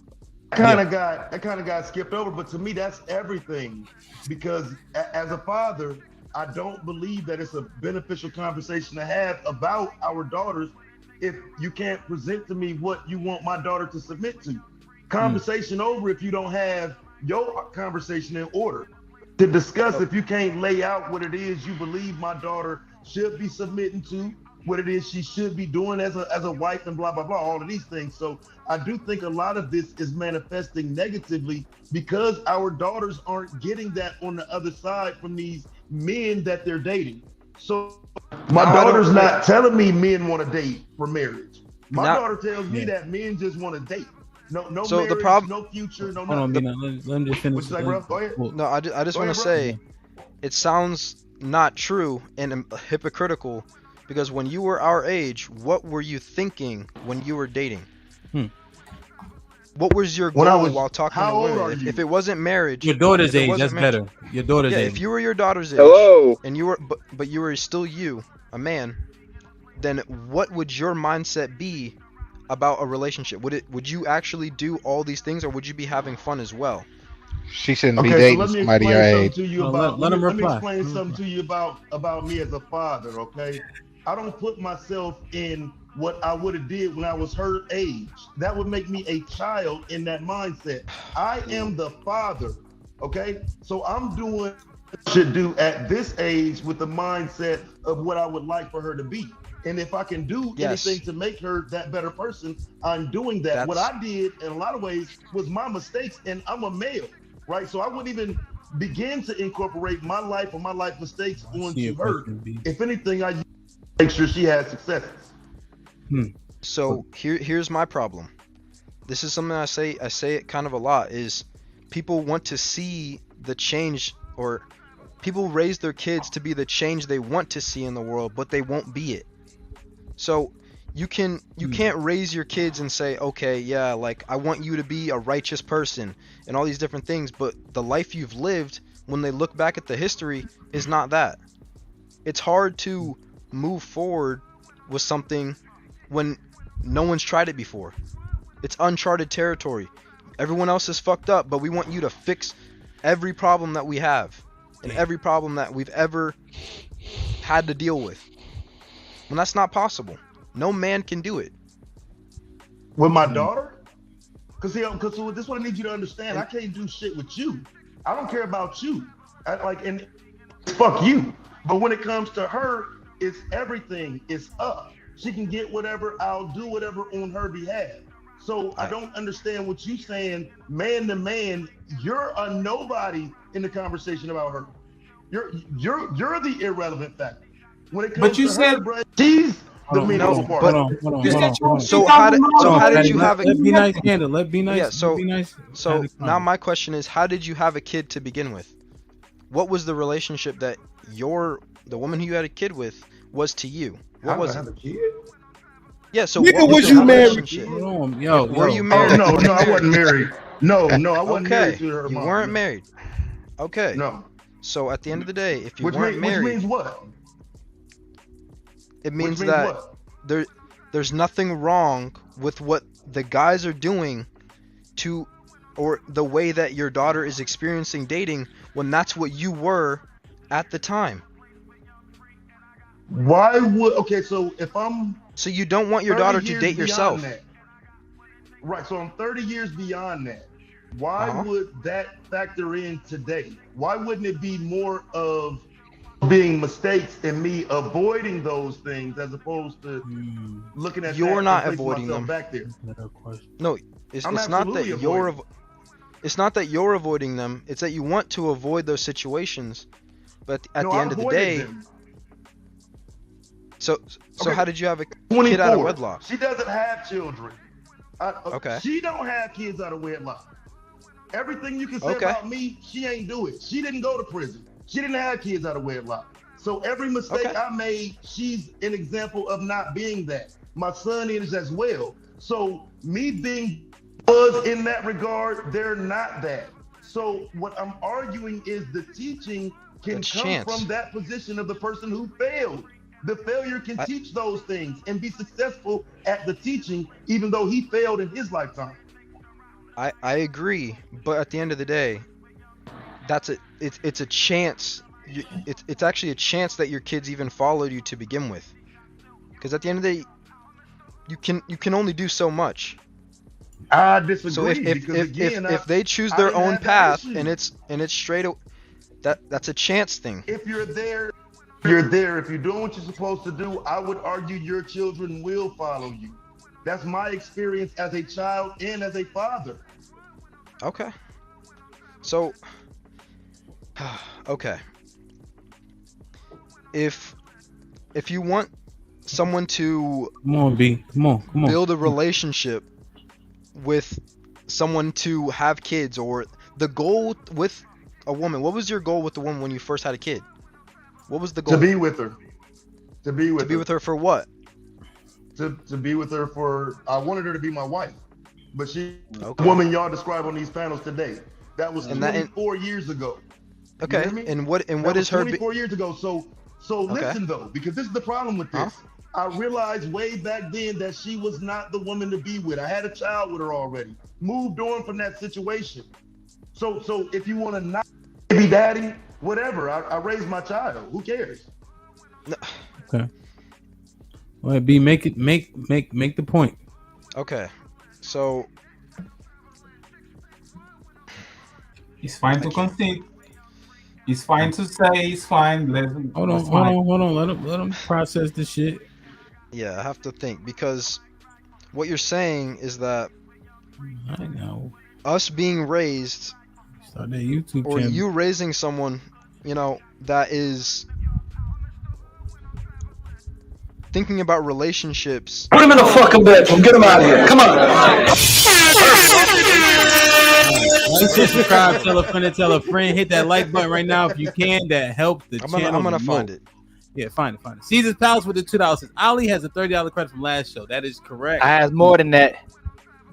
Nah, remember one of the monies was split with you and Fantastic. 25, then 220, 220. It was 120. Okay, but then I got a $21 one too. Huh?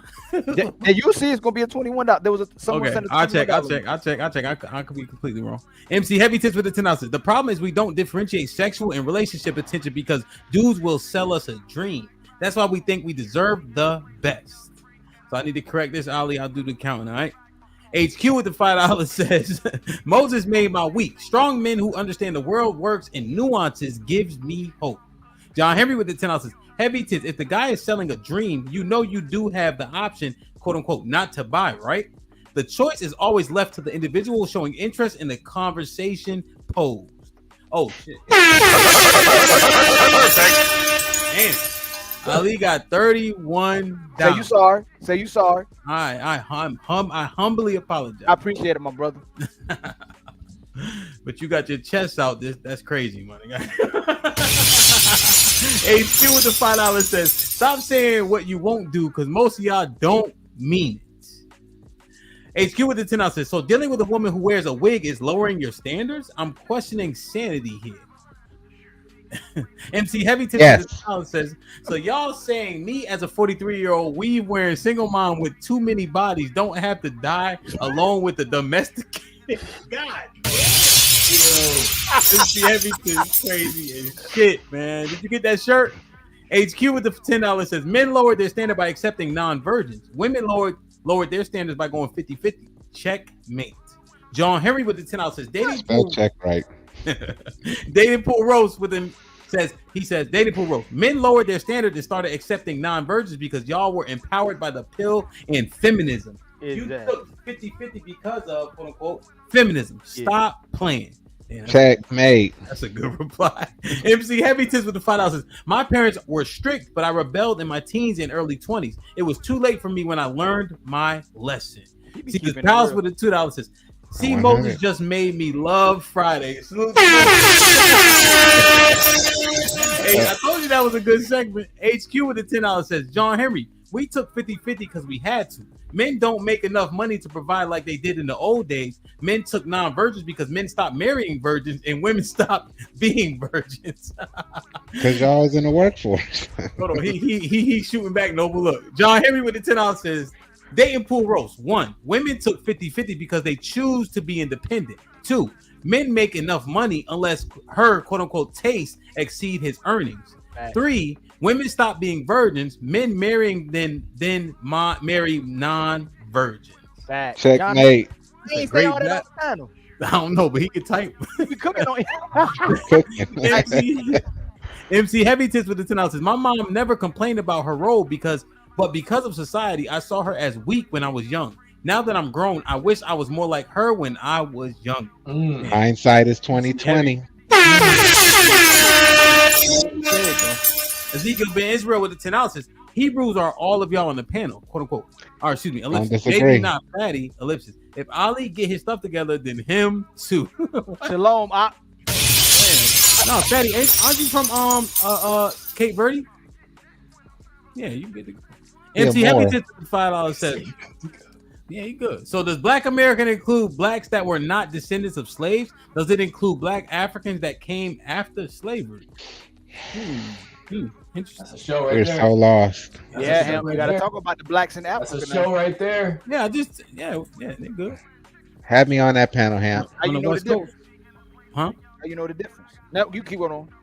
Discernment. Go to your family reunion. Ezekiel Ben Israel with the $10 say, see, I'm going light, but when we do that, I'm gonna go a little bit more heavy on that. Hey, a lot of black have me on that panel. Me too. Be smoky. A lot of great grandfather could have been white, man. Go ahead. Black means pale or bleached. Not me. Let's talk Ezekiel Ben Israel with the 10 ounces.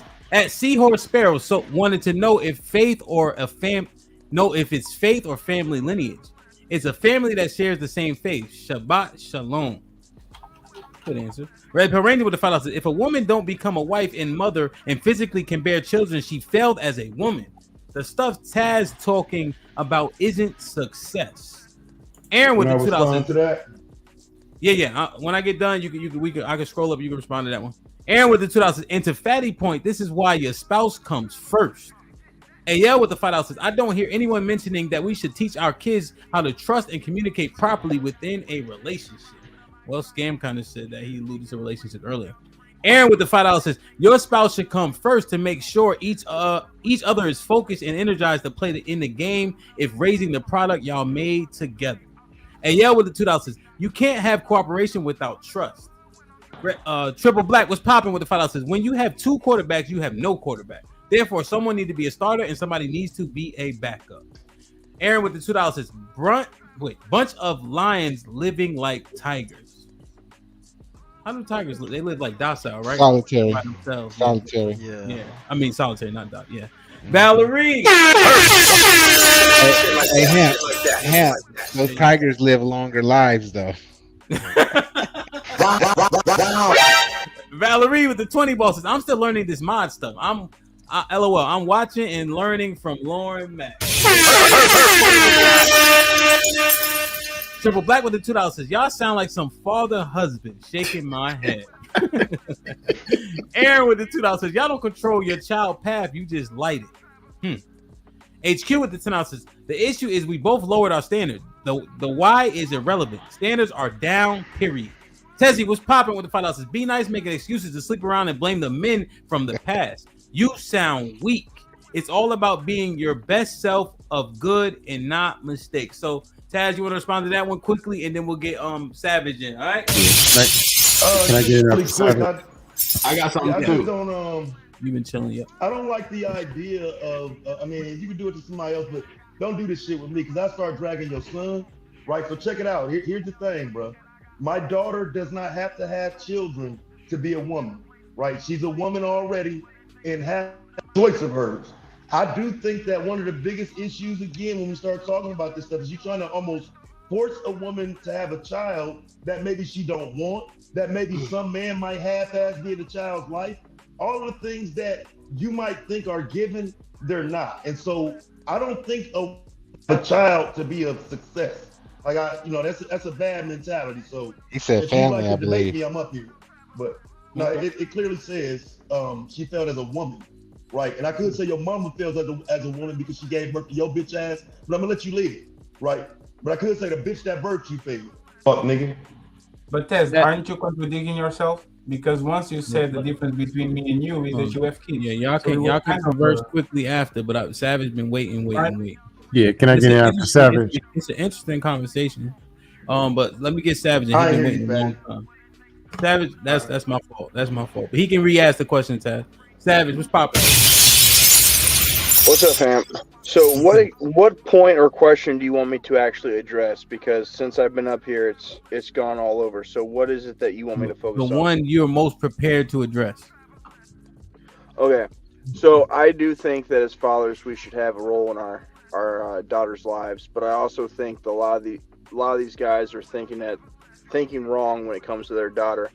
Throughout human history, you lose your legacy with your daughter. You lose your name. So the fact of the matter is with your daughters, you want them to raise them to be wives, but you want them to marry someone that's equal or appropriate to your moral standing so that she is fine. But you lose your legacy as your name with your daughters.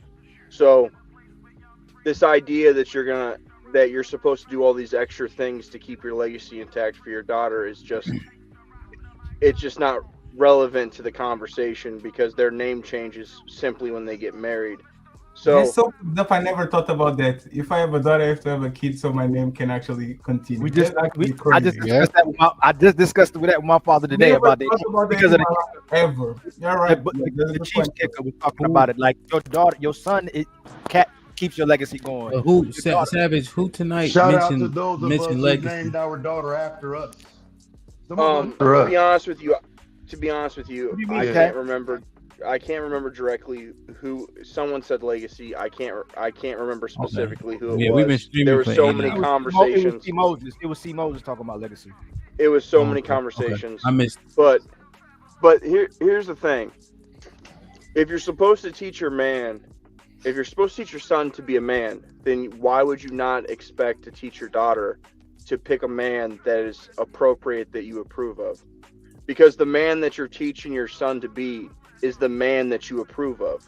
Right. So why would you not hold that same standard for your daughter? It's crazy. It's crazy to say that you are going to have hands off with your daughter. Like that's crazy. And if you don't care about your kids, then that's fine. You don't have to care about your kids. But if you care about your legacy and your kids, then you should be putting things in place to make sure that they're good. So having your daughter work at your business or for you until she gets married is one of those things. Yeah. Instead of having a kid out of wedlock and just saying, here, do it, or having a kid in marriage and saying, hey, I'm going to go punch the clock at Coca-Cola and you do whatever. Like, either you're a father or you're not a father. This idea that we conflate ideas about what being a father is the issue. Either you're going to do everything for your family, which is the whole point of being a father, or you're going to half-ass it and you can't call yourself a father. Yeah. And what do you think about everything that's instilled that we were talking about? You think that's good fathering? Like teaching the daughter how to do all that shit? Well, I think the issue here is that as men, we want to teach our daughters to be able to take care of themselves, but we as men forget that we have to teach them to rely on men. And a lot of the issue that we come into is only 3% of women that are married are actually virgins on their wedding day.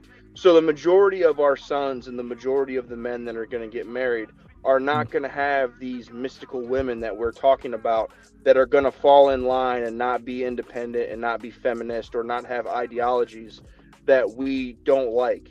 So you're going to have to end up teaching these men how to coach their wives. Their wives are going to be 50 or 60% there, and you're going to have to help get them to the rest of that 100% of being the wife that you want. Yeah. So this isn't 1872 where that was the culture. The culture now is independence and doing what you want to do. So we have to take that in mind when we have these conversations. Yeah, and I think the majority of the conversation, the only one that had a Rapunzel was C. Moses. Everybody else knew we kind of was gonna get what we get. So Lord, his standards 4 times. Huh? Yeah. What did you say, Moses? Sorry. Just making sure you come my way soon. Yes, sir. I just want to get scammed, and then you can jump in, then we can go back to just moving it around. I think if Taz come back, I think Fatty wanted to ask him a question, and I heard half of it, so I was kind of interested in it. So if he come back, then he can ask him that question. Go ahead, Scam. You on mute? Put him in the fucking bed. Oh yeah. I think you do yourself, or we do ourselves, an injustice, as well as others who actually listen, when you try to throw out some kind of fixed, if this happens, then this will fix it all. Or if the woman would just be wives, like the white fairy is going to come and just snap and fix and make people something that they're not. Knowing that most of the people, men and women, look in the mirror and see something they don't even believe in. And then expecting the world to actually adapt to them, or pinpoint one thing and say, if this will happen, then this will happen. If this, or these 2-3 things. This is a holistic thing, starting with self. Every day ain't even the same. Everybody wants different things. So it's not even just the men and if it's the women.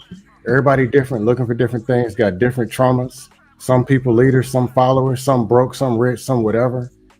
Only thing you can control is yourself. Make yourself better, make the environment around you better. And other thing, as far as the daughters, I think going back to the beginning, trying to colonize and make a fixed thing even for them.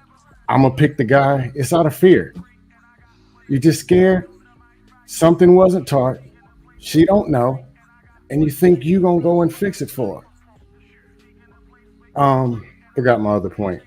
Well, But pretty much there. Huh? In terms of vetting a man, you think that your daughter would be able to vet a boy as well as you could? If she can't vet, you get hit by a truck. She got to deal with this whole dude that you don't even know for the next 40, 50, 60 years. No, I got you. That you're right. If I get hit by a truck, what I'm asking is, or even if you are there, you're not going to be in that household to manage the ups and downs, and all, you ain't going to be there. That's fair. But just filling out a man, you think a man would do a better job at vetting a man than like a woman would, or do you think she's the one? How can I say it? She got to deal with him. Better relation. I'm saying vetting is early on. So no, she has to be with him. But in terms of filling him out to see what's what, pause. Do you think a man would do a better job at that, or a woman would? It's not based on just it being a man or just it being a woman. It's about who is this person, who is the other person, what were these people taught, what are they trying to do? And I think if you know something, yes, add to it. But it's not this fixed thing where because it's a man and he's the father, he knows all, he gonna get this right, or because it's the mom, or because it's not a fix. Teach critical thinking, teach core values, teach relationship skills. If your daughter brings people won't taught nothing. Men, women, 1872, 1972, the people tell me, man, we had it good in the 80s. They lied. It's the biggest lie across YouTube. Them 1872 marriages is what got us here. Okay. Yeah, they turned into this. What does that tell you? 1872, the father vetted. So I don't know what you're talking And it about. got us here. So what did they vet? Well, this is the thing though. Consider this, right? Change. You have arranged marriages where the parents do the vetting and they have like a 4% divorce rate. Do you think that coincides with the men being able to vet men in the families appropriately? In America, there's this thing called choice. That's the motherfuckers over here. That's the people over here, the East Indians and all that over here. They still go through the same processes. They stay within their community. What I'm saying is they have a very, very low divorce rate, and the parents do the vetting. So when they employ that lot, hold on, Scam, real quick, because this is tangible. This is tangible. It's not 1872. So if you use those people and when we're making the point about the parent, the man vetting the man, do you think that the man is going to be more successful than the woman based on that real tangible data? Do you see a bunch of people that you would want picking your wife or your daughter? Do you see that right now? No, just me, because I'm her dad, which is the point we're making. Okay. Like I would for my give your daughter advice if she asked you? And the dude up the street, you want that picking your wife or your husband or your cousin's wife? You want that? A random person? Maybe there's 2% people who can pick somebody and know something. Would you take them odds? And it don't even apply to the world that we live in right now. One second now. Come on, man. All right, are you going to answer the question? Use the East Indians that live here. Use the Asians that live here. They have very low divorce rates. Family get together and pair them up. That is an example when you use the father to vet the boy. The thing that you're pushing back at, we're using a tangible example of people who arrange their children and they have very low divorce rates. So if you employ that logic, low, and that data, and then think through it, what's the answer? No, because it's picking and choosing. I'm gonna just pick the vetting part. I'm gonna just pick the range, but I'm not gonna take what all the stuff, like Fatty said earlier, all of the stuff that comes with it. I just want to pick that and just throw two people together. It don't work. People got choice, and people grew up how they grew up here. If they knew so much, and they were these great marriable people, you wouldn't need to pick nobody for them. You got it under control. They know what they're doing. So this is my question. So would you suggest, or are you suggesting that those women from that culture would, because you are conceding that they pick from inside of their own culture and race, right? Just for me or Hamp? Hamp. Of course I'm talking to Hamp. No, we're not conceding. You mean conceding? What do you mean? I'm saying that they pick within each other. They marry each other, just like everybody does. The majority of people marry each other. Yeah. Okay, so are you suggesting that the women in that culture would marry out if it wasn't for the fathers? No. No, because they don't really have much to vet then. And the reason why is because most people don't marry out. So I don't know that point's more moot because nobody marries out. Means that's the most dishonest question you asked. So they really wouldn't have much to vet then, right? That's a lie. What?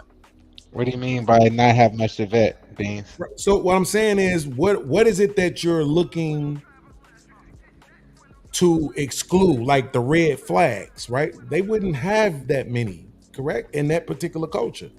Why not? That's not true. What? I don't know. I don't see them on the news every day. They're human. Yeah, they have. You know, They keep in that to that themselves. They keep it in-house. They still have the caste system. They're the news anchors. They have all that. Oh, like we talking about the East Indians specifically? Yeah. Yeah, they have a whole lot of shit going on over there. I don't know. I mean, like I have- said, that's what I'm asking. For instance, they have, if I'm not mistaken, somebody correct me if I'm wrong. Savage, you may know, and you could jump in. There's 3 different religions. You got the Hindus, you got the Sikhs, and you have Islam. Muslim. That's large over there, right? That's I would even argue that's a bigger nuance than we have in our culture.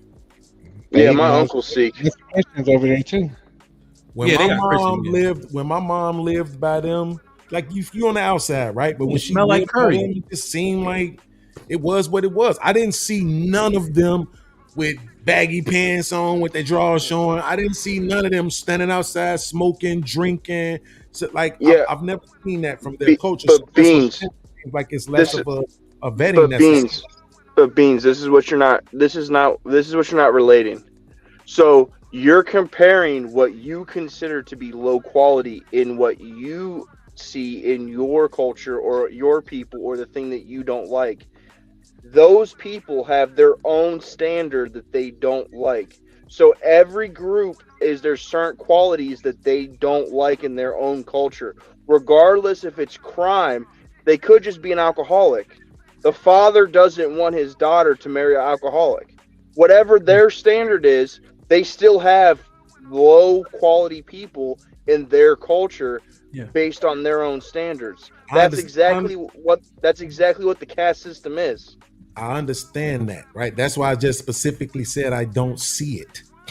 I just specifically said I'm looking from the outside in. That's what I just said. But that's what I'm saying. We don't see it. It's not outward, right? So when you go to the black community, guess what you see? You see the alcoholics. They call winos, right? You see the dope thing. That's what I'm saying. When my mom lived in their community, we didn't see it.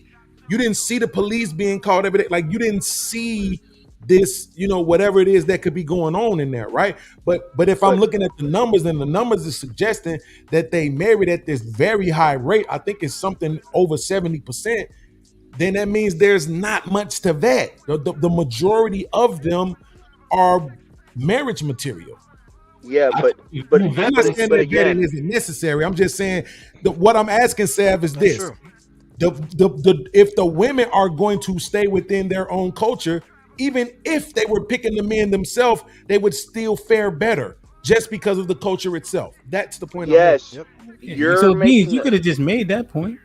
Yes, but again, and they don't want the culture; they just want to do the vetting. It don't make sense. But Beans, this is what you're not taking into account.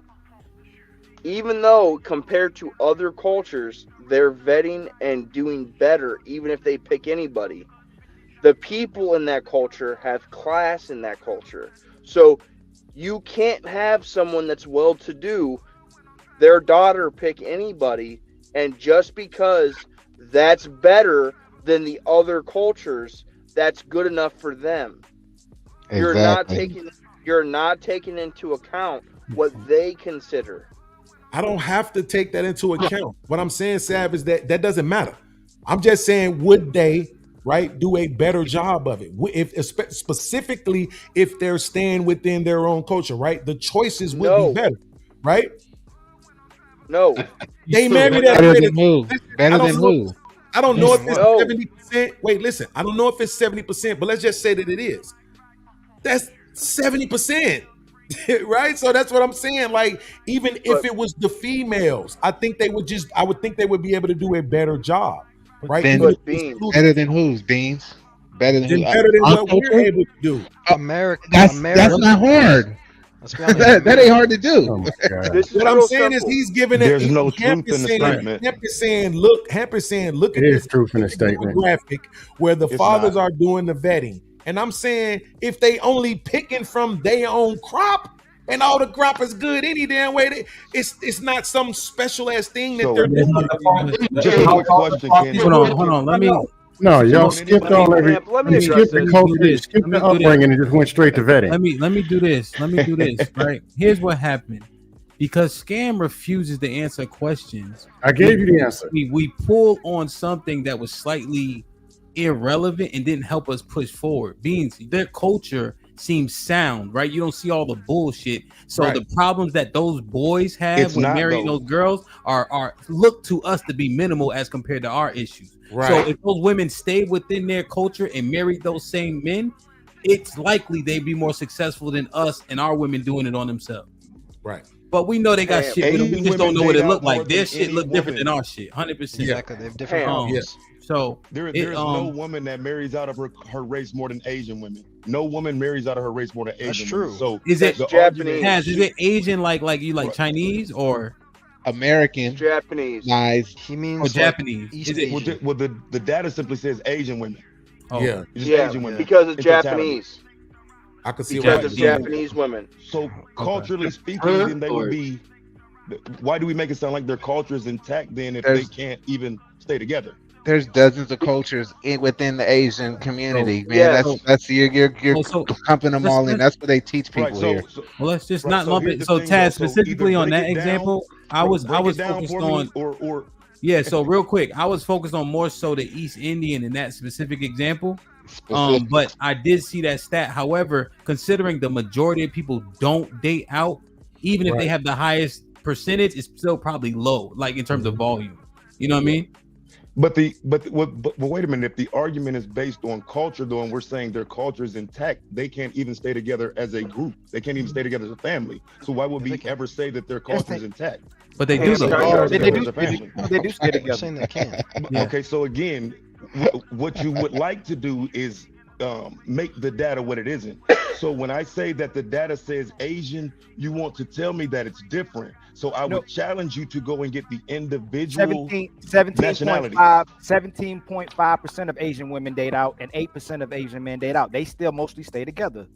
Yeah. Hamp. Okay, so in terms of men and women though that are black, they're triple our rates. 17.5. Black men and white women are behind them.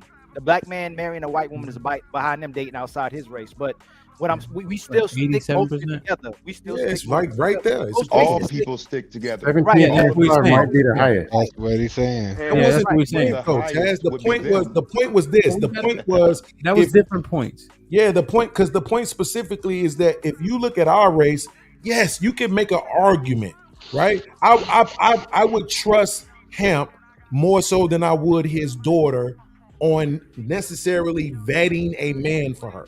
It's not a race right thing. But on a macro level, absolutely fucking not. Especially if when I ask the person, well, what does race matter? Yeah, well, I'll ask her what race she wants, right? Like if you just gonna get everything that she wants anyway, you might as well just let her do it. Was the point that we were making earlier? Yeah, go ahead, Steve Moses. Go ahead. Oh wait. Sorry. Let's do this. Sorry, my bad. Savage, last word on that since you were kind of combating that, and then let's get C Moses and we'll open it back up. Actually, Taz, before I interjected, Fatty was trying to ask you something based on what you said, so we'll go to that. Go ahead, C Moses. Oh, go ahead, Savage. My fault.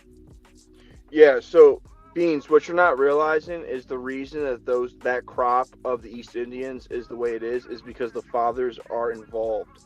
What you're asking to do is to change what has been going on that's been working, and that's what's not happening in the black community, and that's where we're at now from women choosing their mates. So you're asking for the cause to end up going to what is working to affect the culture in the long term. And when it comes to Asian women, the highest rate of Asians that date out is the Japanese woman. They're the highest that dates out of their own race. Okay. It's not the nationality. What? See Moses, go ahead, bro.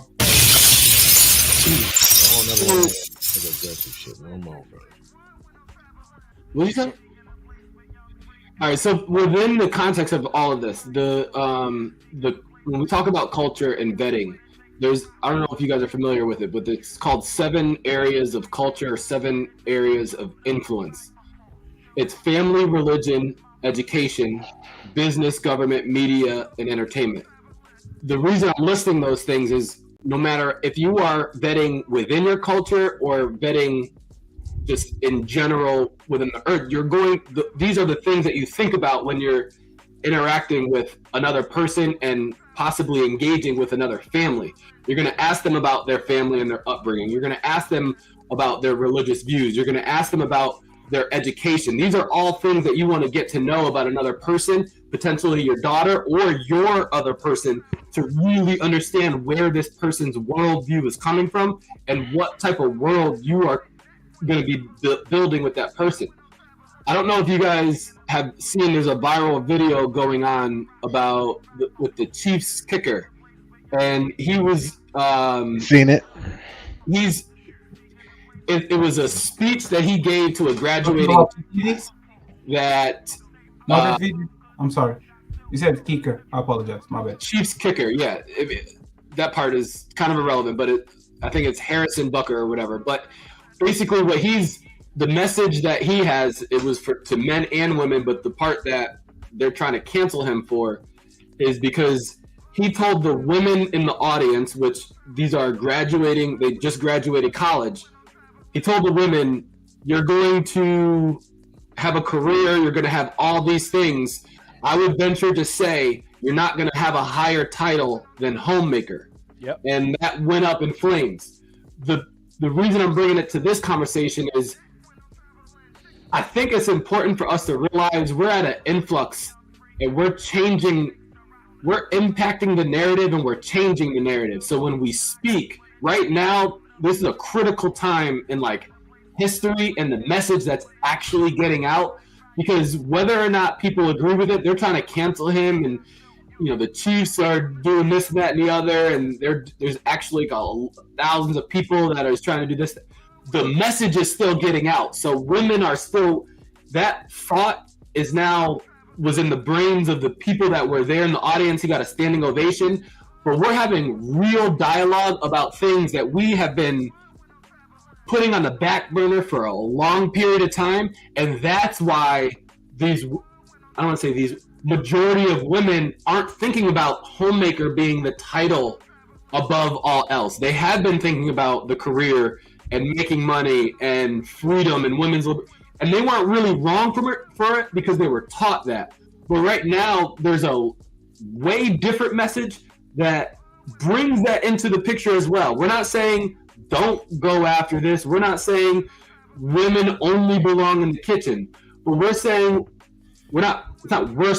there's a dialogue about, well, what is that title that is above all else? Is it mother? Is it homemaker? Is it VP of another company that you don't even have actually vested interest in? And the last point that I'm going to make, this is real quick, because I think I don't know why this is in my brain, but it's my worldview. I believe we are supposed to be manifesting heaven on earth. I believe that we are manifesting heaven on earth, but it's different for every person in this universe. So as we really understand ourselves and our worldview and what we want as a man, I can only speak as a man. That's the program that the woman comes into. And if you are not building heaven on earth, you're either wasting time or you don't actually know who you are just yet. And I've brought a lot of things to the table, but I think throughout the period of time I've been thinking, I've been sitting back, and I've also been getting shots at for my worldview, but I know who I am and what I've done and what I'm building. So I feel confident in a lot of some of these conversations, but I don't know if anybody has any thoughts on any of the points that I made, but go ahead. Yes, man, you pretty much want to eat a bullet. Hey, Hamp, I got a closing statement, but go ahead. Yeah, so pretty much what the questions you were asking and when you were saying not in the kitchen, but do you want these titles as homemaker, all these different things? What you're asking is, what is your role? Man, we suckers, man. Hey, Hamp, you right, yo. That's all you're asking is, what is your role? Are y'all prepared to do to women what women do to you every single day, man? That's just it. Whether you gonna take it or whether you gonna do the same thing they do, y'all. That's it. Are you going to shame them to be a good woman? All you got to do is get somebody to vet for you. You good? You know what? Don't talk to your daddy and get him to vet. That'll fix it all. What you talking about? Doing this right instead of saying stuff that may make them mad. It's like sitting here talking about white men being in power because they know they in power. They watch us look at them. They know we in power. It's like when we talk about women, like, look what we can do to them. We finessing them so bad. All they can do is talk about it. What we gonna do about it? We're building. Man, you ain't building nothing. You don't talk no more. That's my whole point. That's my whole point. You're projecting, my dog. You're projecting. Don't say you. Huh? You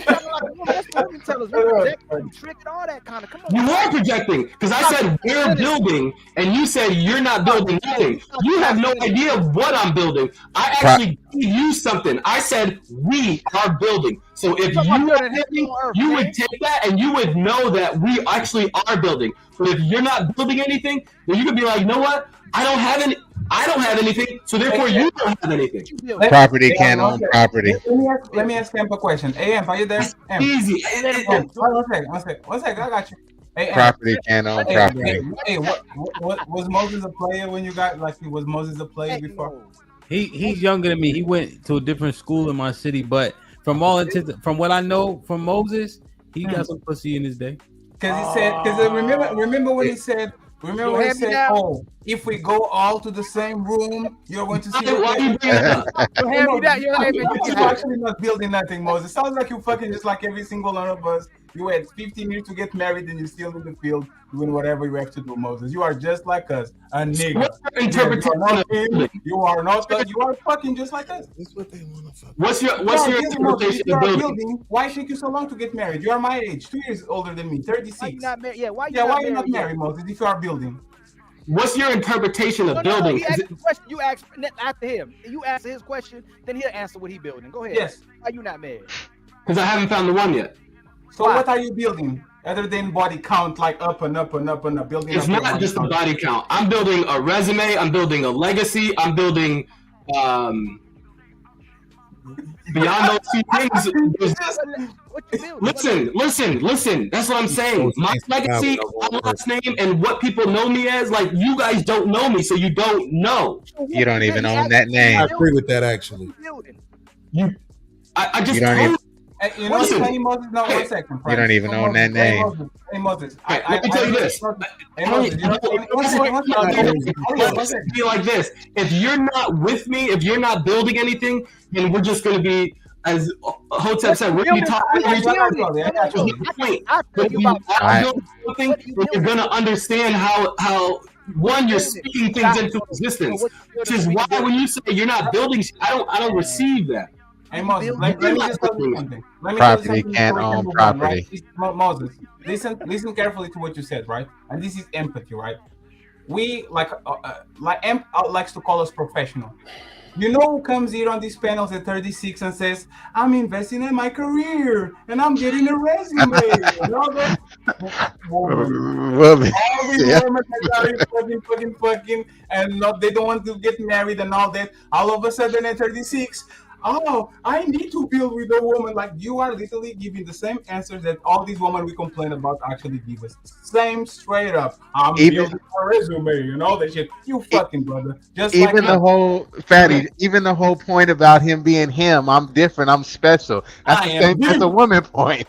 Women say that stuff. I never said that. That was my whole point. I kept saying I'm not him. I'm not. You said you're me. I'm me. You said you're me. Correct. I'm special. I'm me. I'm different than everybody. That's what the women say on the panel.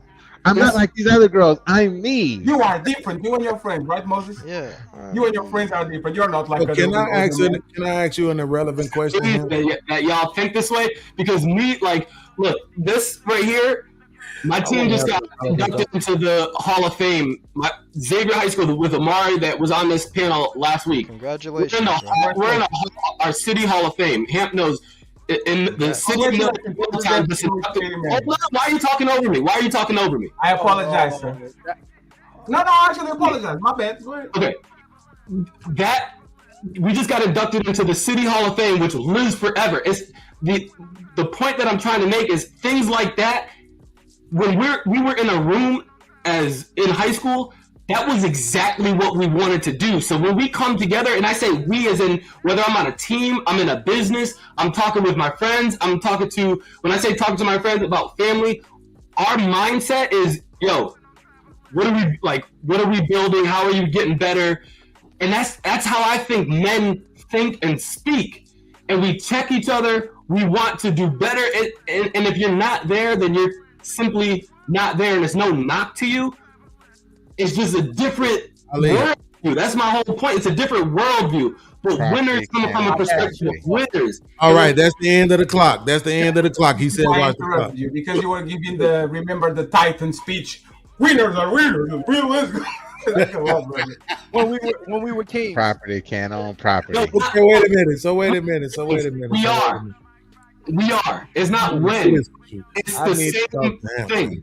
What you can give me 1 second, brother. I get it. Hall of Fame. Nobody knows you. So, Hamp. Physicians make money, right? Physicians? Yeah. Yes. Okay.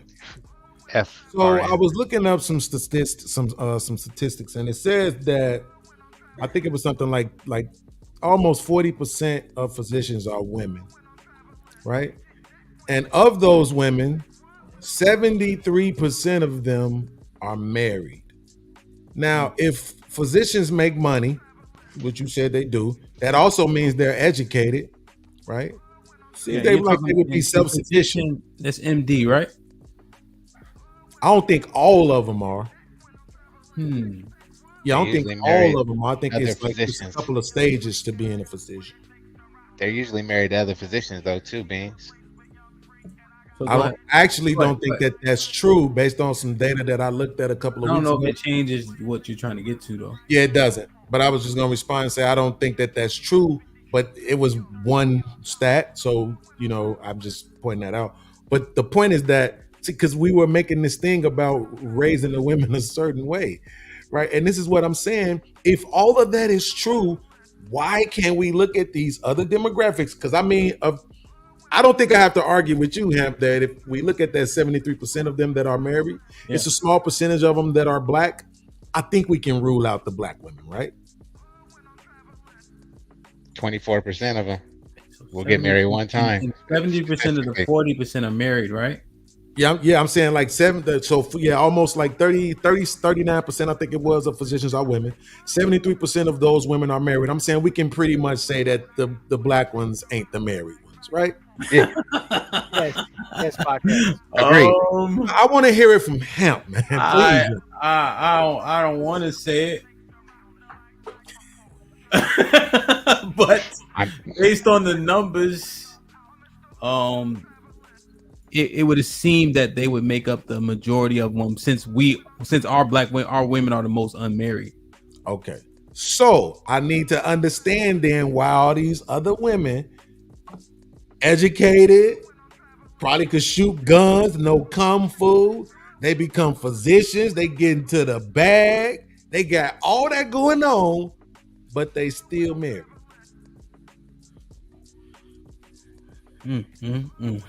If the thing that is the great divider is the independence, I'm trying to figure this out. They're getting the same education that our women are getting, but somehow they don't end up independent. See, these are the real conversations, right? Outside of trying to make it about bro, right? This is the real conversation, trying to understand and figure out how do we get here then? Well, the good thing is we've been having a great conversation. That's a good inquiry. I'm glad you looked up those numbers. We also coincide with physician. We would assume that the husband is of the same ilk, right? In terms of money, at least. And we know that people with more money get less divorces. Yep. That's why I brought that up. Does that matter at all, I wonder? So you do realize that the divorce, the more educated the black woman is, the higher the divorce rate. And when you say more educated, very rarely does it coincide with money. But I'm just saying, like, I understand your point. However, those two things aren't mutually exclusive. Yeah. Okay. So I'm talking about money. That would be a different different part of the argument. Right, but which one would make you more independent? Money. They're still not average exactly. So if they're making the money, but they somehow still don't end up with the independent mindset, culture, the point still stands. Yeah, so it would seem as though our culture is lacking 100%. Yeah. Extremely. Now that's the emphasis on our, right? And so again, what we're assessing is the men here, the independent women, our role in such. Okay, so this goes back to the hold on. 'Cause I don't. This goes back to the comment that HQ put in the super chat, right? When she said the reason why women lowered their standards to go with the 50-50 is because the men can't provide like they used to. Meanwhile, I have right here in front of me something that I keep locked in the chamber for that. Census.gov, right? It's an article on census.gov which talks about the family income in 1960, right? More than half of American households were earning less than $6,000 a year. Meanwhile, right now, the median income for Black men alone is almost 50. So how are they unable to provide, making 10 times more than they did? Inflation of the dollar 60 years ago. Say that last point again, Beans. My bad. One of my guys was texting me. Say it one more time, please. HQ made the point earlier that the women have lowered their standard and chosen things like 50-50 because men aren't able to provide like they used to. Meanwhile, that median income was less than $6,000 in 1960. And right now, men are averaging 50,000. Wait, right? So Beans. Inflation.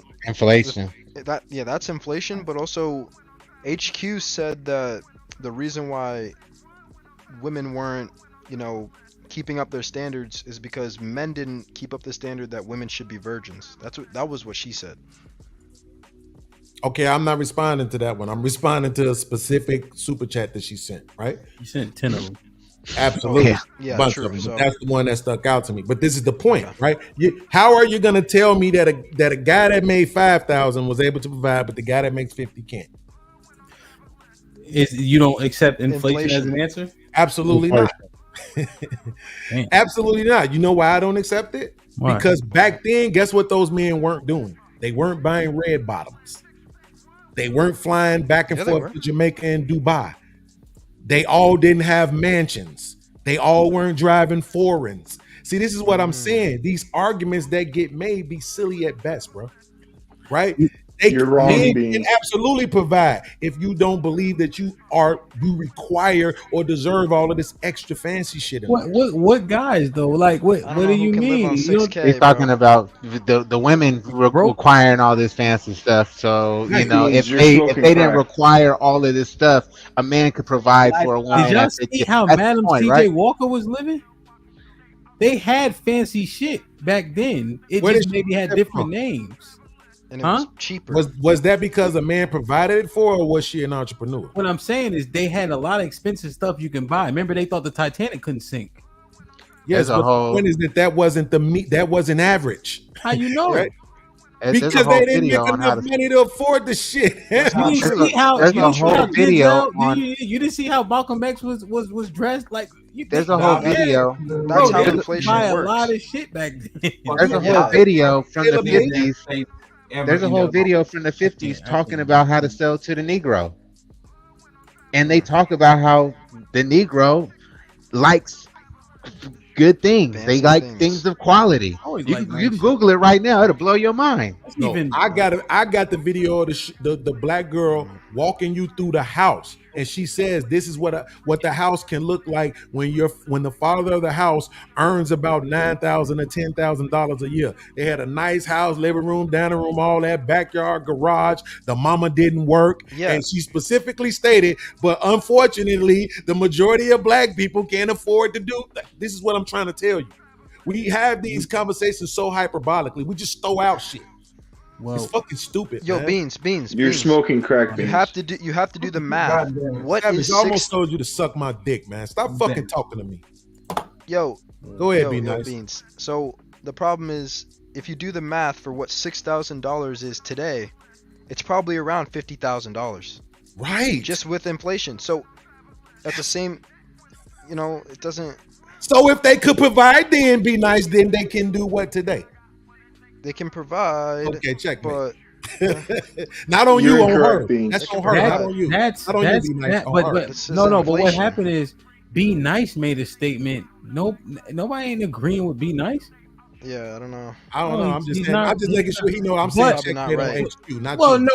no. He jumped out there. He take at least the CH off the check for sure. Go ahead, Savage. Why was he allegedly smoking? Because they just came out with an article that says that the average person to get a house is $110,000 they have to earn $110,000 to be able to get a house in today's market. So the person that was making $50,000 100 years ago is not even in the same ballpark as someone that's making $110,000 now. So that shows you that the cost of the dollar has fallen to where you now need $110,000 to be able to afford a house.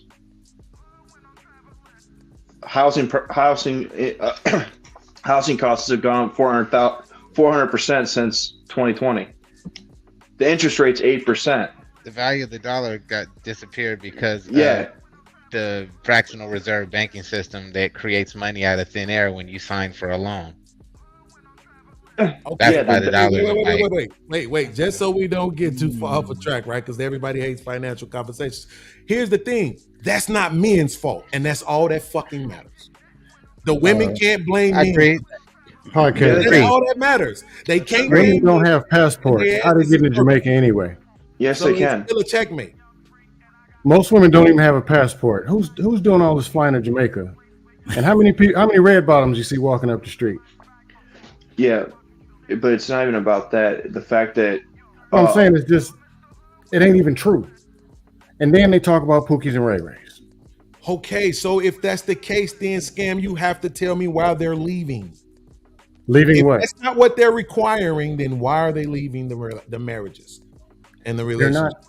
not. Okay. Well, the talking point mafia is going to I'm sorry. the talking point mafia is going to tell you it's because of money, and it's a damn lie. Answer a question, so I don't It's a lie. They told you 100 times. Number 1 is communication. Number 2 is infidelity. Number 3 is incompatibility. Number 4 is finances. And within finances, it falls under the top 3. Why would they marry somebody making 50 and divorce him when he's making 65? How much does that make? And when they divorce him, their income goes down. How much sense does that make? Go ahead. No, see, Hey, most of them ain't even getting that chance though. You saying it's communication. Okay, cool. Then you saying cheating is number 2, as if they don't. When more of them cheat than we do, that's by the numbers, right? You're saying that it's incompatibility. That's feeling, right? Then you saying it's money. Well, it shouldn't be a money issue if y'all making money too. You asked a question. I gave you an answer. You did. And now I'm not challenging you. See, this is what I'm saying. Oh, okay. Go ahead. See, what I'm saying, Scam, is we talk about the is all day. We know what the is. We're supposed to be discussing the oughts, how things ought to be. Based on what? We need to be trying to do what's going to make things look different, right? So when Hamp asked the question about fathers vetting, that's what I'm saying. It's not going to make a difference if all he's doing is getting what the girl. I'll let him slide with that dust that he pitched about fathers vetting. He really got up here and said, "Well, the Middle Easterns and the Eastern Kentucky tribe of India, how you gonna skip the culture? I don't want the culture. I don't want the religion. I don't even want the upbringing. I'm gonna go grab my feminist drunk daughter and just throw her out here and start vetting." And y'all let that pass. He was like, father. Yeah, real quick. If you notice, I don't play that game, so why play it? What I'm saying is game to try. I don't know, like the voice and all that. I don't quite understand it. It doesn't really have a place based on the conversation we actually had. But what I was saying was you were talking about vetting, And so when I was asking you clarifying questions about vetting, we stayed on the topic of vetting. So nobody skipped over anything. That's where the conversation already was, and therefore that's what I was addressing. So if you want to wait. If you want to rewind and start talking about their culture, then we can do so. But it wasn't ignored. It was simply where the conversation was. No, it's because you said I didn't answer the question. Well, you didn't. That was the answer that I gave. But it's fine that and they went straight to fathers vetting. Fathers. What I'm saying is, you asked the question, you brought it to vetting, and that's why I addressed that from there. You see, I didn't bring it to vetting. Yeah, that's where it was, which is why I brought up that example to see if you could use that information to give an actual answer. But you didn't, and so then we moved on. It wasn't like nobody skipped over it. You didn't give an answer, so all the brothers, we just moved on to the next thing. I gave you the answer. No, you asked me about vetting. I didn't bring up vetting. That's all it was. No, it's kind of rhetorical at this point, right? Because you try to make a mockery out of something that was unnecessary, and all the brothers were here when it happened, so we just moved on from it because we weren't getting anywhere. You see what I'm saying? That's all it was. No big deal. But Hamp, tell the truth though, right? I am. What are the shut up. What about what I would ask you specifically, because we have to take vetting off the table based on where we are. So I would ask you specifically, well, what can we take out of those cultures, right? Specifically, that would change our culture to a point where the vetting would even make sense. Too divided for that to happen. That's a good question. Damn. Let me think through it. I gotta. That's a great question. You can't. The reason why you know what it is when Noble yells out "can't." I get a urge like this nigga might be right, but I don't want him to be right. But you don't want me to be right, but it is. Yeah. Look, it's like where you guys know where the largest group of Somalians and outside of Somalia is? Isn't it in Detroit, right? Or not Detroit, but like Minneapolis, exactly, right? They got all their own shit. They own malls, they own doctors, all of them own their homes debt free because they all do practice banking amongst themselves. Right? The reason why we can't do that is because we don't have a national identity that we all associate to say, hey, I'm gonna fuck with him because he's my people before anybody else. And that dollar don't go nowhere else but in a community. Okay, Noble, but see, I'm glad you said that because it's not that you're wrong, but the thing that I hate is that usually when we do this, we have this conversation about a group of people where it's 100,000 of them. Bro, it's 42 million of us. We can't play so half 30% of those 130 million people can't do that. You're supposed to do it within your community.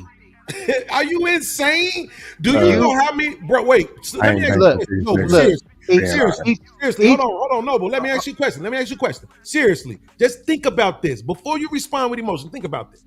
No emotion. How many pockets do you think would be affected if black people on a macro level right now started practicing group economics? That's why they keep us divided. Okay, so thank you. We can't fucking be done. That's why it goes back to my first point. We can't compare ourselves to these other people because their demographics are way smaller than us, and it does not affect the power structure for them to practice group economics. Which what also proves what Hamp doesn't want me to be right about, Beans. That's true. Yeah, but that's me speaking the truth about what you said, Noble, right? Assessing it, right? And I don't want you to be right doesn't mean you're wrong, you know? Unfortunately, I know that's my point. Yeah. Beans just further proved it. Yeah, you know. But I need to think about it some more. I need to think about it some more before I fully concede it. Go ahead, Savage, and then Ali and Fatty and DeMarcus. What's up, Pat? Hey, Hamp, do you own any Gucci? No. Do you own any white name brands that are expensive? Yes. Okay. Got a question for you. Are they foreign? I think so. Yeah. Okay. Because my wife should include it, right? Yeah. Okay, so we live in the same country, correct? Yes, sir. Okay. So if me and you are different colors and you go buy an Italian designer and I go buy an Italian designer, whose community does that money go to? The Italian designer. Which is not in our country, correct? Correct. Okay.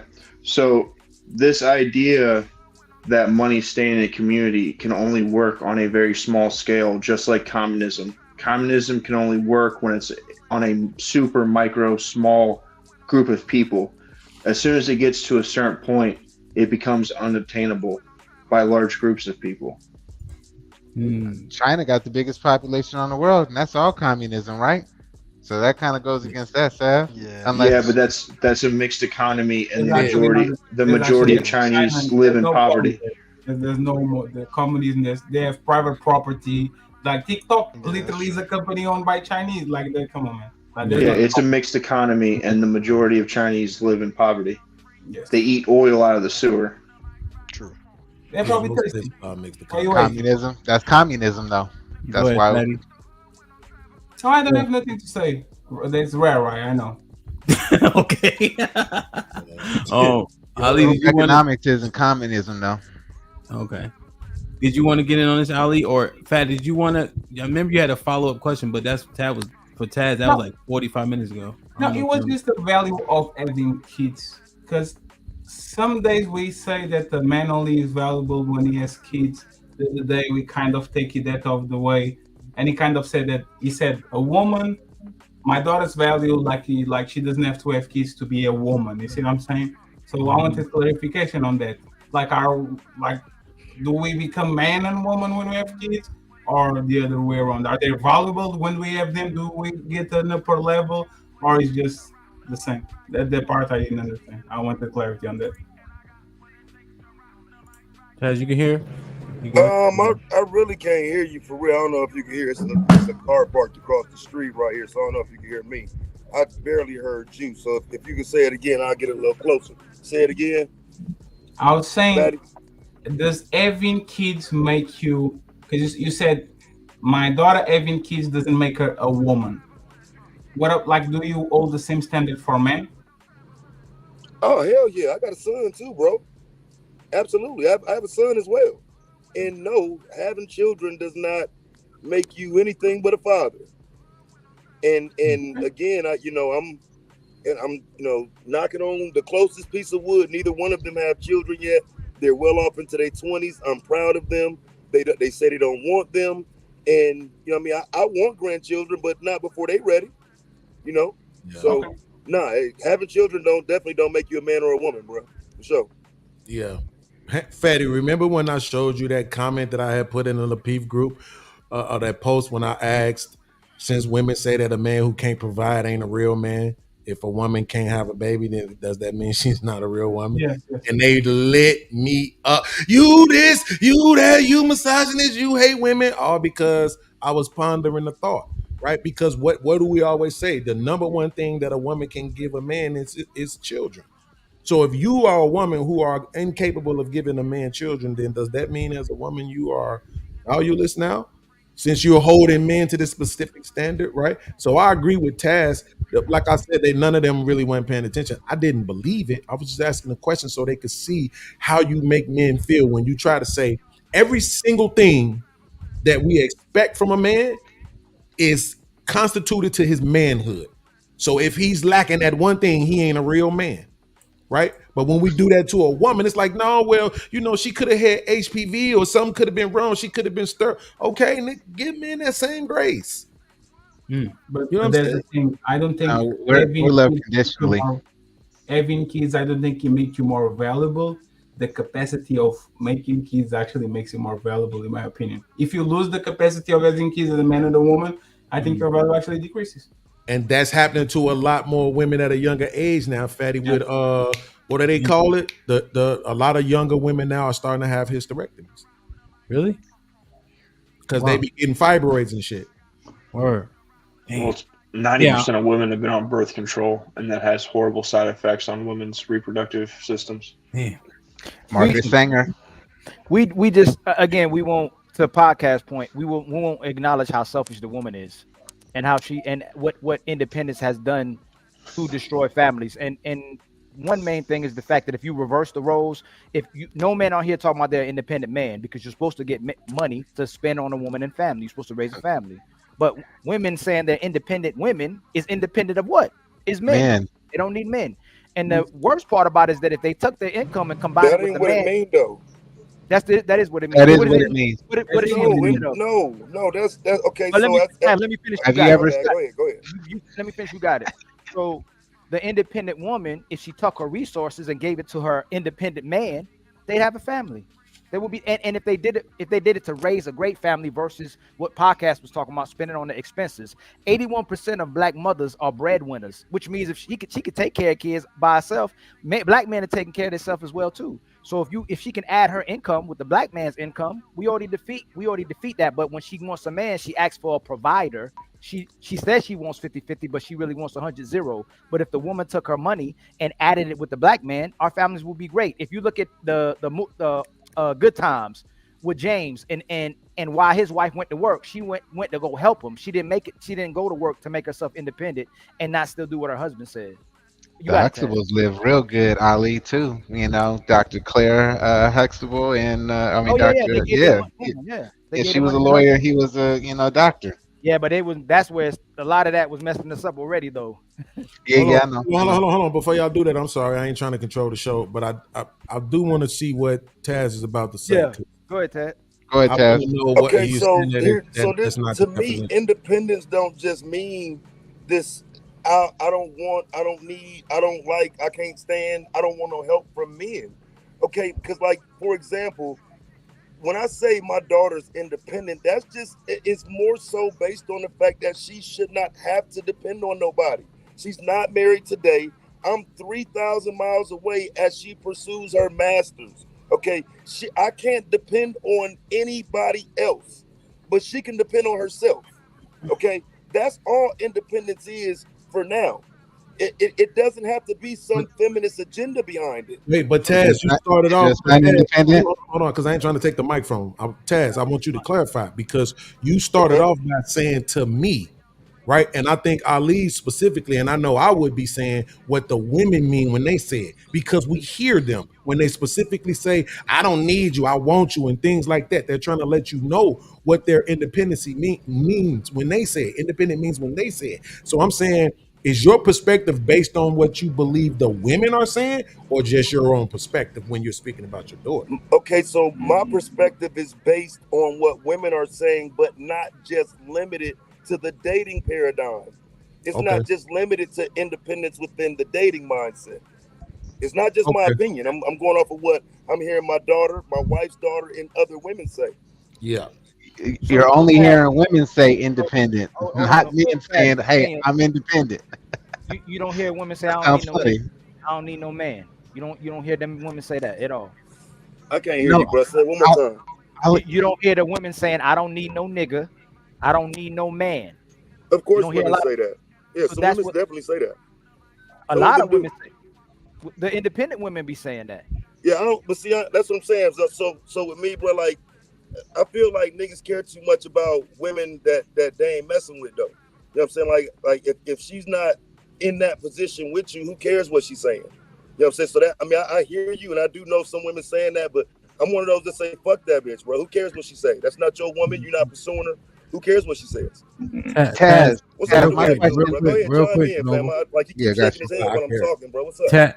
Taz, one point of clarification. Do you think it's the majority or minority of independent women that's saying they don't need a man? There go to Hamp I love. Ooh. That's difficult. Okay, so because I'm gonna say it's 50-50 because again, I don't think Taz. So we don't use some, so that's like some. Right. 51% or 49%. I can count, goddammit. What's the Damn, you gonna hit me with the beans, bro? I thought I could get away with it because I wasn't talking to beans in the moment. That's the Hamp. The some thing is that this might be risky. I'm gonna say minority. I say minority. Okay. You bastard. I say minority. You ain't shit. Stop the cap.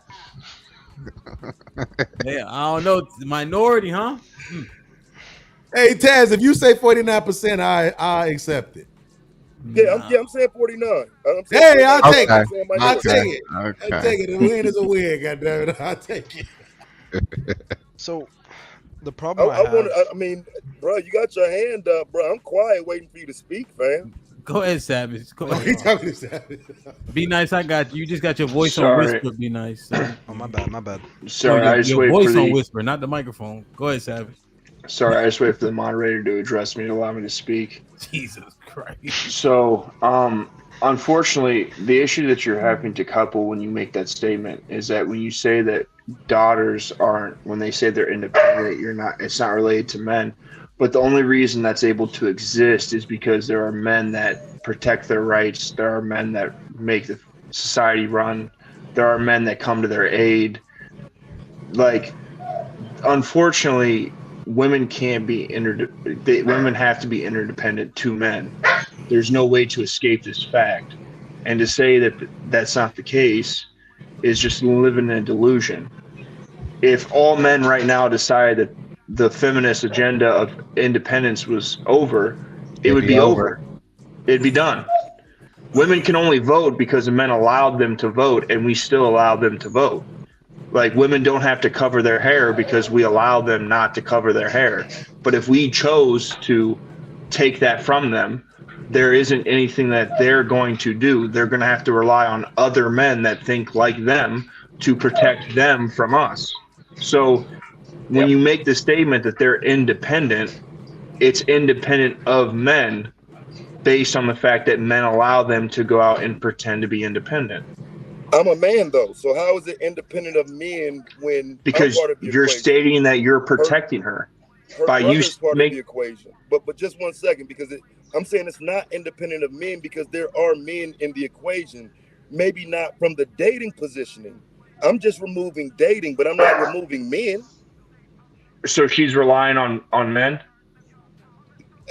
Yes, I'm her father. I'll always. Okay, so then she's not independent. So by either she's independent or she isn't. And when you say she's independent, but she's relying on you, then she's not independent. It's an oxymoron. Okay, so and I get what you're saying. So if I had to say she was reliant on me, again, that's a stretch. She's 3,000 miles away. I don't pay all of her bills. I do what she might need or ask, but she's on her own, bro. Independent people don't ask for things from other people. I'm sorry, they don't. No, that's the whole point of independent. Like when you're independent, when you're independent artist, you're independent of a record label. You're not asking a record label every once in a while to help you cover the distribution of your new album. You're just releasing your album. Well, somebody had to distribute your album, though, right?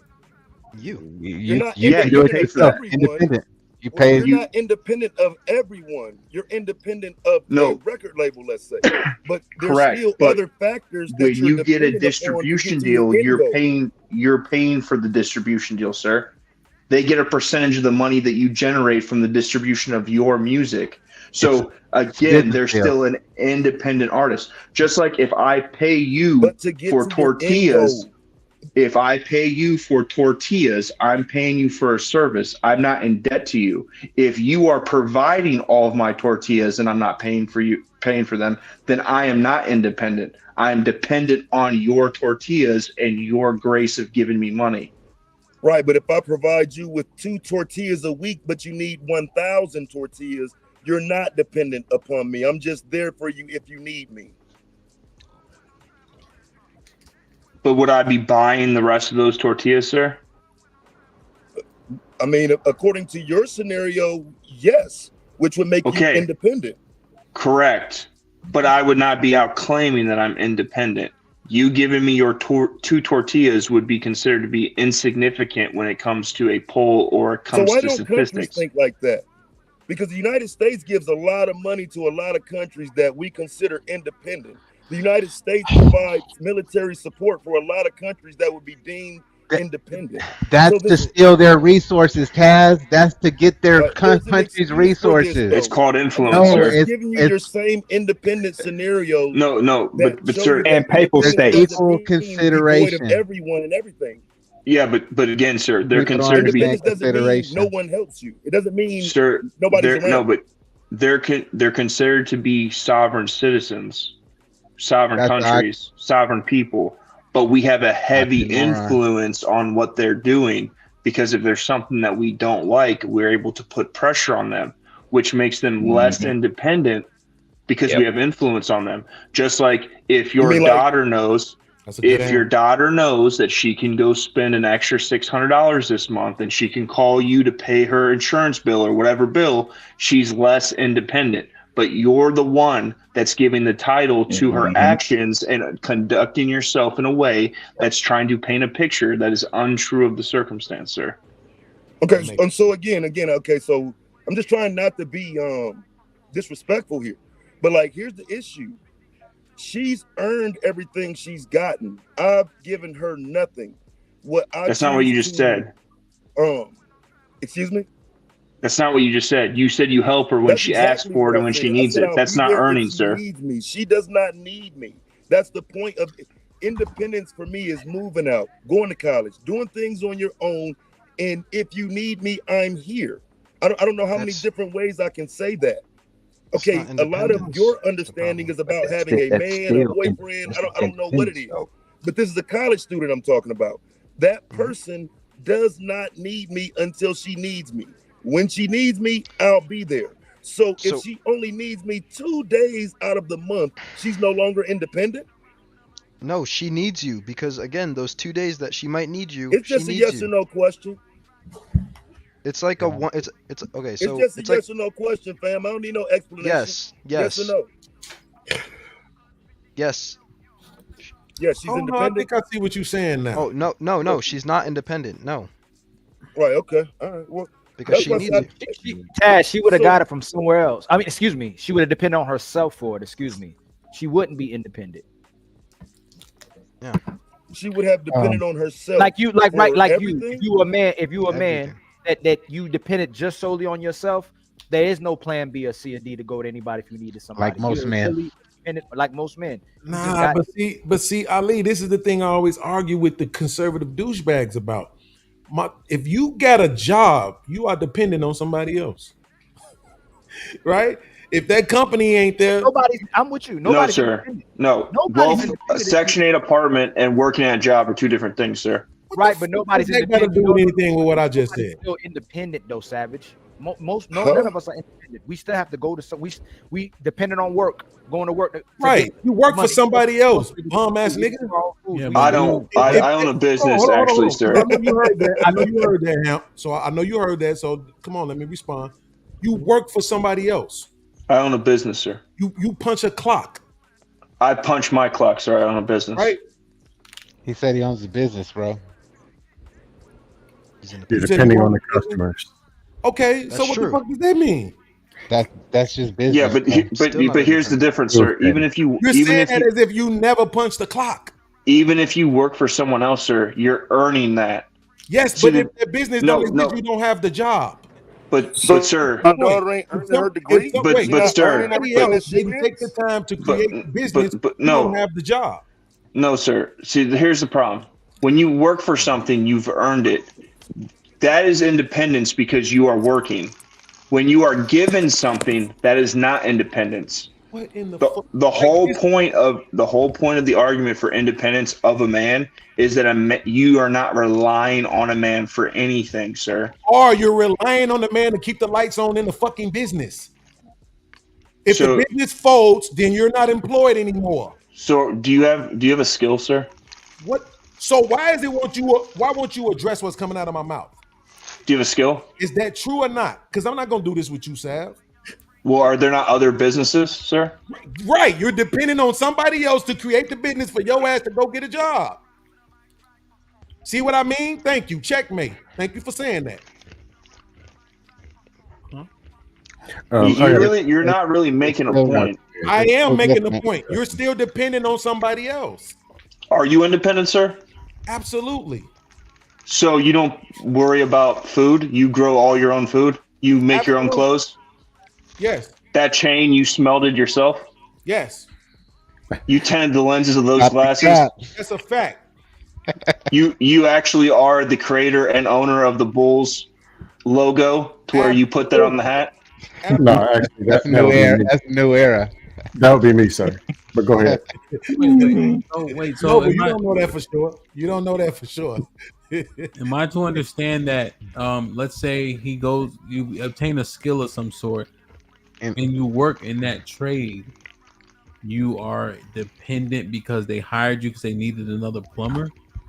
They were dependent on the plumber too. Right, but if there's an exchange, interdependency. Yeah. If there's a fair or equal exchange, that would be interdependent. That's called contract law. When that person departs, they're still independent because they're earning a living. They're not just accepting for free. That sounds different to me. Called consideration, Hamp. Y'all keep changing. Y'all make things mean what you want it to mean. No, sir. That's what they mean. It's called business. It's called business and definitions. It's not the fucking. Okay, listen. Hamp, how much do I gotta pay you to make these motherfuckers say yes or no to a question, bro? $3. Okay, cool. I got you. If somebody else is paying the bills, if somebody else is paying all the employees, if somebody else is paying insurance, if you're punching the clock at somebody else's business, yes or no, are you dependent on them? Is that business dependent on those employees to go do the work, though, Beans? It's interdependency. Does my position earn money for the company? Bro, this is why I like white people. Hold on, Noble. You can make your point without skipping mine. Yes or no? Depending on that lights on in the business. Yes or no? No. If you have a trade, then you're not dependent on that one company. You are dependent on your skills to actually go do a service or produce a product. Are you talking about working for yourself? You could do either one. It's up to you if you have the business know-how to run the business. Strength of my life. So yes, you are dependent on why can't you just needed. Well, Savage. Being Savage said no. He answered directly. Right. I'm not talking to Savage because Savage is not answering my question either. He skipped over it too. I said no. He was being disingenuous. He was being disingenuous to my question, right? Which is that if you're going to punch a clock at somebody else's business, you're dependent on him. When you make the argument that there's another job, what the fuck does that have to do with today? Because that's based on you're dependent on them. No, because it's based on your skill. That you're dependent on your skills. Called consideration. It's not going to end.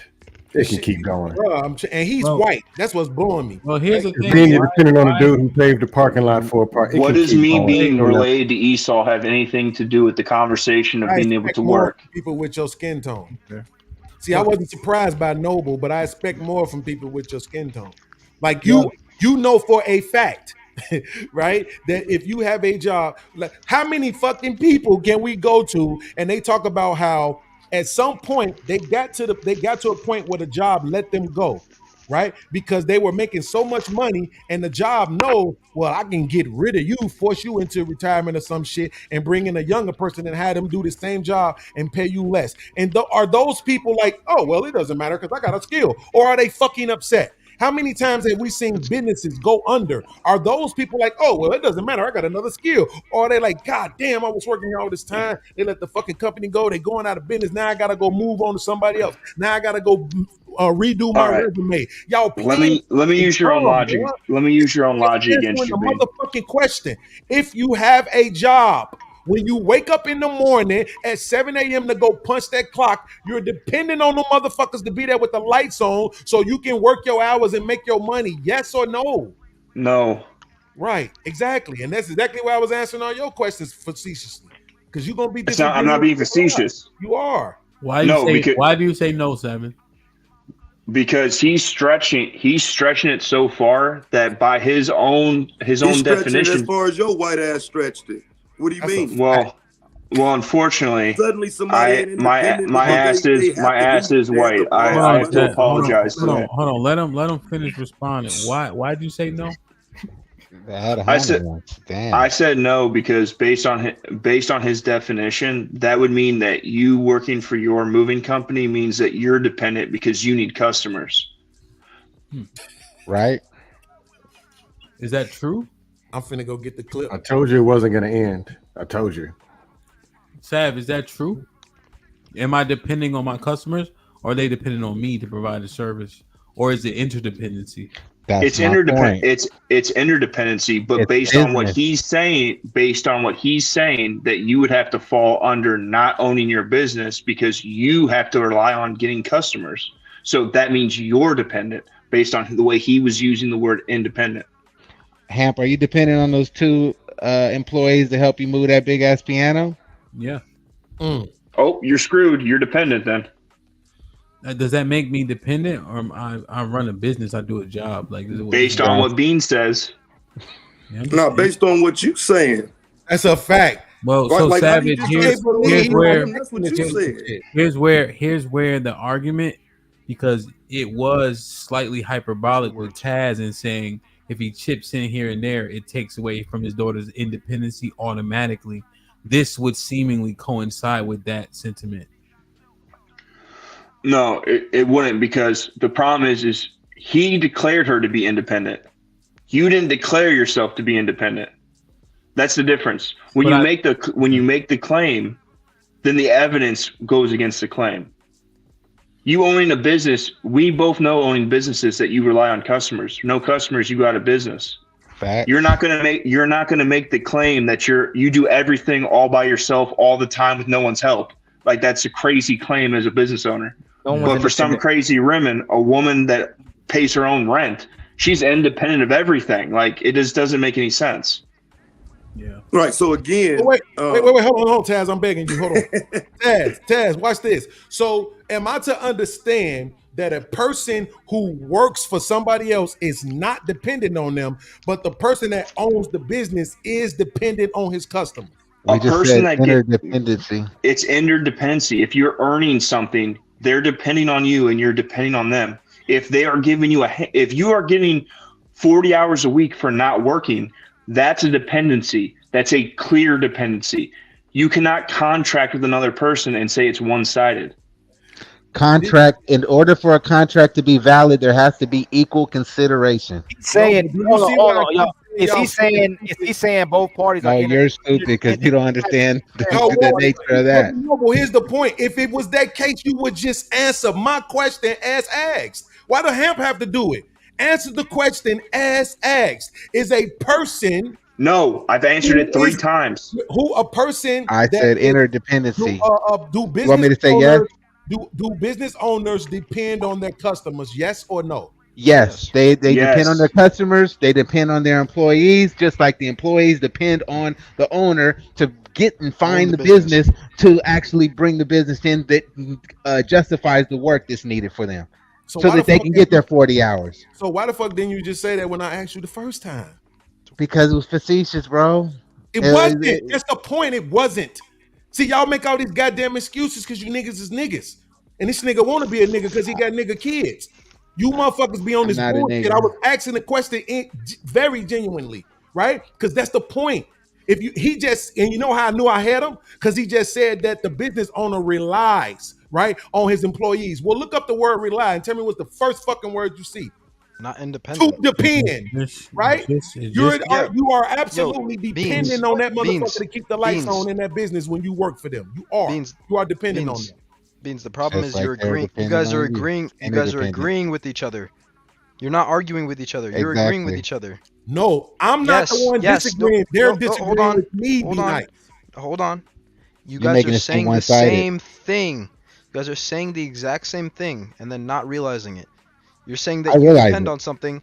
Taz is saying that his daughter doesn't depend on something, but the definition of independent is actually to be completely self-reliant and not need anyone. The Amish. If you're just a normal person, again, bro. Hold on. Like, bro, this is getting ridiculous, bro. I'm not saying you're wrong, Taz. 90% of the time, she can depend on herself. She's not independent. I just need to be clear. You're telling me that because 10% of the time you might need some help. That makes you not independent. Yes. Yeah, that's a good ass question. Yes. Okay. All right. Correct. Well, I just hope your bum ass don't ever have no kids, fam. I got more kids than you, sir. White boy. I hope y'all don't ever have children. Because again, it's no. It's not being. It's not beef. We're not. Their parents. No, I don't know if that time will ever come. But did they throw ad hominems? Yeah, the kids are. No, but the kids are. The kids are. And Taz, here's the thing. I think she's doing well. She holds herself down, but to need your daddy is not a bad thing. You know what I mean? It's not bad. Every once and twice, if she calls, that's what we here for. That's regular shit. But I guess wanted to come to me before anybody else. The technical definition, nobody qualifies. Exactly. That's what I'm saying. Nobody. Yeah. Because if my daughter can't be independent based on her barely needing me, then who's independent? Who would be considered independent? A business owner. Here's a better question: is how many men go around saying I'm independent? None. That's the whole thing, because it sounds fucking stupid. Because we all have to take care of ourselves. So do they want a fucking prize for paying their bills, paying their car note, putting food in their refrigerator when that's something that all men do? Exactly. It ain't nothing fucking prerequisite. It's not independent. But Hamp, I ain't gonna say it ain't nothing special. Y'all being disingenuous. But it ain't nothing special. We don't get no cookie for that. You get a cookie for it? But just like it shouldn't be special for you being a dad. For you being there for your kids, you shouldn't get a. Don't tell me you're a good dad, man. You're a good dad, That was said earlier. You should.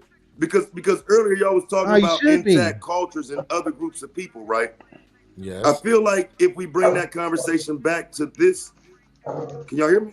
Yeah. Am I going we out? can hear you. No, you're good. Go ahead. I think it's happening on his My end. shit tripping again. Oh, okay. Well, give me a second. You got a delay, Taz. Give me a second. Hey guys. So my bad. Guys, real quick. No, this is just a good thing for like panel. If somebody's having a delay and I'm like, hey, you got a delay. If we all say it, it don't change the delay at all. The delay remains the same. But I appreciate everybody trying to be helpful. But guys, Maybe already explained this to you. How we all, most of us up here, are content creators or been on panels forever. So we just, it's hard for us not to try to take over sometimes. And then that's why I don't, when y'all be jumping in, you know, I'll organize, but a lot of time I'll let y'all just go. And I'm like, maybe they'll figure it out, you know? Let me see if Taz is back. All right, go ahead, Savage. Ham, but just to address my pale ass in the moonlight and also my mixed kids, none of these things are on government assistance or Section 8 or anything other than the reliance of business contracts that I make with my business with customers to provide. So unfortunately, my kids aren't out here claiming that they're independent or that they don't need their dad or anything of the nature. And I would never claim that they're independent or any of these things. 100%. And to be clear, you know, when Taz was talking, he was speaking for her. I'm sure she's not saying she don't need her dad. You agree with that, though? Agree. 100%. Well, statistically, if she's in college, she's more likely to. To say that? Oh. The ideology is passed very deeply with women into college. And since women are 2/3 of college these days, it is statistically probable that she would say that she was independent. Nah, bro, she don't say that though. She ain't on this big old independent kick or none of that. That's what I'm saying, because again, she's outside of my home. I don't take care of her every day. She's not really my quote unquote responsibility like that. So I come from the time of taking care of her versus now. It's not like I don't understand what you're saying, but I feel like you're trying to take away from her in saying she's not independent. It's not like I don't get your point, but we are talking about a young lady who is doing well on her own as an adult, no children, grinding to be the best she can be. I'm willing to give her that. And so if she might not be, if she's independent 75% of the time, I'm giving her that. Yeah, but sir, I don't have a problem with you saying that. But the problem is the reality of the situation is women in general are not independent, for one. For two, when it comes down to what I believe for my daughters, I don't believe in teaching my daughters to be independent. So it's just a view thing. I'm not taking away from any achievement that your daughter has or hasn't had or thinks or doesn't think. It's just a different worldview. All right, no doubt. I'll accept that. That's why I'm throwing a few shots at you though, because I don't know where you're coming from. So I'll accept that, bro. Ali, you want me to show you bullshit 101? What's that mean? Ask Sav, does he file his children on taxes? Do you spy your children on taxes? Yes. What's that mean? Though? They're minors, probably. Right? Oh my God! Oh no! This nigga is out here getting welfare. Wow! Tax breaks, not welfare, sir. Oh, it's not. That's welfare. Oh my God! No, he right. It's not. So my daughter. Words can mean anything. Make this show members only. So leave this shit right here. So Beans, I can expose this shit tomorrow. I'm gonna have a great show. So Beans, do you have an LLC for your? Do you have an LLC for your YouTube channel? I don't think so.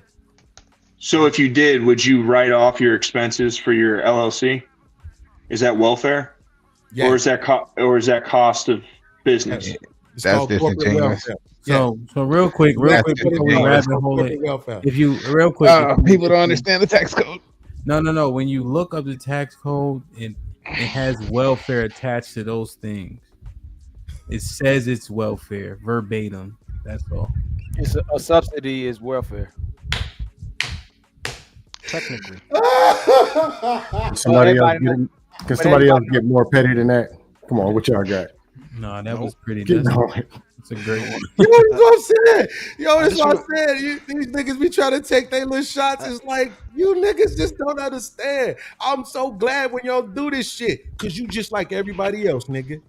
You like everybody else. You get welfare like everybody else, nigga. So the government pays my mortgage? Is that what you're telling me? You can try to take it wherever you want to. You get welfare, nigga. Welcome to the club. Welfare. Does this terminology matter? On welfare, get welfare, or those are the same thing? Same thing. Okay. So the government pays my mortgage, is what you're saying? You get welfare. Semantics. That's on welfare. It's on welfare. You on welfare. Okay, when you sing the song, it sounds different. On welfare, no. But if you get, I care. I'm not on welfare, but I do file my taxes. That's a fact. Well, you get it. Welfare. But I don't. Did I get a refund? You get it. Oh, I got the you get government assistance. If it's that petty, you might as well just be a troll.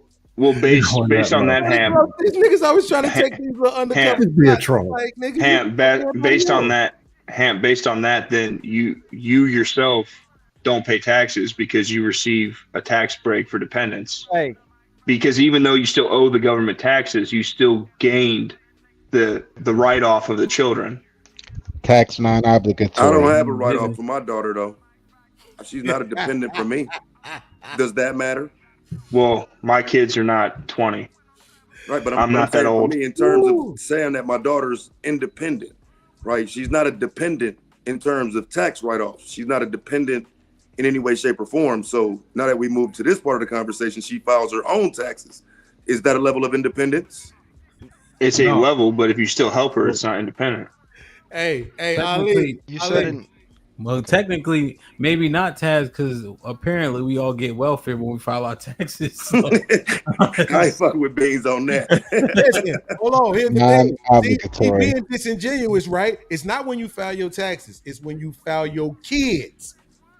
So Ali, this is what I want you to do. We tried this before. It didn't work out then. It ain't going to work out now. Why should they give you any money back because you took care of the kids that you chose to bring into this world? Because they're trying to aid the population. Yeah, that's called welfare. Welcome. Well, that's great and all. That's great and all. People can just stop having kids. I'm sure that would be good. Yeah, that would include you, because you the one fouling them. Everybody ain't fouling their kids, but you are welfare recipient. I know, because I don't live in Section 8, sir.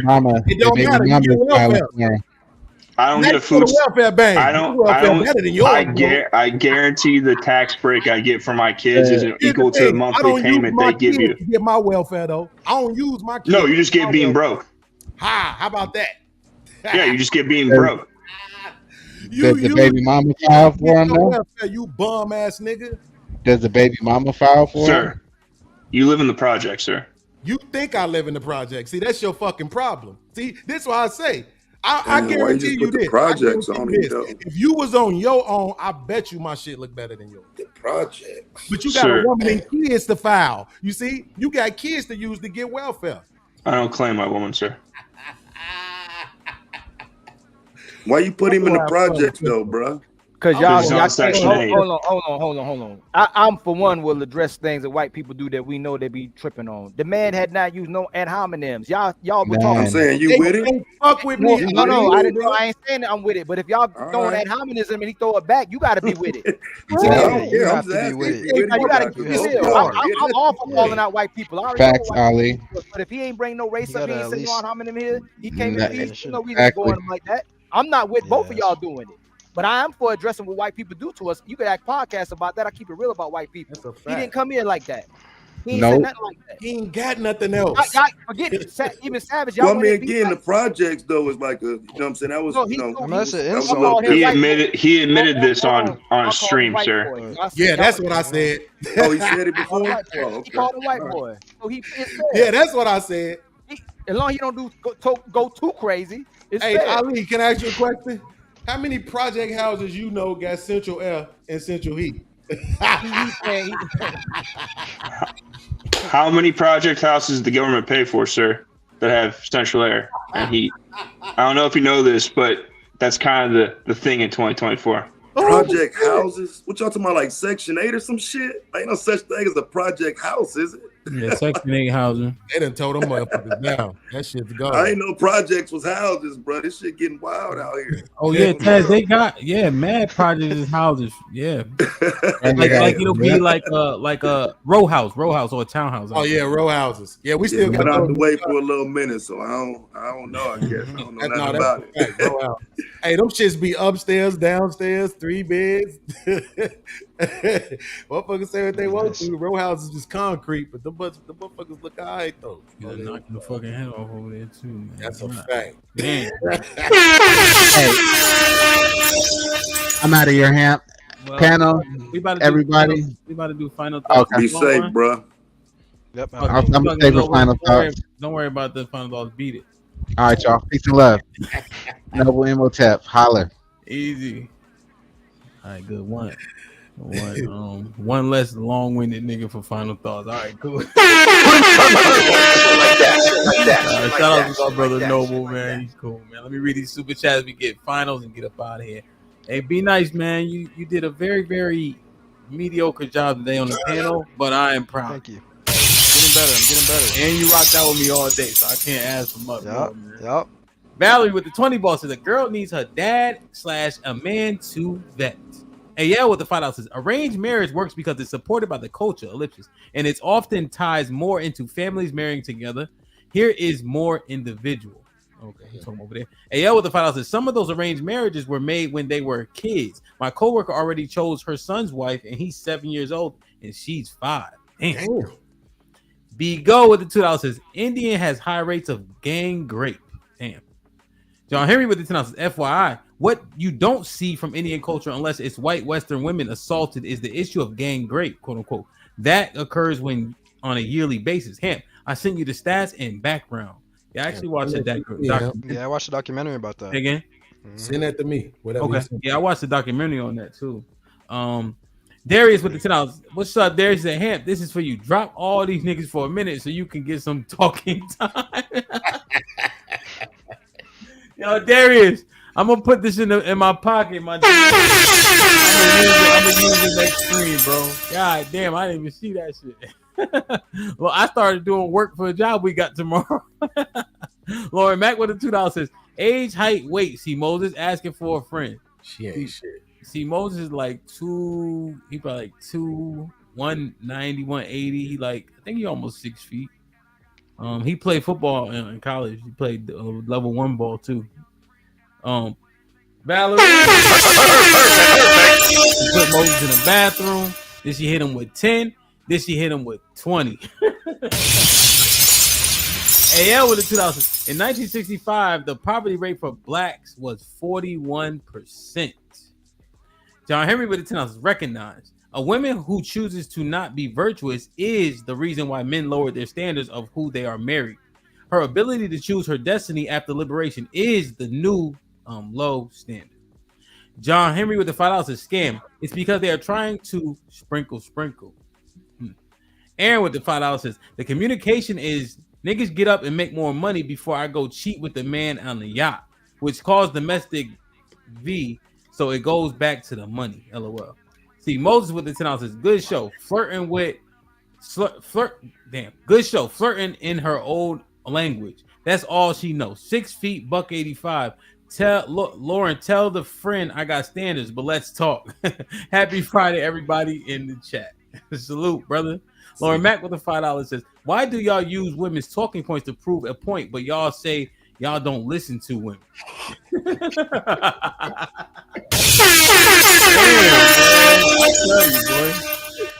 Chocolate Bunny, appreciate the cash. Hey D, what up? And then Fred, man, I'm gonna put that towards Big Chug creatine fund for sure, man.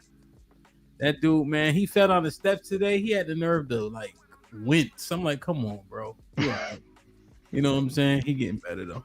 Red Pill Ranger with the $5 says, you still a woman if you don't have kids as a wife. You just a failure of a woman. Medical reasons not included. It's for the ones that can and don't.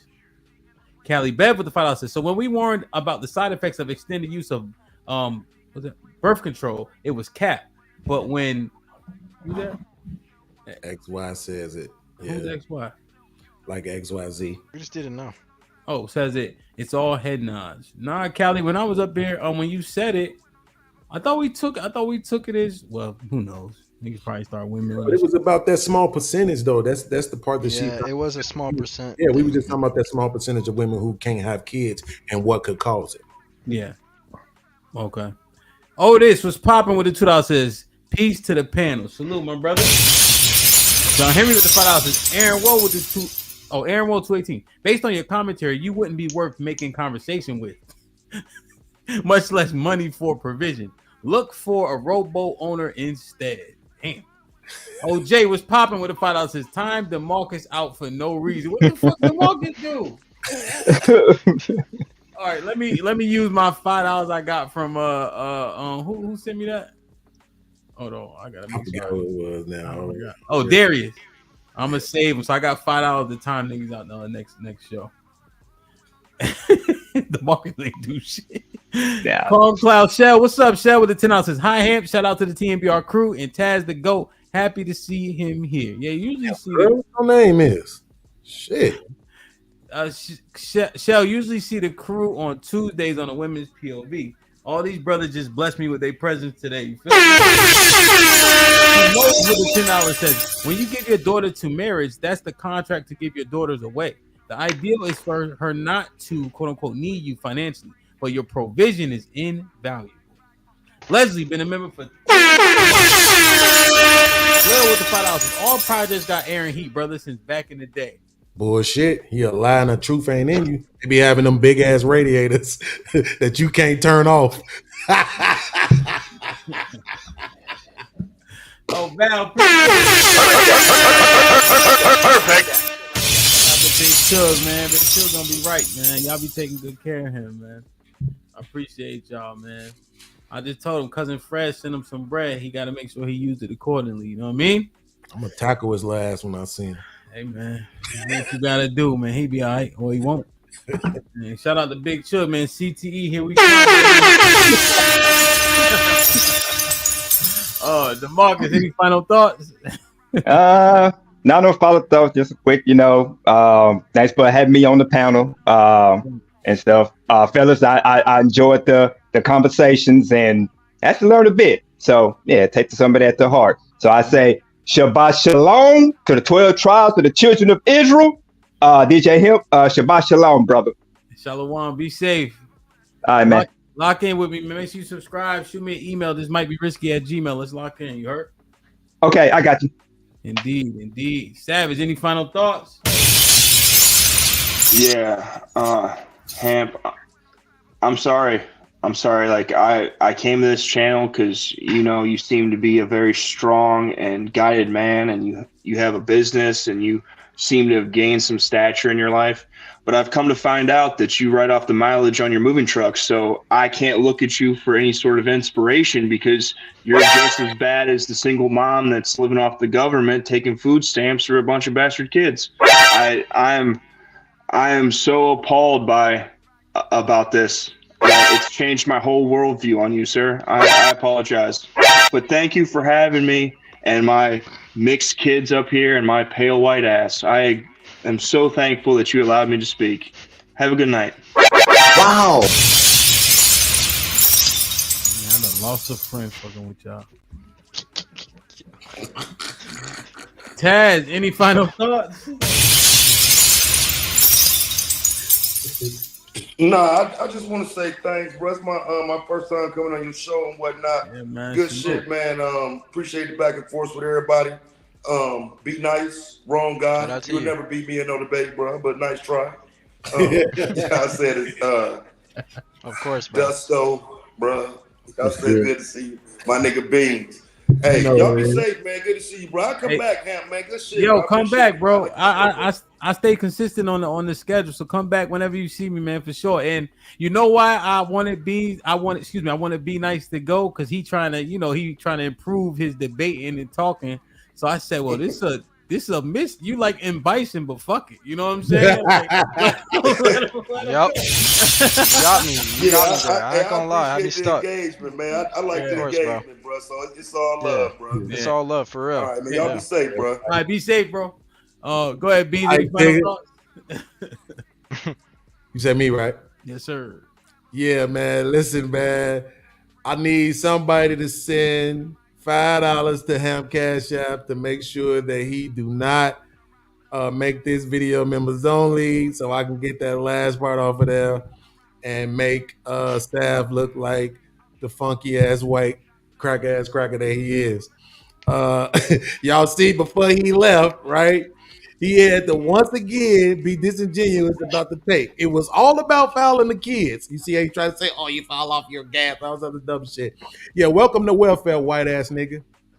How about that? Shout out to Be Nice. You was getting your bell ringed earlier, but I ain't mad at you. Sometimes I be forgetting you only 15. So I'm glad that that Hamp mentioned it, because you need more practice. But I'm glad. I like it when you around. I appreciate you. My streams feel lonelier when you're not there, bro. So make sure you come back. Scam, you get on my fucking nerves, but you my brother. You know what it is. Shout out to everybody else who hit the panel, especially Ali, Fatty, you know what I'm saying, John Henry, John the Baptist, all the people that's been rocking with us for a long time. The space get on my nerve, but I'm addicted. I love y'all. It is what it is. And my man Hamp, you already know what it is, bro, between me and you, bro. Put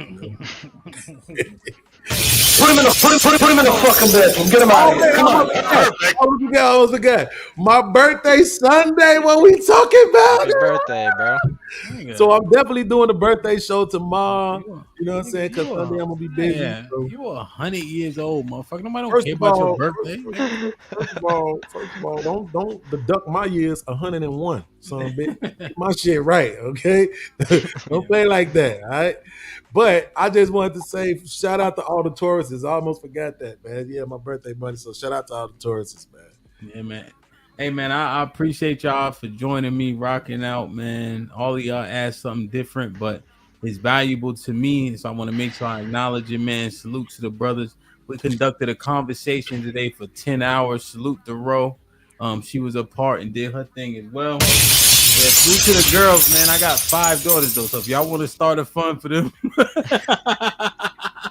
good luck, man. Big Chug, easy just to point out. You know what I'm saying? But hey, this was interesting, man.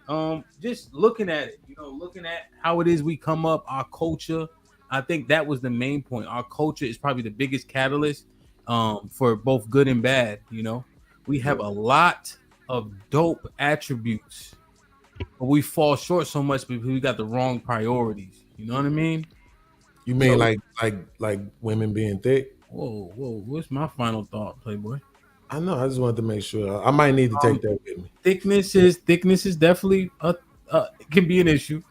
because we don't qualify what we really think. We just tell the women we like the parts we like. We don't tell them about the other parts that ain't so, and they don't know the difference either because we won't tell them because we won't get no cheeks if we tell the truth. So we just gotta, you know what I mean? And we gotta get our priorities in order, man. Good grief. Oh no. But I wouldn't choose nothing different though. You know. That's it. I'm glad you said it. You know. I'm glad you said it. See, now I feel better. Yeah, I love seen it. this pretty ass girl the other day, but she ain't have nobody, Hamp. I just couldn't do it. Yeah, man. It'd be different, you know. Yeah, man. So we blessed. We got to get our shit together. We raising these daughters, raising these sons. We got to do our absolute best, man, to prepare them for everything they may face. Is what we try to do, and you can't blame nobody for doing that. You know what I'm saying? It's hard out here. It's hard to trust. If you're looking at different things, man, and you look at these movies, it's like they're coming to fruition. As an example, did you guys see the law? Did you see the law that silencers became legal? Silencers in America? Yeah. Oh. Yeah, they already were. I don't It see passed that as like 3 weeks ago. Is that crazy? I thought they were already legal. No, I'm saying it just recently though. I'm saying it passed like period. Like there was states you could get one, but now you can go buy a silencer. Like you can't, just go buy a gun. Which is a different nuance for sure, man. No, I don't know. I don't know if it's really that crazy because a silencer doesn't make that gun that much quieter. It really it doesn't. It ain't like the movies. It's not that much quieter. So but you know what? Be nice. Just the fact that you can get one for what reason? I think to be honest, I mean I'm a Second Amendment person. I'm not arguing that. I'm just saying look at society, right? Like so, for instance, Texas, you don't need a license to carry anymore. You can just get a gun, and so these things, and so the Second Amendment is a right, but it's been stifled for so long. There's a few states like that, and so I just look at those things. So when you raising these, my point is when you raising these kids, you preparing them for everything. Exactly. Like I'm bringing my wife to skeet shoot tomorrow, just because the shotgun is probably the best gun for home defense. Just close quarters. If somebody get on you, shotgun, you could hit this target, not just, so it's just like you got to prepare for everything, man. It's just so hard. Moving, right? Huh? So you moving, right? No. What? Boy, fuck that. I got it safe right here. I told you, I told you, like, but the neighborhood is cool though, Beans. Like, like that matters too. Like the people that live here too. Very vigilant. They have kids, but you never know. Yeah, but are y'all are in a battle right now against the government, correct? No. Well, for what? I thought Texas was in some kind of battle right now with the government about. Oh, that was because of the federal, the federal border stuff. But the border. I mean, sorry,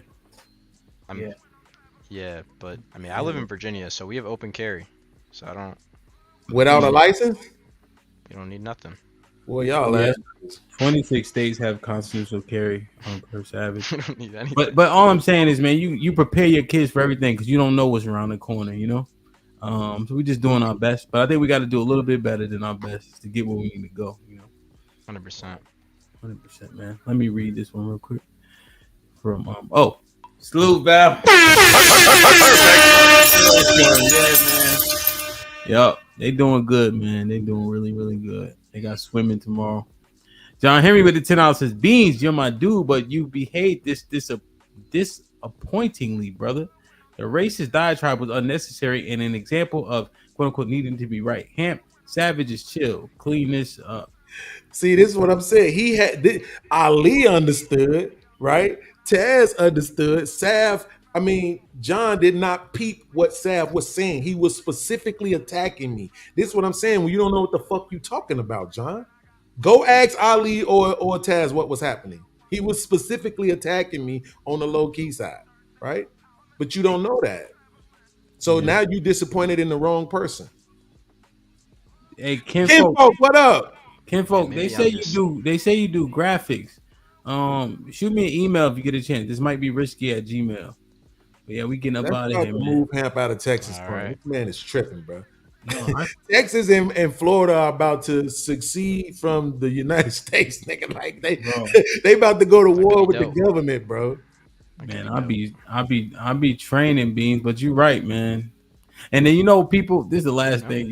People be like, what they would do if some shit popped off, like a purge or like Red Dawn. You remember Red Dawn? Yeah. Absolutely. You know what niggas be doing? Shaking, scared as a motherfucker. That's a fact. Oh, 100%. Me included. But I'm gonna do my best, right? But yep. Man, come on, man. For you sure. know? That's everybody. Bro, that shit. Look, they literally just dropped a movie called Civil War, right? Oh yeah. Yo, man, I bought the ticket to this luxury, like, they got the luxury movie theater. Yeah. And then me and my wife was out at dinner. She got me tight. We just went home.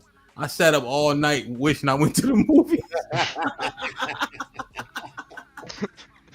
I was mad as shit. She was snoring like a motherfucker. She don't care about that movie. I'm mad. I'm in the bed sweating. It's cold. I'm like, yep. Damn, man. Watch that shit. You know how you just said a lot of movies be coming to fruition? You saw it? I have watched it because I watched it on the Fire Stick and the copy wasn't good. But bruh, I'm just saying. They had a movie. Spoil it, but they had a movie a couple of years ago that Obama like co-produced or something, and it was about how like the world's ending, planes were crashing, there was a bunch of animals acting weird. Like, yeah, there is some stuff going on. I don't know. Okay, y'all can play around if y'all want to. And Baltimore, so that bridge was not by accident, in my opinion. I'm about to move to Dakota on y'all ass. Straight up. It's gonna be me and the wild buffaloes, baby. I want to get away from all you gun carrying. Kentucky is open carry. I can't stand this shit. Yo, real shit, bro. Like, yo, I think man, you got a house, bro. I mean, handguns. People love handguns, but you definitely need a shotgun. And I venture to say you need some type of AR, man. Yep. Like you need a 2.2. I would recommend an AR that could take 2.23s and 5.56.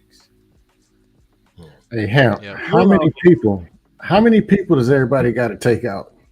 You don't know. You don't know. You never know. Really? How many people? You never know. If you can't take out 26 people, you're screwed.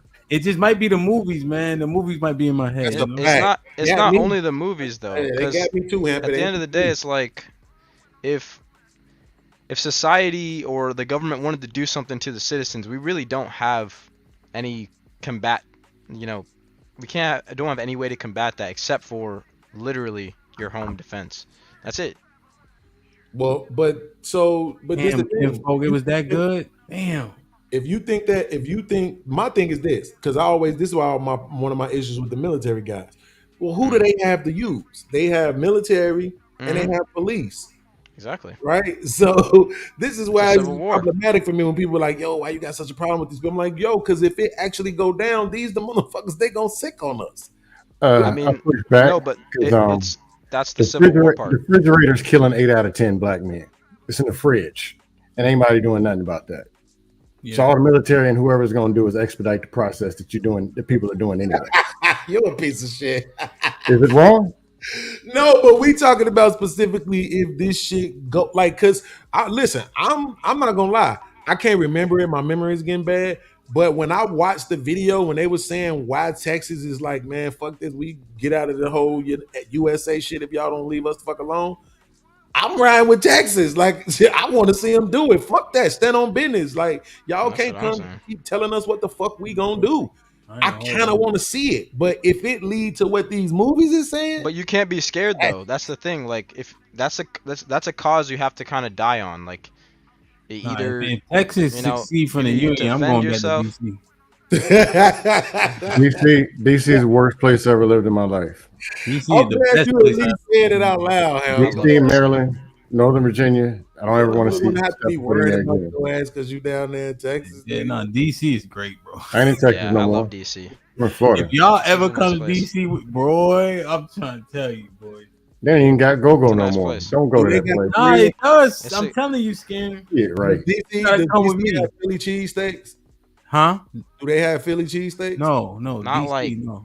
classic. Yeah, man, They that's do, but you Yeah, need but to go it's to. not But original. it's not the real Philly cheesesteak. Yeah, you need to go to DC, you Philly. can pay $30 for a Philly cheesesteak that's this big, and you ain't gonna be able to park to get it. Yeah, in DC, that's a fact. DC is garbage. That's true. That's true.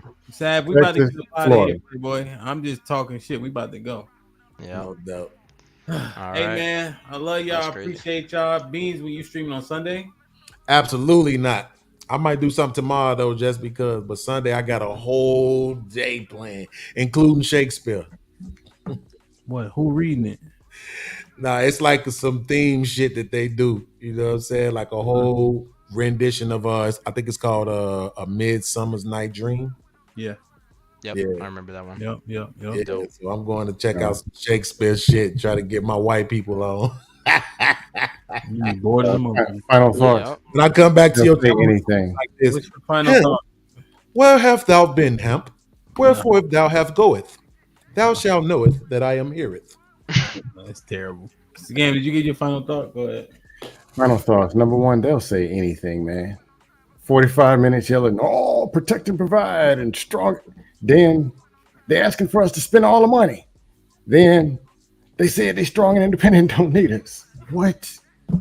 Saying anything and just contradicts itself. They say anything. Then we're worried about other cultures and we just want to pick what we want out of that culture and just get us. We want the trophies out the culture. We don't want the work and everything they took to build it. It just don't make sense. They'll say anything. Yeah. The fairy ain't coming. They're not. They're just not. Yeah. There's this thing called work, and the people just said, no, we don't want to do it. So it's going to be what it is. I'm just over here with popcorn, snickering and laughing. But I honestly would like to see better people. But if they just said no, fine. It's going to be what's going to be. That's all I got. Dust and crust. And take care of your health. 4 people that I know that rolled out in the last 30 days. 39, 40, 41, and 46. Out of here. You mean they kicked the bucket? Yep. Health related. And we over here arguing about women's. That's because they think. Not anymore, they're not. I can't help it, man. Like, these motherfuckers. I don't care how much shit we talk about women, they be looking good. I don't know about y'all, bro. Hey, man. Everybody do better, man. Understand what you're saying before you said it. I hope you catch the first part of the other live that we ended early. So I went through some things that should matter overall to your overall understanding. You know what I mean? But yeah, scam ain't wrong. Nope. You know, I'm going to the gym in the morning. Yeah, science doesn't negotiate. The women's, men's, all that. Maybe that's some negotiate. Science doesn't negotiate. A second chance. No. I'm always saying that shit, but that shit take long. That shit's hard. Oh God, bro. That's even worse. You want to be a vegetable for 20 years with one leg? Hey, That's Hamp, worse. Take me out instantly. I go get a gym membership. I go like twice, and then I had a membership for a year. Don't go back no more. Oh yeah, they making money, and then they make you send in a letter to cancel the shit. Right? You Like, can't even go in person. yeah. Fuck But- it. I'm gonna get some weights and bring. I'm gonna buy some weights. Yeah, man, buy some weights, get as strong as me, you'll be all right. No, I don't want to Get one of those get you shot. the door That shit the door scare hanging niggas. things. They don't even want to argue. Better shoot me. when I was on the phone earlier, we was on the street. My cousin was telling me how he took his lady to the Beyonce concert. It was a nigga your size. That's why I was laughing so hard. He said it was a nigga your size came through the aisle, bumped him like it wasn't even like no regular bump. He said he bumped him so fucking hard and then didn't even apologize. Like, move your little ass out the way.